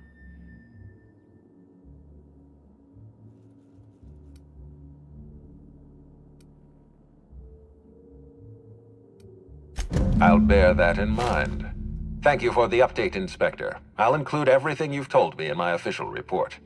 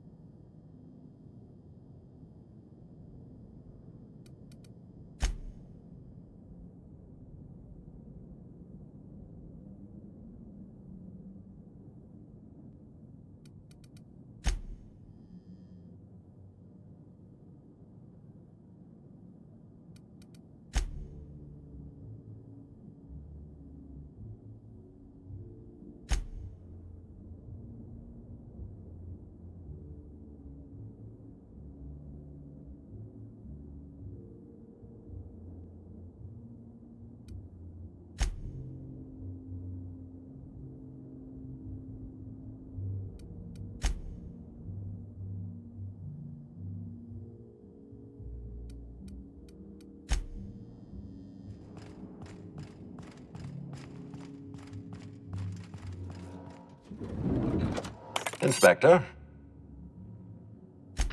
I've been waiting for this. Tell me, Inspector, who killed Halcyon Helen?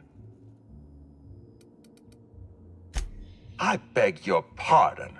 You think I killed Halcyon Helen?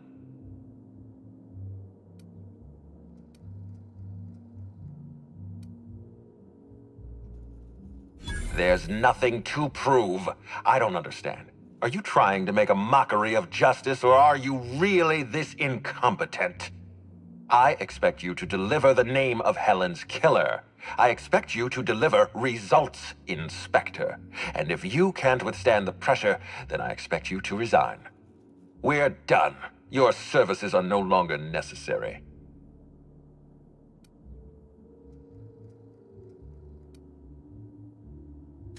I'm defensive, Inspector, because I'm under attack. I am assaulted by your perfidious and baseless accusations. You're convinced I murdered Halcyon Helen. Fine. Show me some evidence.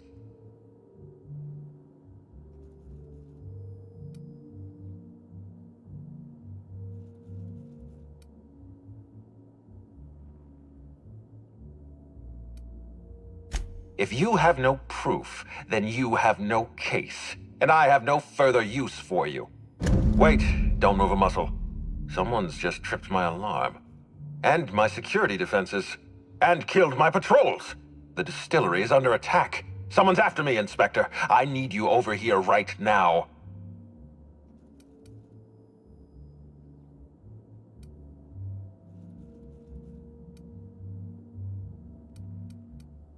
Forget what I said. I'm renewing your contract as of this moment. Damn it, someone's interfering with my transmission. Can you read the... Whoever the real killer is, I got a feeling they're going after Mr. Ludovico. We need to catch up to him. Fast. I guess, if we have to. Getting kind of tired of kicking my heels up in the penthouse all day. Alright. I got nothing going on. We should definitely go. As for helping him, maybe we take the wait-and-see approach? Whoever is attacking the distillation station is offering us a challenge. I say we accept.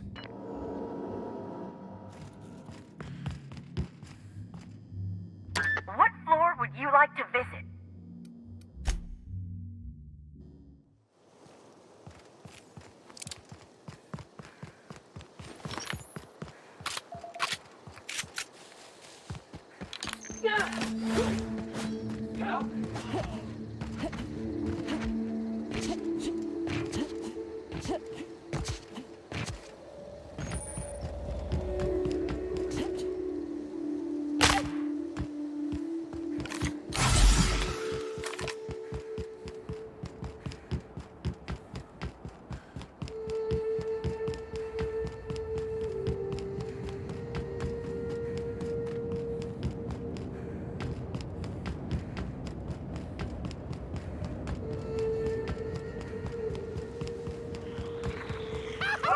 Here they come!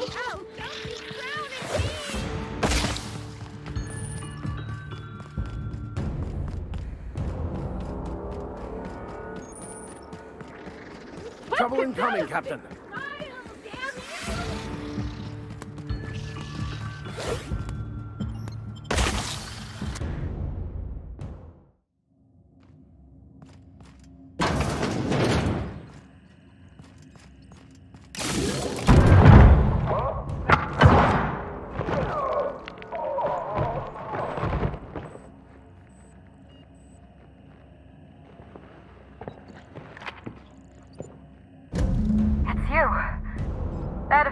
Catch up to me sooner or later, Inspector. I was just hoping you'd find me standing over the administrator's corpse. What in law's name? Halcyon Helen, how are you still alive? Oh, is that Ludovico I hear? Perfect. I'm so glad he's still in the building. Would you mind letting him know I'm about to blow his whole operation to flinders?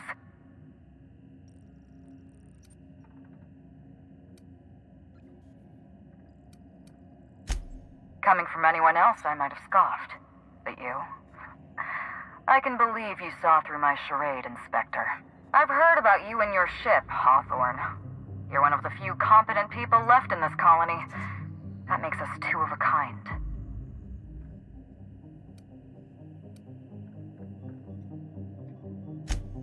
She was much more to me than a body double. Halcyon Helen was never one person. I shared this role with my twin sister, Belinda. A twin? The only thing worse than being an only child has gotta be having a perfect sibling. Can you imagine the parents? Is your whole life predicated on being indistinguishable from the plot of one of your serials? Belinda and I were the best kept secret in the business. Nobody could tell us apart. And certainly not a peevish, petty, miserable little worm like Quentin Ludovico. So when I discovered the truth, when I realized what Ludovico was about to unleash on this colony, Belinda paid the price. Call me a murderer all you like, Inspector, but I'm no coward. I bloodied my hands to save this colony. I'd do it again. If it means defending Halcyon's future, I'd do it in a heartbeat. Tell the truth, Ludovico. There's nothing safe about Spectrum Brown. You want to infest this entire colony with those disgusting parasites. They're not parasites. These creatures are symbiotic life forms. They belong to the highest order of life form, capable of living in perfect harmony with humanity. The symbiotes evoke a feeling of joy in their host, a bliss so pure, so profound as to render the most exquisite recreational substance obsolete. Oh, don't you see, Inspector? I want to bring joy back to Halcyon. I want this colony to smile again.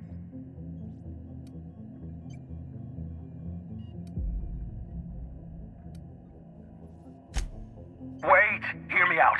I'm not the only one with blood on my hands. I tried to defend Halcyon's future. But what about Helen? What about all the innocent people she's killed? No one I crossed off was innocent.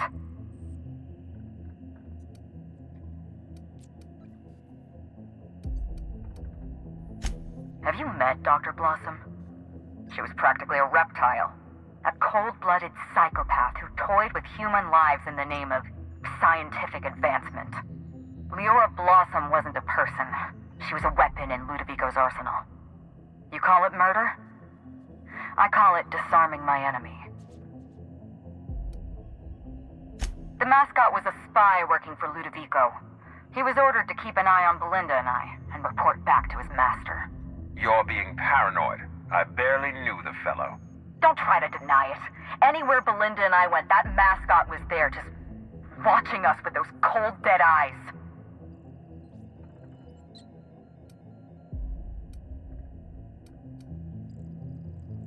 He was a Rizzo's employee. He belonged to Ludovico's horrible little family of grinning idiots. Dr. Leora Blossom, Maria Keene, that flackwit of a mascot, they were standing between me and Ludovico, so I did what I had to do. I went through them. She was on Ludovico's side. When she realized I was alive, she refused to stay silent. I gave Maria a chance. I told her about Belinda. I asked for her help, but she turned me down. She was honor-bound to report me to Ludovico. Maria had a duty to her company, and I had a duty to Belinda. We both did what we had to, but in the end, I was the faster shot. You know what you need to do. Help me avenge Belinda. Help me put a stop to this.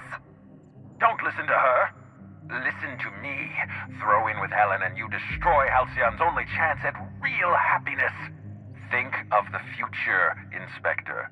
A lifetime of bliss and joy for every colonist in Halcyon. We can make that happen.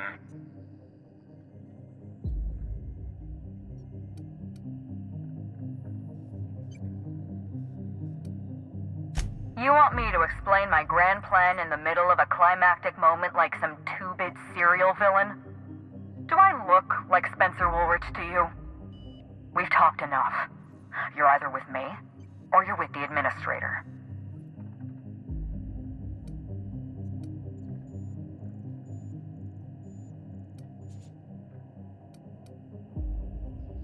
It's a deal. Better than siding with Ludovico.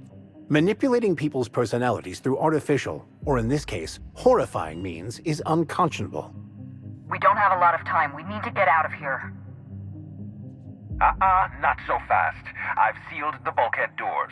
You're staying right where you are. I'm sorry to do this to you, Inspector. Truly I am.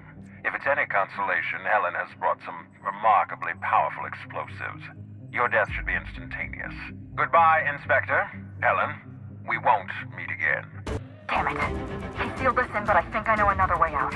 Follow me and stay close.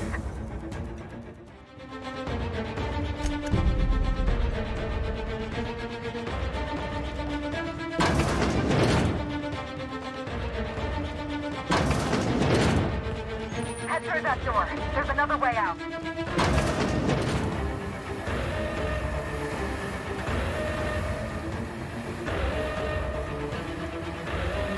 Easy does it.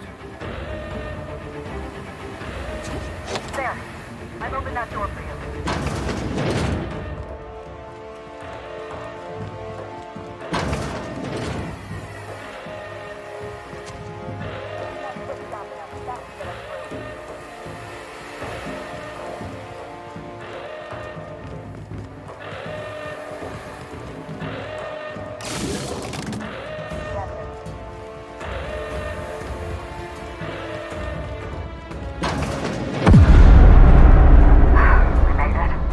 Nice work, Inspector. We may have put a stop to Ludovico's operations, but he's still at large. He's probably gone into hiding, so we're going to root him out. This entire complex has been exposed to those parasites. Law only knows how many they've infected. Most of them won't even know they're carrying a parasite inside of them. If they're showing symptoms, it's probably already too late. Boundless energy, insufferable joy, an almost saccharine attitude of optimism. Then just like that, parasites bursting out of their bodies, fat and wriggling with vital energy.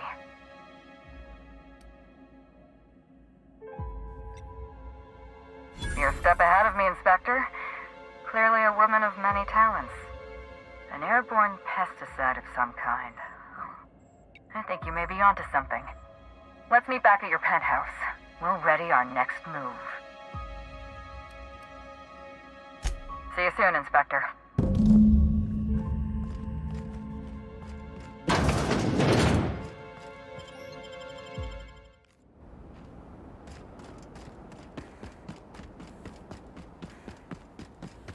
Pretty sure that's the same medical-grade dye we use to identify blood clots.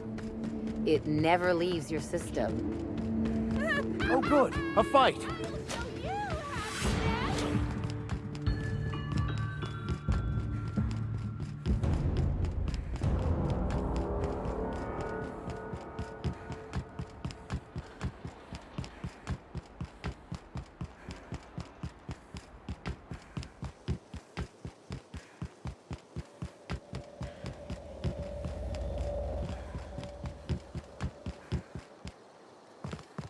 We've got a fight on our hands. Oh, yeah.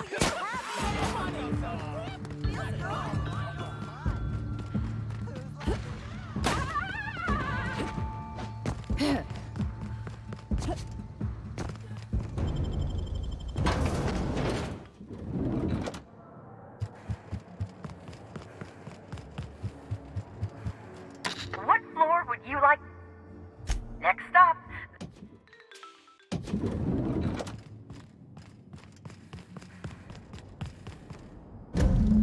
It's strange. When you walk through that door, I half expected to see Belinda. Belinda and I practically shared a life. Losing her feels like losing a limb. She's conspicuous by her absence.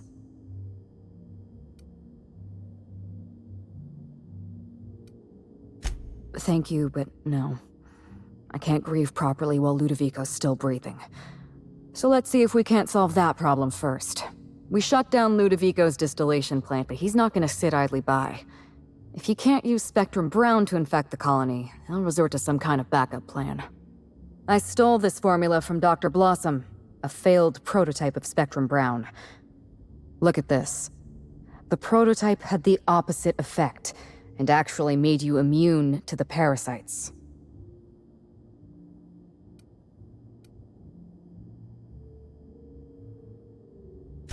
This is Halcyon. Everyone's already miserable. A little more despair isn't gonna make a difference. We're going to need 2 ingredients. A sample of essence of sprat, and 1 intact pod of parasite eggs. Cedric's warehouse in the Perea spaceport almost certainly carries a batch of Sprat essence. As for the pod, I'd check the Wilderness Reserve if I were you.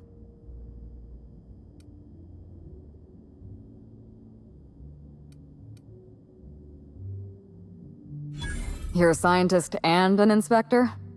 You really are full of surprises. I borrowed a centrifuge from the research lab.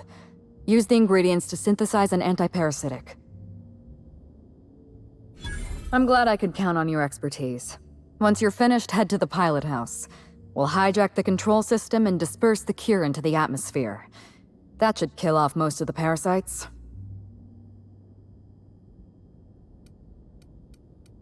Are you worried I'm gonna shoot you in the back?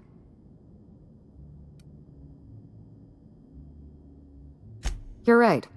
You do deserve the spotlight. Here. You take good care of my Needler, and it'll take good care of you. There is one other thing. While you're at Perea's spaceport, have a word with Cedric Kincannon. I know Cedric. There's nothing he wants more than a chance to eliminate Ludovico. We could use him on our side. Best of luck, Inspector. I'm counting on you.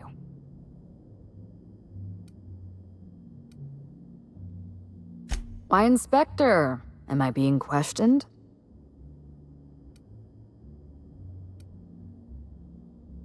All right, Hawthorne it is.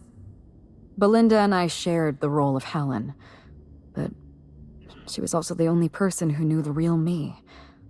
To the rest of the colony, I'm Halcyon Helen, but to my sister, I was just Ruth. I could be myself around Belinda, and she could be herself around me. She was my only sister, but she was also my only friend.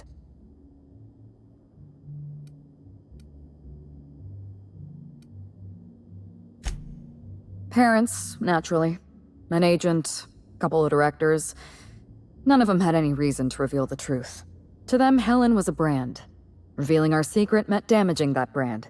Damaging that brand meant losing money. Nobody in this colony wants to lose money. Belinda and I saw Helen as an act of theatric sleight of hand. We enjoyed the deception, the challenge. We wanted to see how far we could go.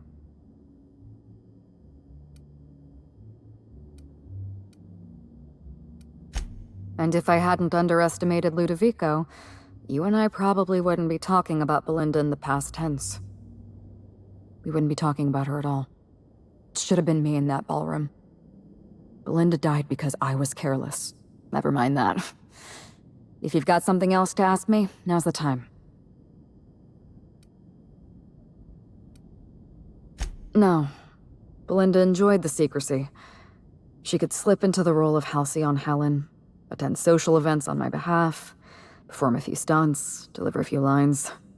And then, when she grew tired of all the people and all the attention, all she had to do was slip out of the role and be my sister again. She was the secret twin. She had a comfortable life in the shadows, an easier life.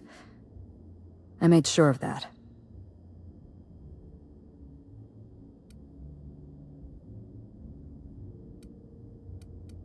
What I want is my sister back, but I'll settle for killing Ludovico.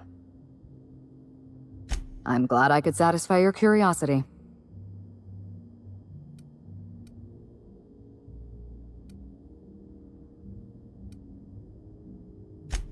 It's a long story, Hawthorne. It was supposed to be just another marketing job. Rizzo's wanted Halcyon Helen to be the face of Spectrum Brown. Some hideous concoction served with a dead parasite.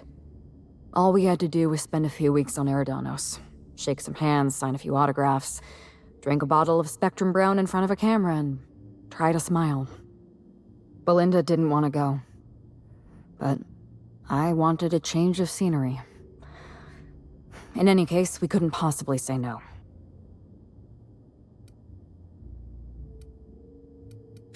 I'm an actress by trade. Pretending to enjoy Spectrum Brown was one of the hardest roles of my career. Belinda always hated endorsement deals. They felt cheap to her, inauthentic. She always believed her first priority was to our fans, and not the company that bought us out. Belinda and I arrived on Eridanos and played our usual game of trading places. We were practically flawless. Even Ludovico didn't know about us. Belinda was unhappy for the first few days, but then she met Bertie Holcomb. Bertie treated her like a human being and not just an Aetherwave icon. They were just about perfect.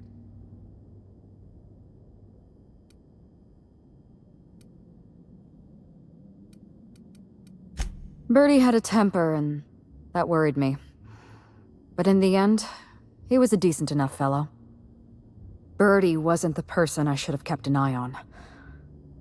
It was Ludovico. I had a feeling Ludovico was hiding something. Belinda stayed busy socializing with the celebrities around the complex. That gave me some time to do a little digging.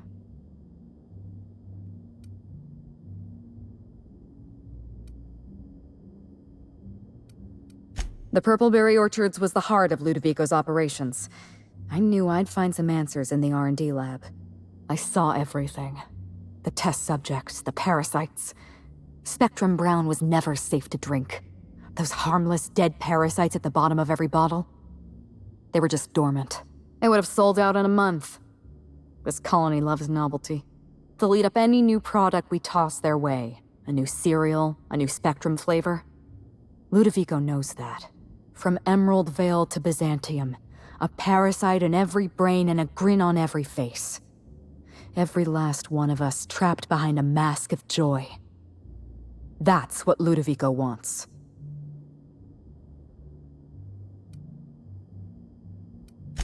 I was careless. I was risking Belinda's life every step of the way, and I never even realized. I wish it were that easy. Still, thank you. Was there something else you wanted to talk about? Yes, Hawthorne, I did. Leora Blossom and Maria Keene were on Ludovico's side. They chose to stand between me and my sister's killer. I had to cross them off.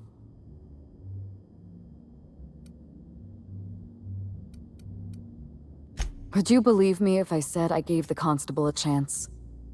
I spoke to her in her office. I told her everything. Belinda, Ludovico, the parasites, all of it. Maria said I was guilty of corporate sabotage, and that she had a duty to report me. She told me how sorry she was, and I told her the same thing. And then I shot her. Maria was defending my sister's killer. If someone murdered one of your crew in cold blood, what would you do?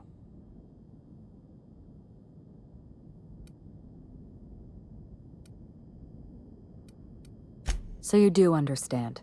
Was there anything else? Yes, this is mine. I'd kept notes on everything I suspected, everything I'd discovered. It's all here, all in code. Belinda and we had a secret way of communicating. Words and phrases that had a special meaning to us. Numbers and dates that were only important to the two of us. Only 2 people in the universe knew that language. That's kind of you. Thank you. You don't know how many times I relived this moment in my mind. I discovered what Ludovico was up to when I toured the orchards. I threatened to expose his plan. Ludovico decided to eliminate me. He programmed Burbage 3001 to fire on his command and disabled the security cameras in the ballroom. Only, he didn't know about Belinda. I'm sure he thought it was my skull he caved in with a bottle of Spectrum Brown. Burbage covered his blow with the plasma shot, and then Ludovico wiped his memory.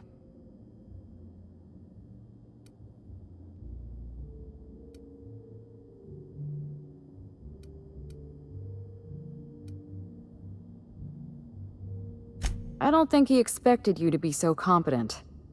In the end, hiring you may have been his undoing. I went after Leora Blossom, and you were just 1 step behind me. I programmed an automech to steal some explosives from Cedric, but you weren't far behind. You were always hot on my heels, 1 step behind and catching up. I realized I'd have to throw in with you or eliminate you.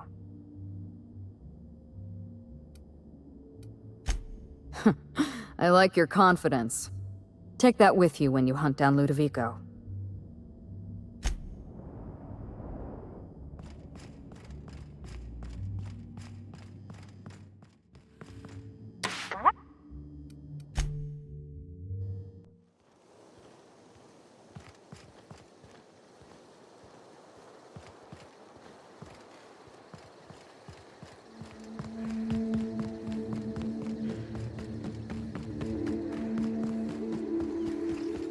Did Make I him regret hear- it. Smile, damn you! Oh.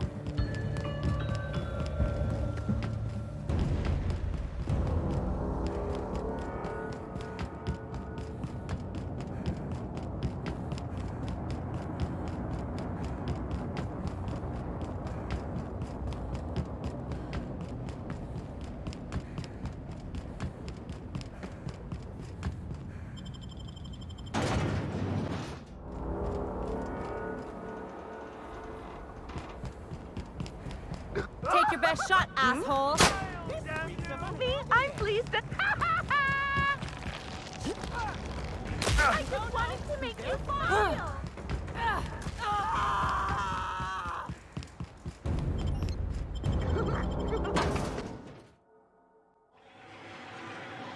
Law, how'd you get in here alive?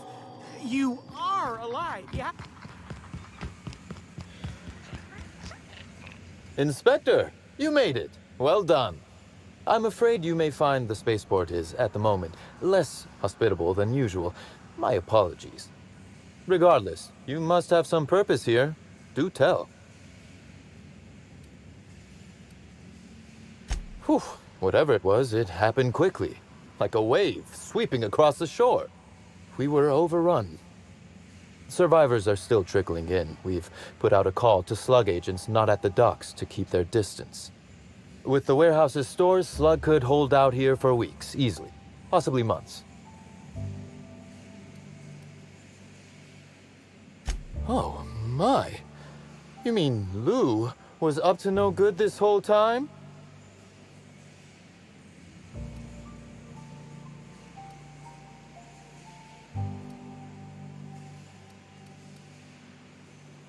It's an ambitious plan, I'll give him that. But tell me, why should I help you, Inspector?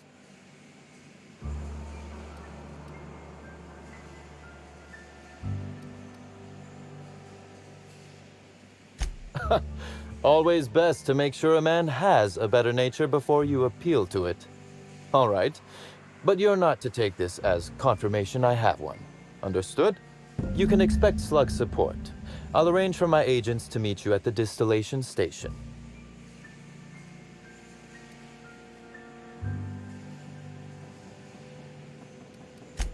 I'll do that. I think one of our checkpoint guards is going through a divorce. As thrilled as I am to assist you in taking down Lou, we have barricaded ourselves in here for a reason. I imagine you have a plan for getting out of the spaceport safely?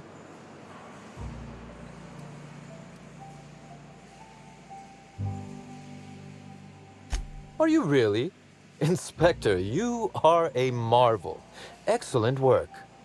I'll admit, I'm awfully fond of my agents. To see them restored will be a great weight off my soul. Thank you.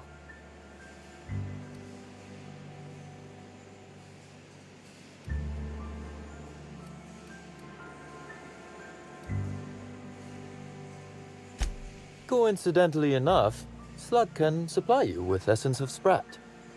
Ella Tinsley, the warehouse foreman, you remember her? There's a package on the desk in her office. You'll find the Essence of Sprat you need in there.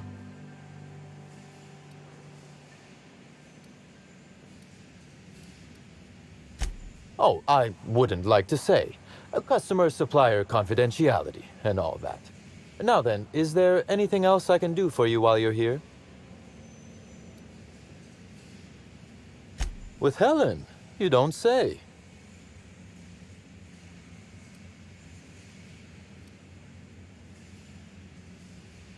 You flatter me, but no, of course not. Knowing implies certainty. I merely suspected. This anti-parasitic, it would restore my people to their original, non-infected selves? Safely?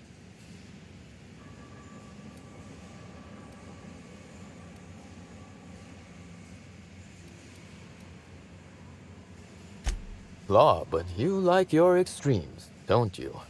Well, I'll take my people's probable cure over their guaranteed death. Coincidentally enough, Slug can supply you with Essence of Sprat. Ella Tinsley. You're right. I don't. Now then, is there anything else I can do for you while you're here?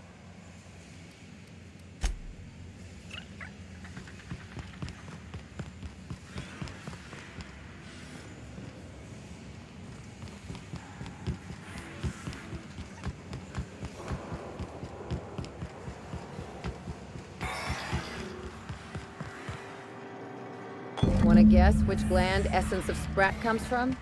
Yeah, me neither.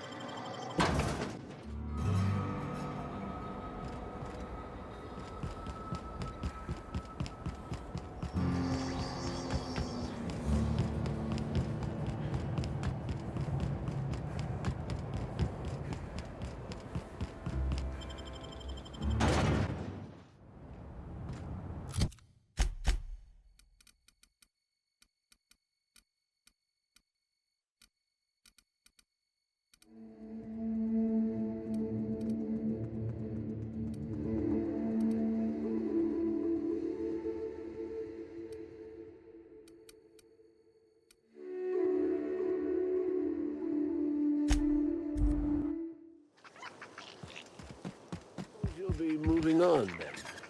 I'll be out of here as soon as I can, Can't Gunther. believe we got to deal with Marauders. It's Hunter. Thanks again. This all means... Welcome to Hunter Legal's Legal Hunter Supplies. I am Hunter Legal. How might I help you today?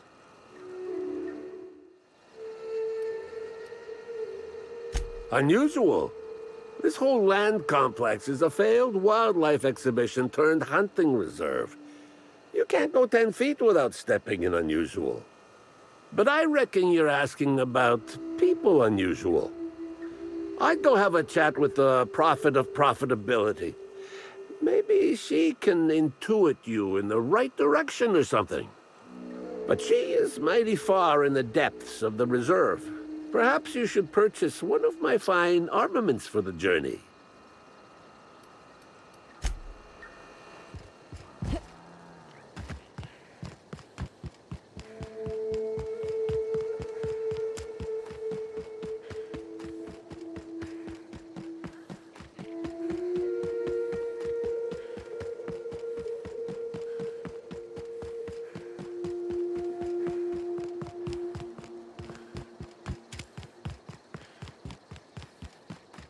Incoming!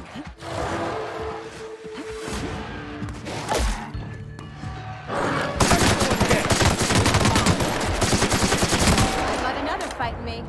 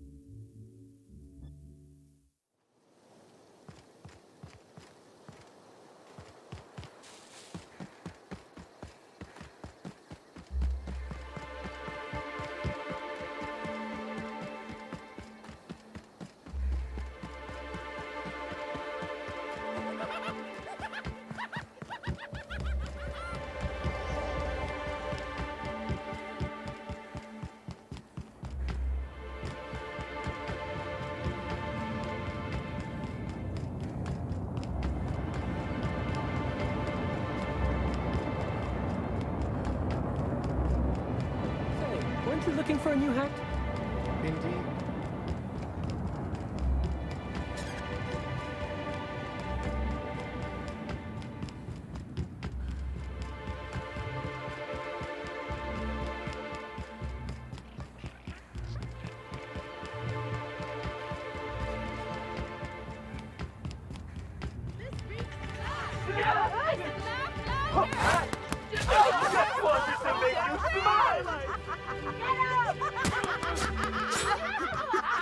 Their mistake.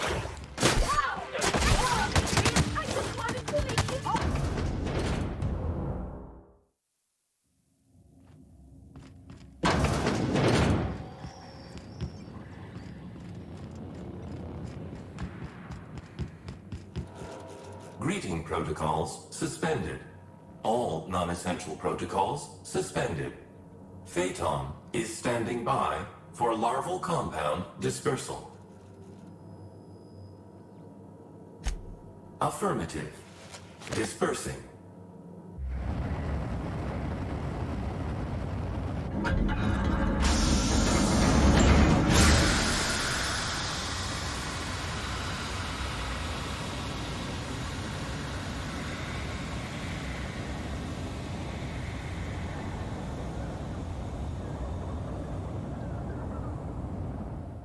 Incoming message from Rizzo's distillation station. What have you done? What in law's name have you done? You hijacked our atmosphere. Are you trying to kill us all? No. You're trying to kill my symbiotes. I'm not going to let you destroy everything I've built. I can still fix this. I can undo the damage you've done. End of transmission.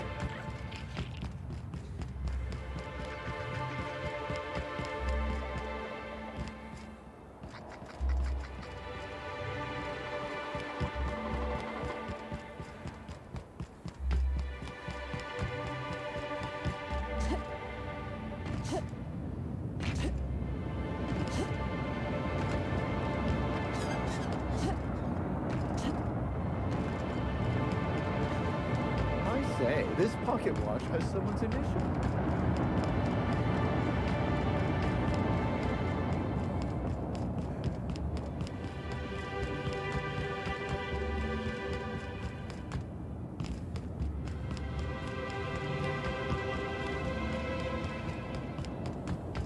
Oh good, a fight!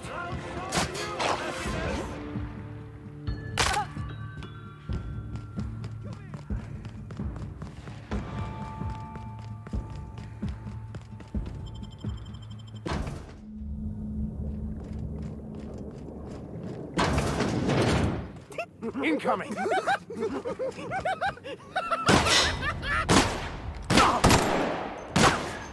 Never anger a man of the cloth!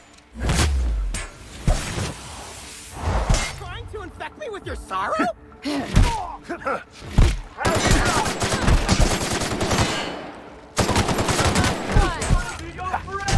just want to be your friend!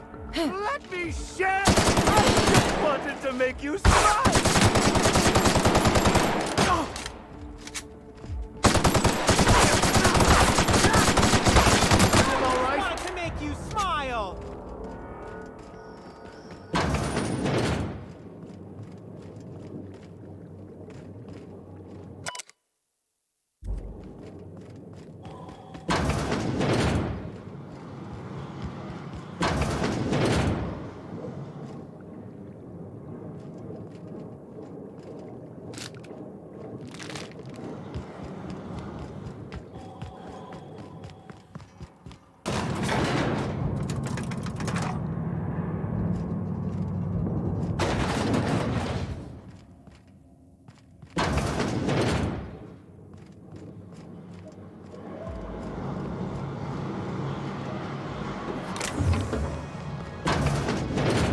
is definitely not sanitary.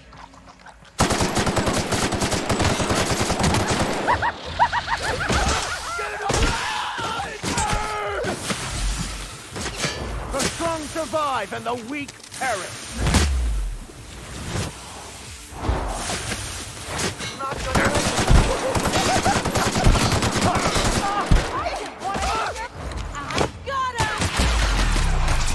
Wanted to make you smile! Not bad, huh? I'll make my way there. That's not funny!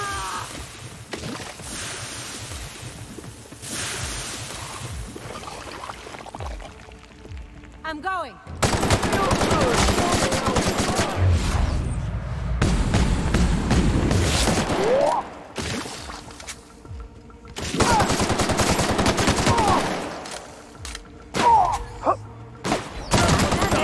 Time for a drink?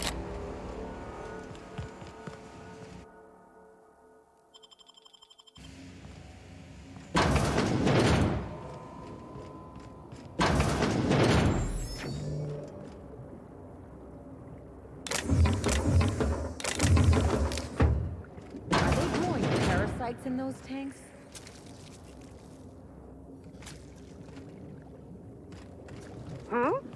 Incoming. Sure. Heading back.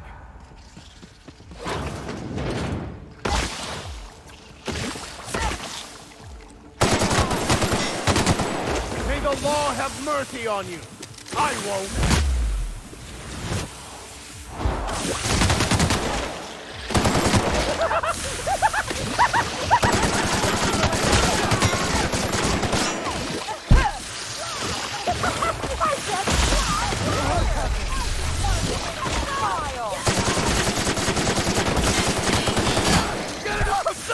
My kind of act. How about that?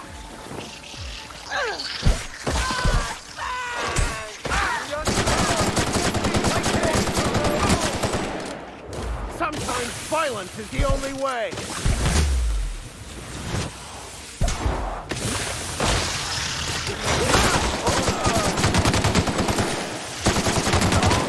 They're fine!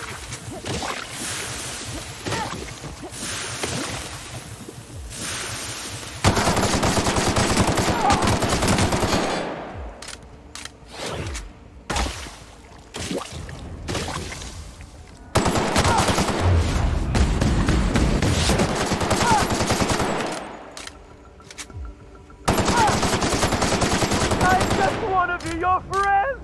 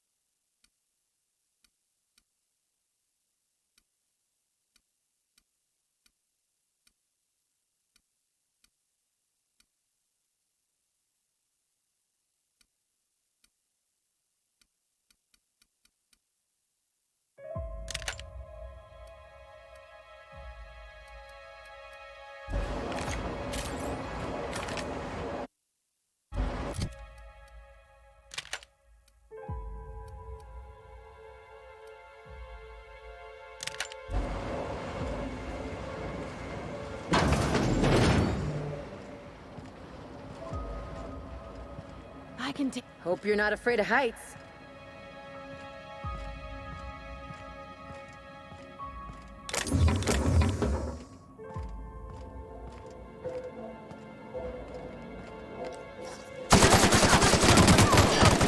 I wanted to make you smile!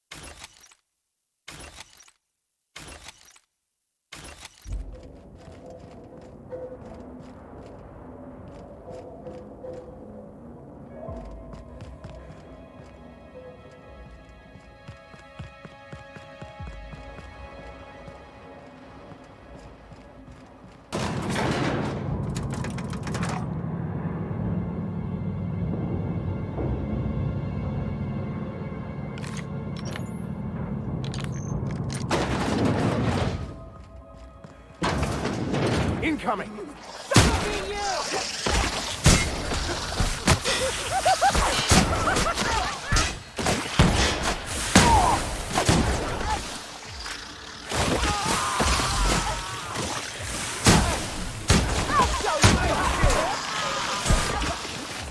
Watch a pro at work!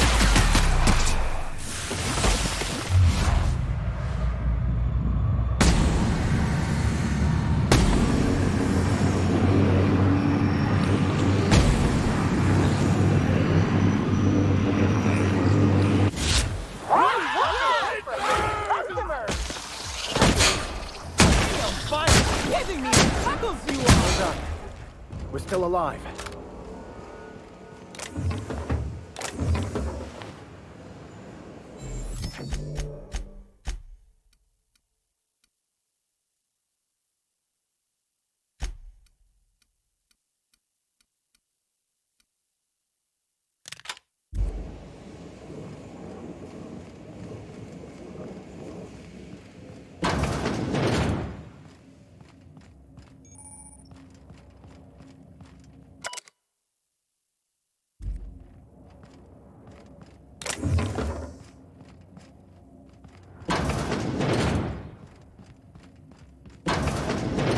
After everything we've seen, I can't imagine what we're going to find in there.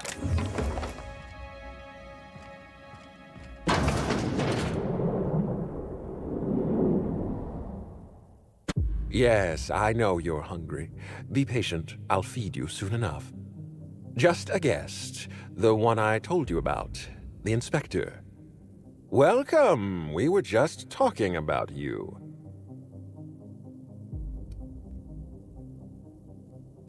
You and I are standing in the presence of royalty. Don't worry, you'll meet her soon enough. I know what you've done. Hijacked Phaeton. Contaminated the air we breathe with your poison. You think you've saved this colony? All you've done is robbed Halcyon of its last chance at real happiness. And you've angered my queen.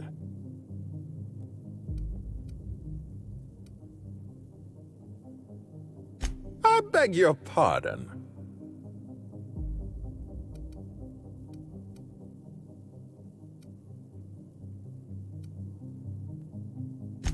Oh, you're worse than those people who talk in the middle of a picture. You really couldn't let me have my moment. Here's what's going to happen. I'm going to feed you to the Queen, and then I'm going to find a way to repair the damage you've done.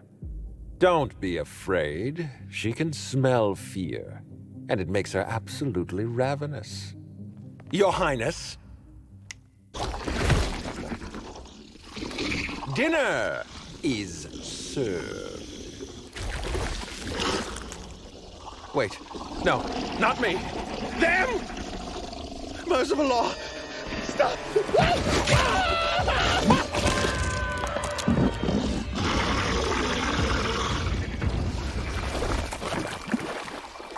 Here they come.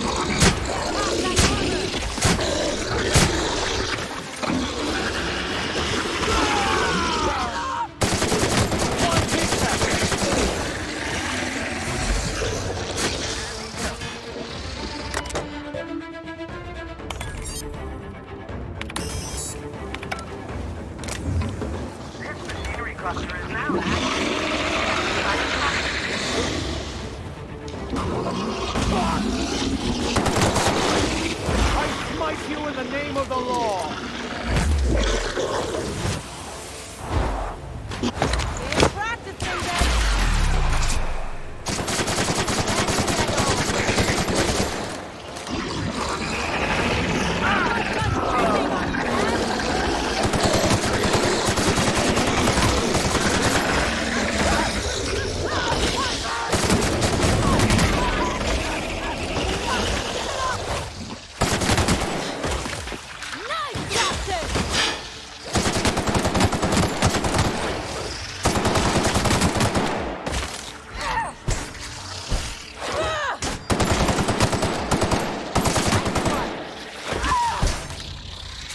I got another fighting me.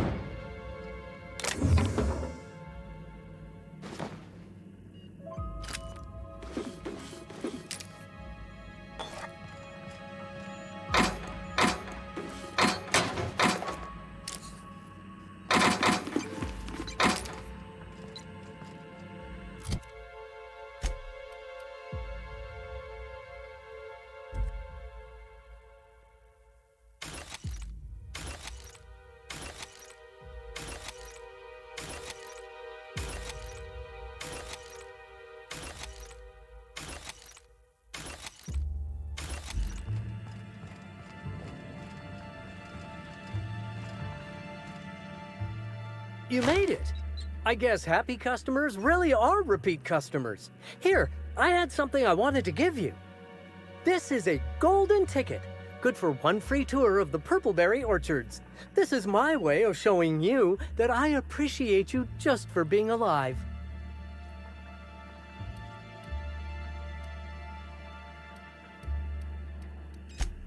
Well, no, I suppose I appreciate you for all types of reasons. For example, despite your obvious talent for violence, you're not killing me. That's a reasonable point, friend, but it turns out you didn't need my help at all. I do regret the untimely demise of our broodmother, but my passenger is flooding my brain with all sorts of happy feelings, so I don't mind all that much. Oh, that's what I call the slug I've bonded with. It's gonna be a part of me until I pass through the gates of oblivion and my atoms scatter into the void. Sounds like what you need is a passenger of your own.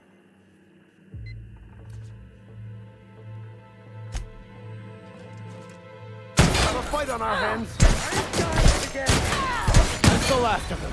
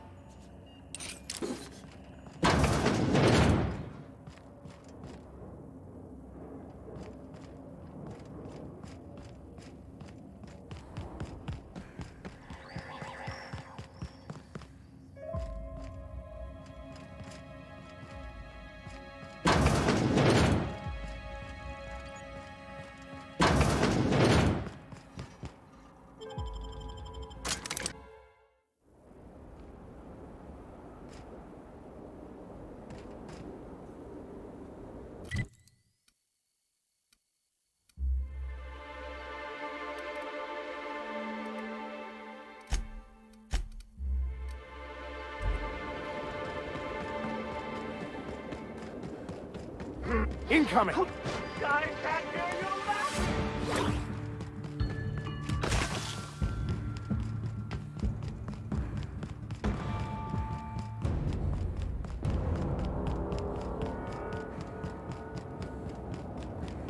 Here they come! I just want to be your friend! Nice hit! I'll show you happiness!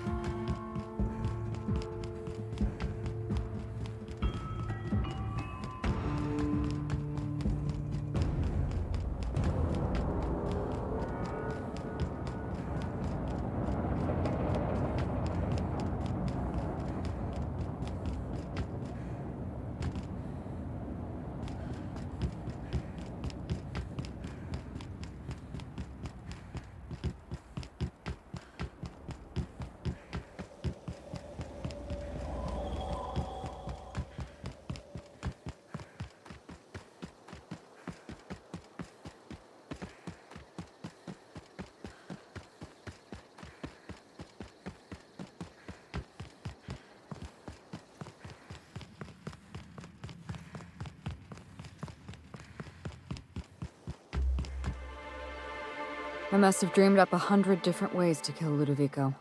I'll be honest, eaten alive by the queen of the brain slugs wasn't on that list.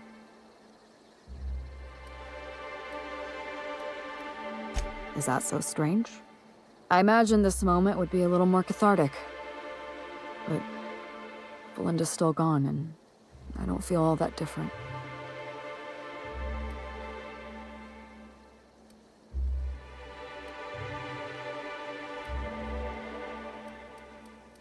I can't go back to the way things were. I can't return to my old life because it was never my life to begin with. It was shared. Never mind, you don't need to listen to this. Thank you again for your help, Captain. I never would have made it this far without you.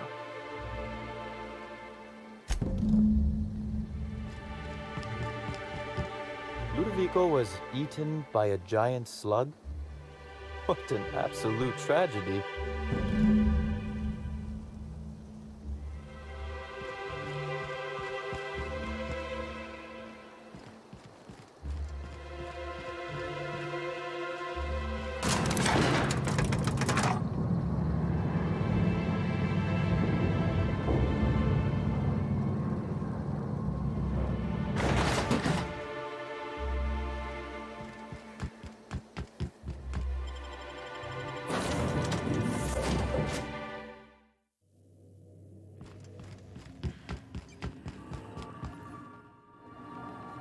Welcome back, Captain. Or shall I call you Inspector? What can I do for you?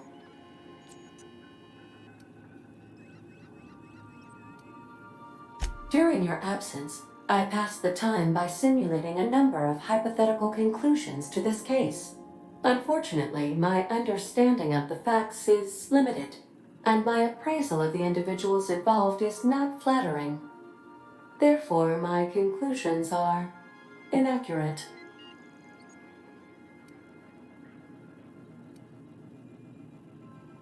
My simulations have yielded several possible causes of death. Halcyon Helen may have been killed by one or all of the following: asphyxiating on Rizzo's Spectrum Brown, grappling with a primal while inebriated, killed by an overzealous fan, death by automechanical, or profound loneliness. How close were my estimations?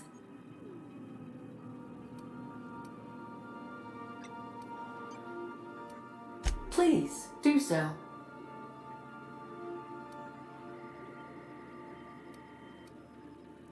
That seems impossible. Can you elaborate for me?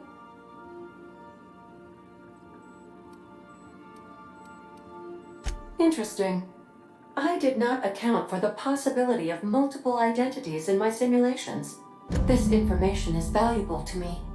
I will update my behavior simulation protocol accordingly. Thank you, Captain. How can I be of assistance?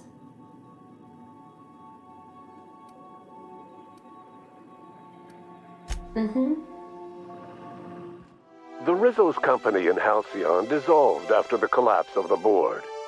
Needless to say, the launch of Spectrum Brown was indefinitely delayed. A stockpile of Spectrum Brown remains buried deep beneath the ruins of the old distillery, abandoned to time and attrition. With the dissolution of the board, Ruth Bellamy found herself without the two constants in her life: Byzantine culture and her sister Belinda. In the face of this new reality, she struggled to find a direction for her life. The colony had moved on from Halcyon Helen and would require new heroes in the years to come. And so Ruth Bellamy decided it was time to exit stage left. She quietly disappeared from public view. The dissolution of the board did not mean the dissolution of the ambitions of Cedric Kincannon, the charismatic leader of Sublight Underground. Cedric offered Slug's transportation services to the newly thawed colonists and set to work ferrying resources and food wherever they were most needed. For better or worse, Slug headgear became fashionable in the following years. As the board began to disintegrate, Spencer Woolrich found himself at a crossroads. Cling to what little stardom remained to him, or help usher Halcyon into its new future. To the surprise of many, perhaps himself most of all, Spencer chose the latter option. Having learned a variety of different skills in the many different roles played throughout his lengthy career, Spencer founded a radio serial dedicated to staying alive despite the odds. His subjects included how to survive violent encounters with only grazing wounds, dispense pithy one-liners for tense scenarios, and, of course, how to look good doing both.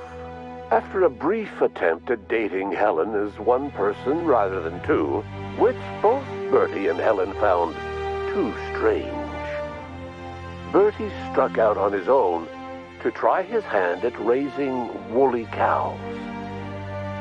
Many of his former Rangers teammates soon followed, accompanied by the woolly cow the team had originally plied with alcohol. The dairy farm thrived under Bertie's leadership and care. The Dairy Rangers privately believed that the woolly cows softened Bertie's temper considerably, although the only one brave enough to say this to his face was promptly headbutted. Due to the board's dissolution, many of the Prophet's old customers no longer found quite the same value in productivity seminars that they once had. With her business drying up, the Prophet chose to take her followers down a new path. Months later, salvagers on Eridanos found clues leading them to a seemingly abandoned bunker out in the wilderness. Inside, they discovered horribly mangled corpses, sacrificed to a blood-scrawled portrait of a sprat-headed deity. The Prophet was not among the bodies. I hope you know what you're doing, Captain. Really? You're going to choose that coward over me? I misjudged you, Inspector. I won't make that mistake twice. I've found out where Helen's storing her explosives. You need to find the detonator and defuse it. I'll guide you there. Follow the unsealed doors.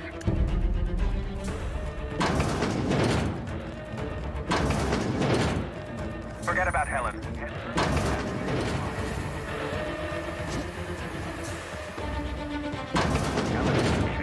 Timeline discrepancy detected nearby.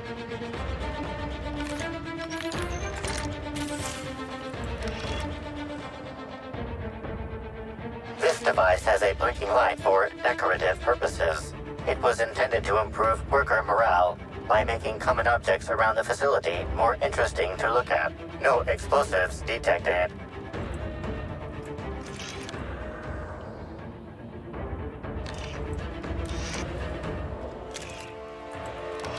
This fuel canister is hazardous and may easily detonate with the assistance of an explosive. No explosives detected. This device seems to have several explosives packed inside, along with a remote detonator. Multiple explosives detected. The discrepancy amplifier has not been programmed for bomb disposal. Best of luck, Inspector.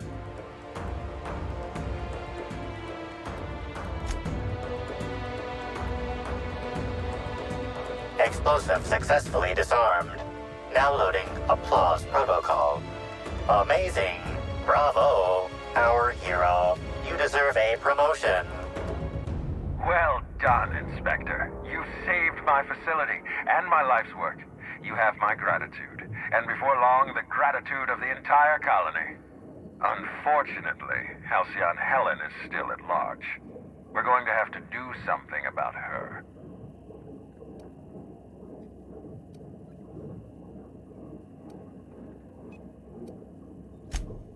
Neither of us like one another, Inspector. We've made our alliance out of compassion for the people of Halcyon. Remember that we act on their behalf. Helen's attack made me realize I'm too vulnerable. I've concentrated all my resources in one area. Naturally, that's where she attacked me. We're going to have to bond our symbiotes with everyone in Eridanos. Every person in this complex will become a home for these creatures. Helen will have nowhere to strike. You're a step ahead of me, Inspector. Airborne dispersal. That's precisely what I had in mind. I'd always intended to use the atmospheric control system to disperse the symbiotes. The plan is untested, but theoretically sound. Head back to the hotel. Contact me via terminal. We'll discuss our next move. Yes, Inspector, you will.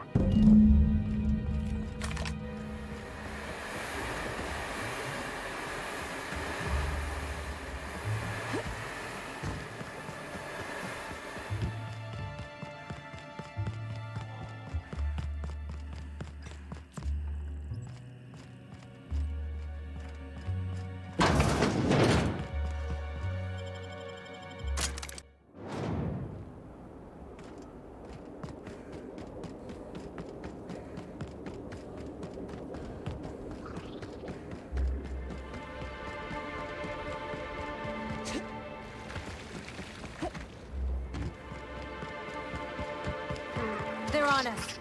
Something's bugging me out.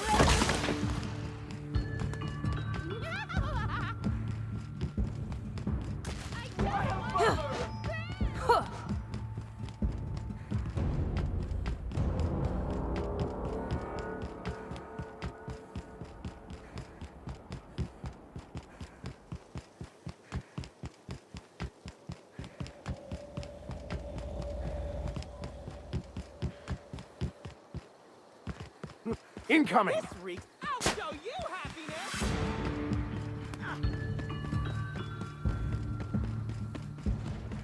Never felt so damn good. Who's laughing now?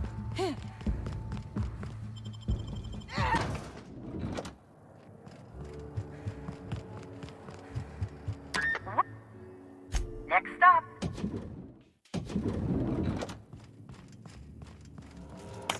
What's that? No, why should I be worried? Yes, I know Helen is alive. She's a discrepancy in the plan. It will be corrected. Nature abhors a vacuum, and the universe abhors discrepancies.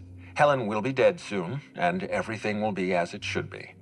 Inspector, I didn't realize the transmission was running. Are you ready to begin the next phase of our plan? I have a habit of externalizing my private thoughts. Don't worry about it. Not just anyone, my queen. There's no need to give me that look. You'll have an audience with her soon enough.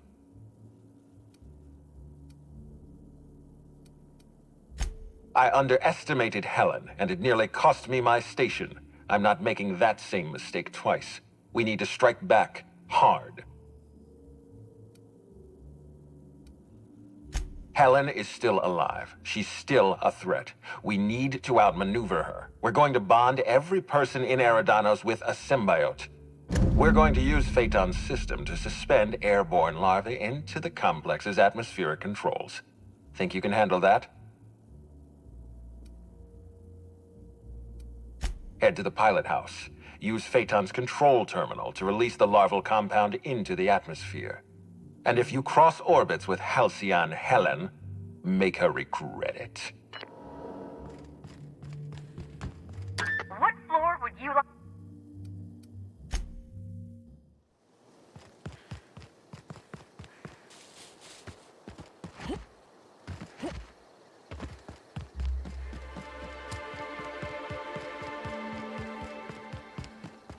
Take your best shot, asshole.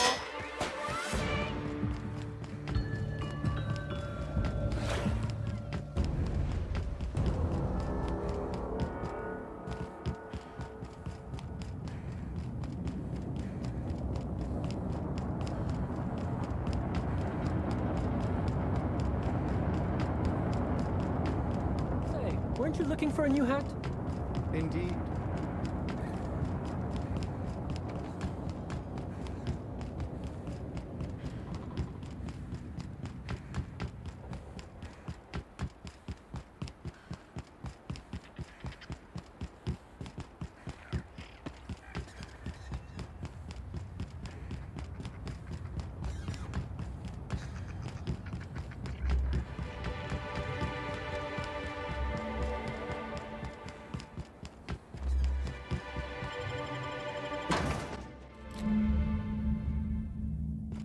So, you sided with Ludovico, Inspector. You fool. Did you think I would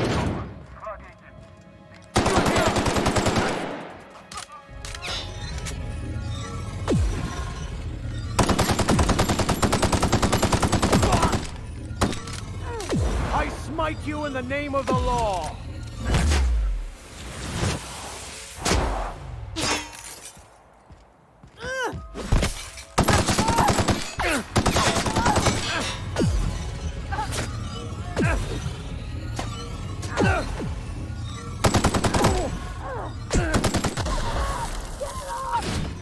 Nice hit! No! We were destined to prevail.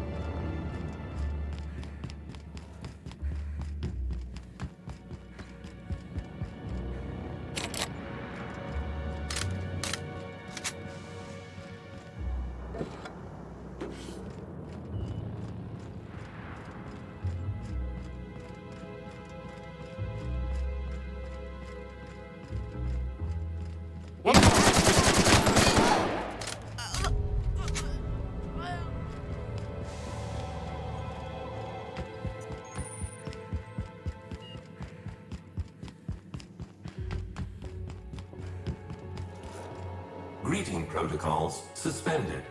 All non-essential protocols suspended. Phaeton is standing by for larval compound dispersal. Unable to disperse the larval compound while the reactor is unstable. Warning. Reactor unstable. Phaeton cannot disperse compound until stability is restored.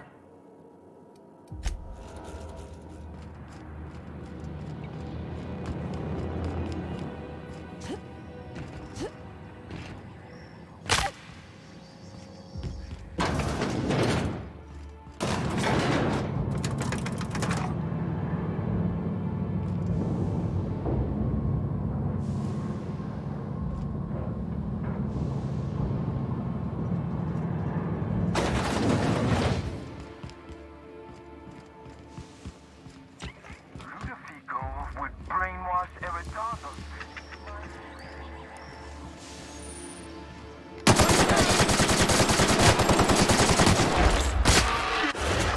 May the law have mercy on you. I won't.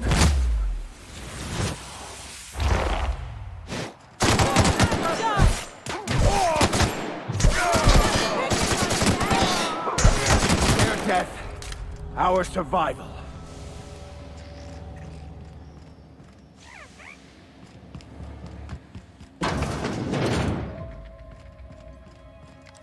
How it's done.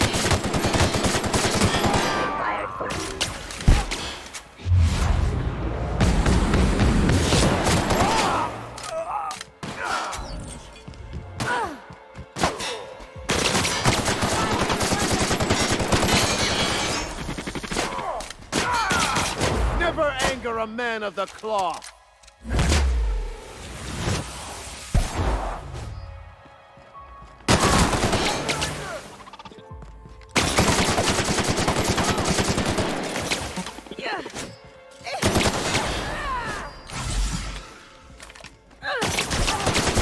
Destined to die.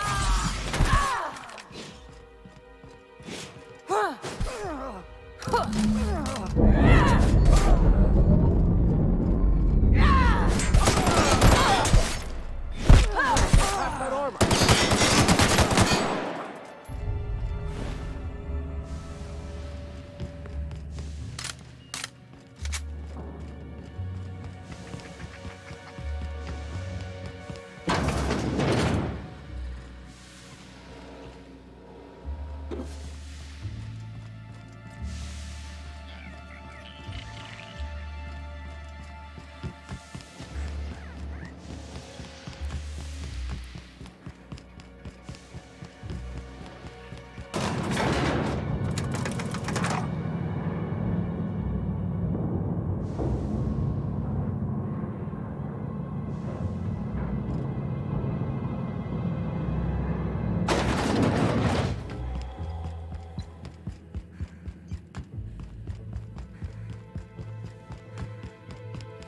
I don't understand. For the life of me, I cannot understand why you sided with that monster.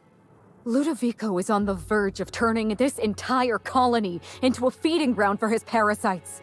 And you threw in with him? Why?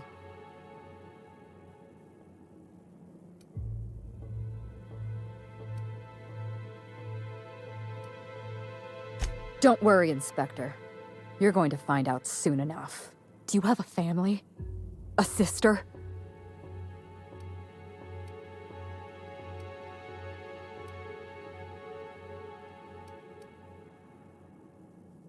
I see what you're trying to do, so I'm gonna give you a pass on calling me family. That's quite the touching sentiment, Captain. If someone hurt your crew, you'd hunt them down. You'd make them suffer. Belinda was my sister. I loved her. And if anyone so much as laid a finger on her, I'd end them. I'm going to kill Ludovico. And if you stand in my way, I promise you, I'll go through you. We're through talking. Goodbye, Inspector. We won't meet again. Make him regret it. Let's go. I'm not getting through. I've had quite enough of you!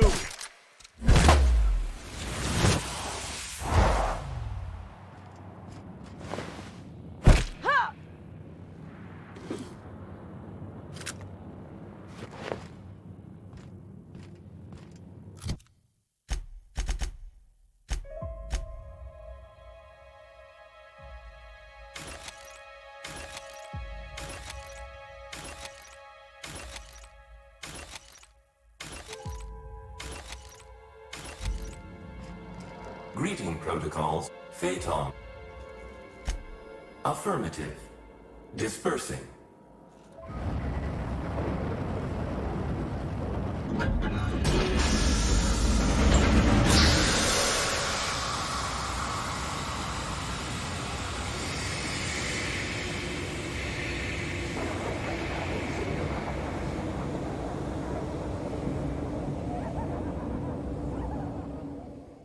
Incoming message from Rizzo's distillation station.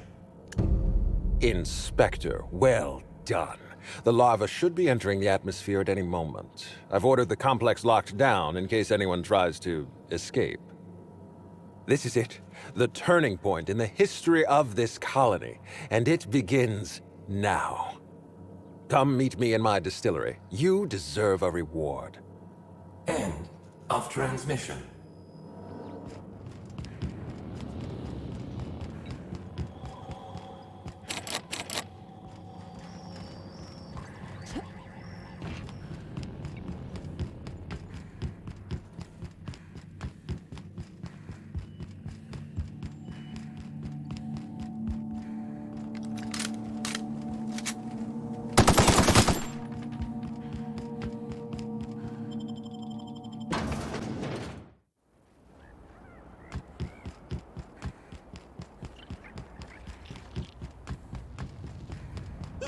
They got the drop on us. Smile, damn you!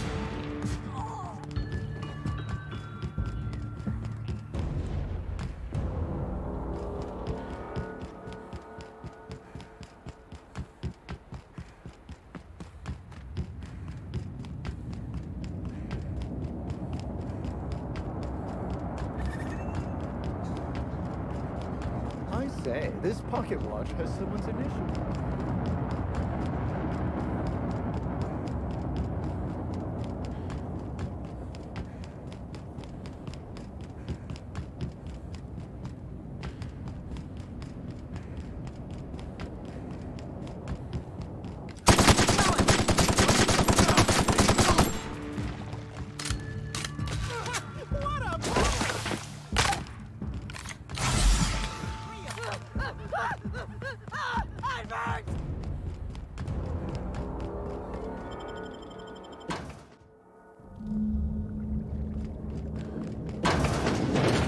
Their mistake.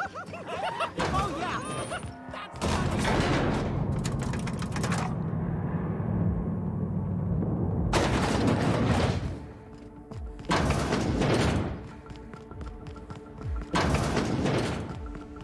Me? Smile, damn you!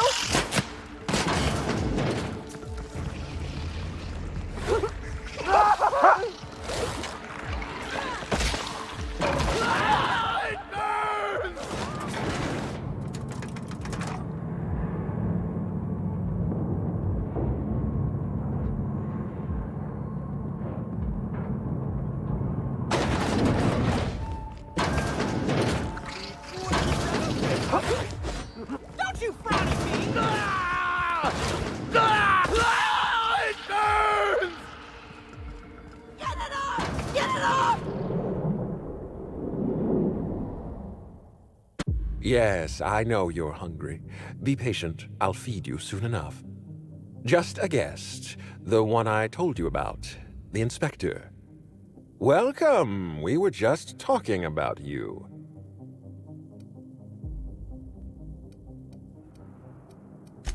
Ah, my superior and I. You've done a beautiful thing for my queen. You've made a host out of every human being in this complex. You've given homes to her myriad spawn. Every human body has become a cocoon for our symbiotes. In time, they will transform into a happier, better version of themselves. Halcyon will transform. My queen is pleased beyond description. Her excitement has whetted her appetite. She's practically writhing with hunger.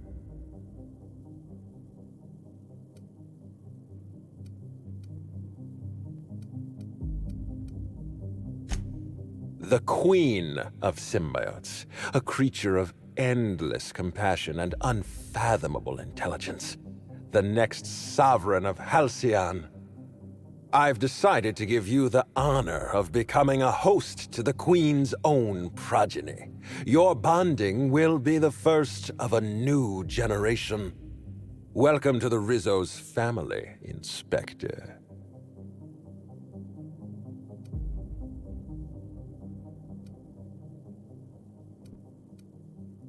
Please don't make this difficult. I promise, the experience is entirely painless.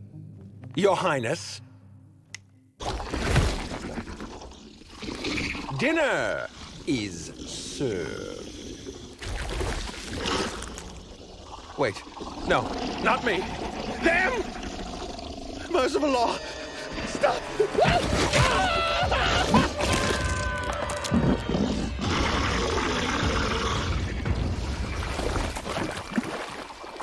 Make him roll.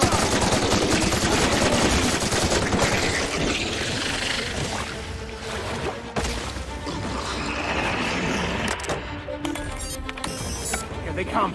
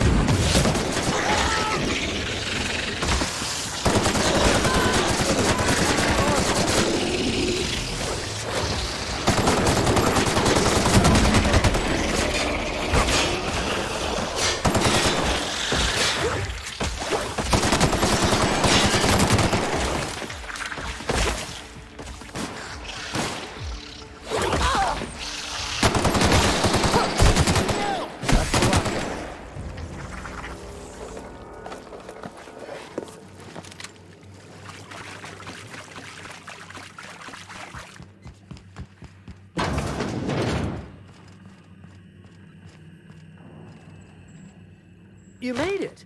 I guess happy customers really are repeat customers. Here, I had something I wanted to give you. This is a golden ticket, good for one free tour of the purpleberry orchards. This is my way of showing you that I appreciate you just for being alive. Hey guys, again!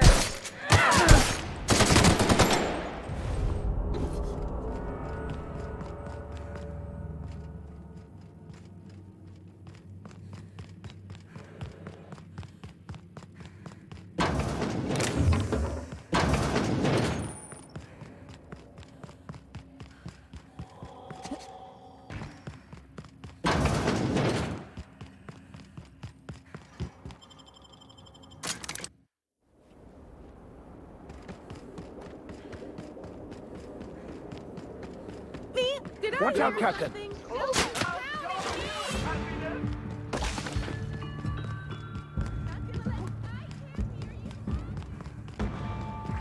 I'll show you happiness!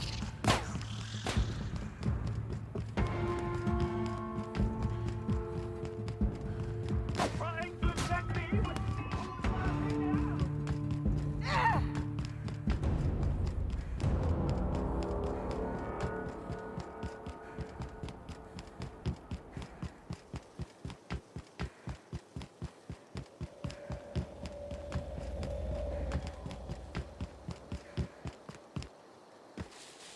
Me?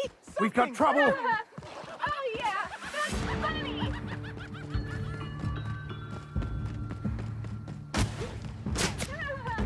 Oh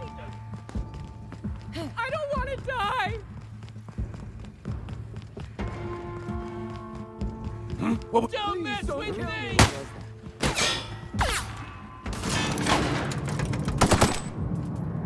Bring you up by your gun!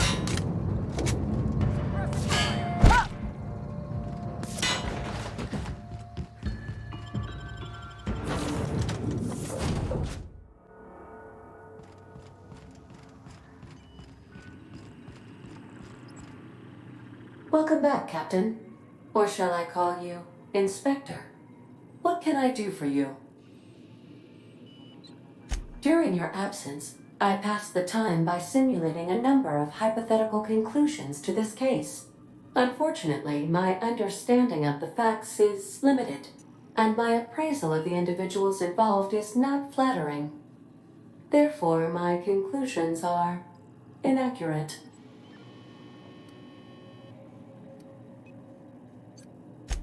Yes, Captain. Thank you for satisfying my curiosity subroutines. Administrator Ludovico killed Halcyon Helen?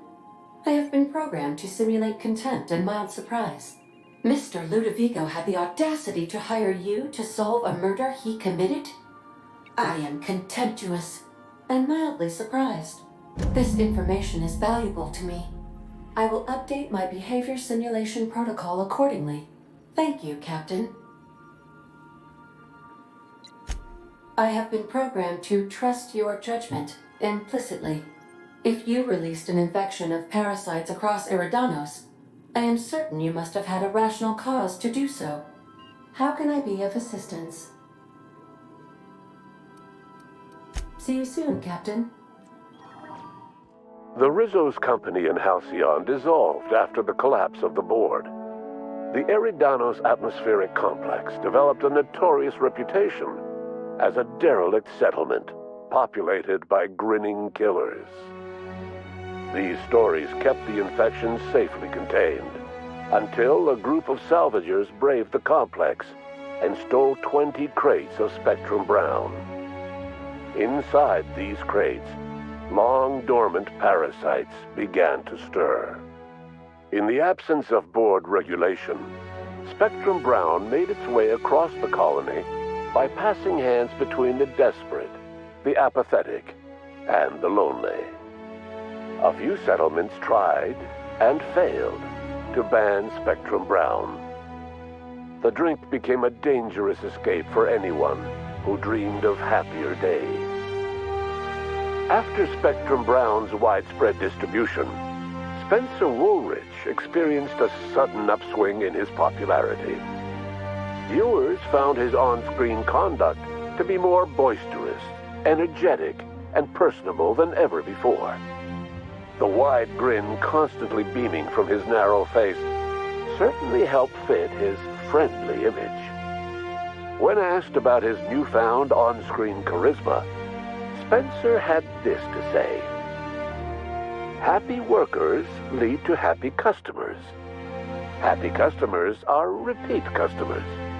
Bertie Holcomb adapted to his new role as a host for parasitic slugs surprisingly well.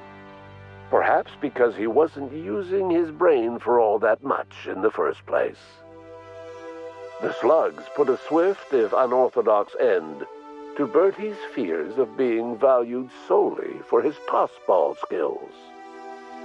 Of all the infected in the colony, Bertie's wild, beaming smile would always be the most genuine. The prophet of profitability was not spared from the infection quickly overtaking Eridanos. Due to her newfound chronic delight, the prophet was no longer able to effectively advise her clients on productivity. Her disciples, similarly bliss-enwrapped, lost interest in the hot, cold walks and hourly purges. Despite all this, the prophet's spirits were hardly dampened. After all, she no longer had the capacity to worry about any of her business rivals.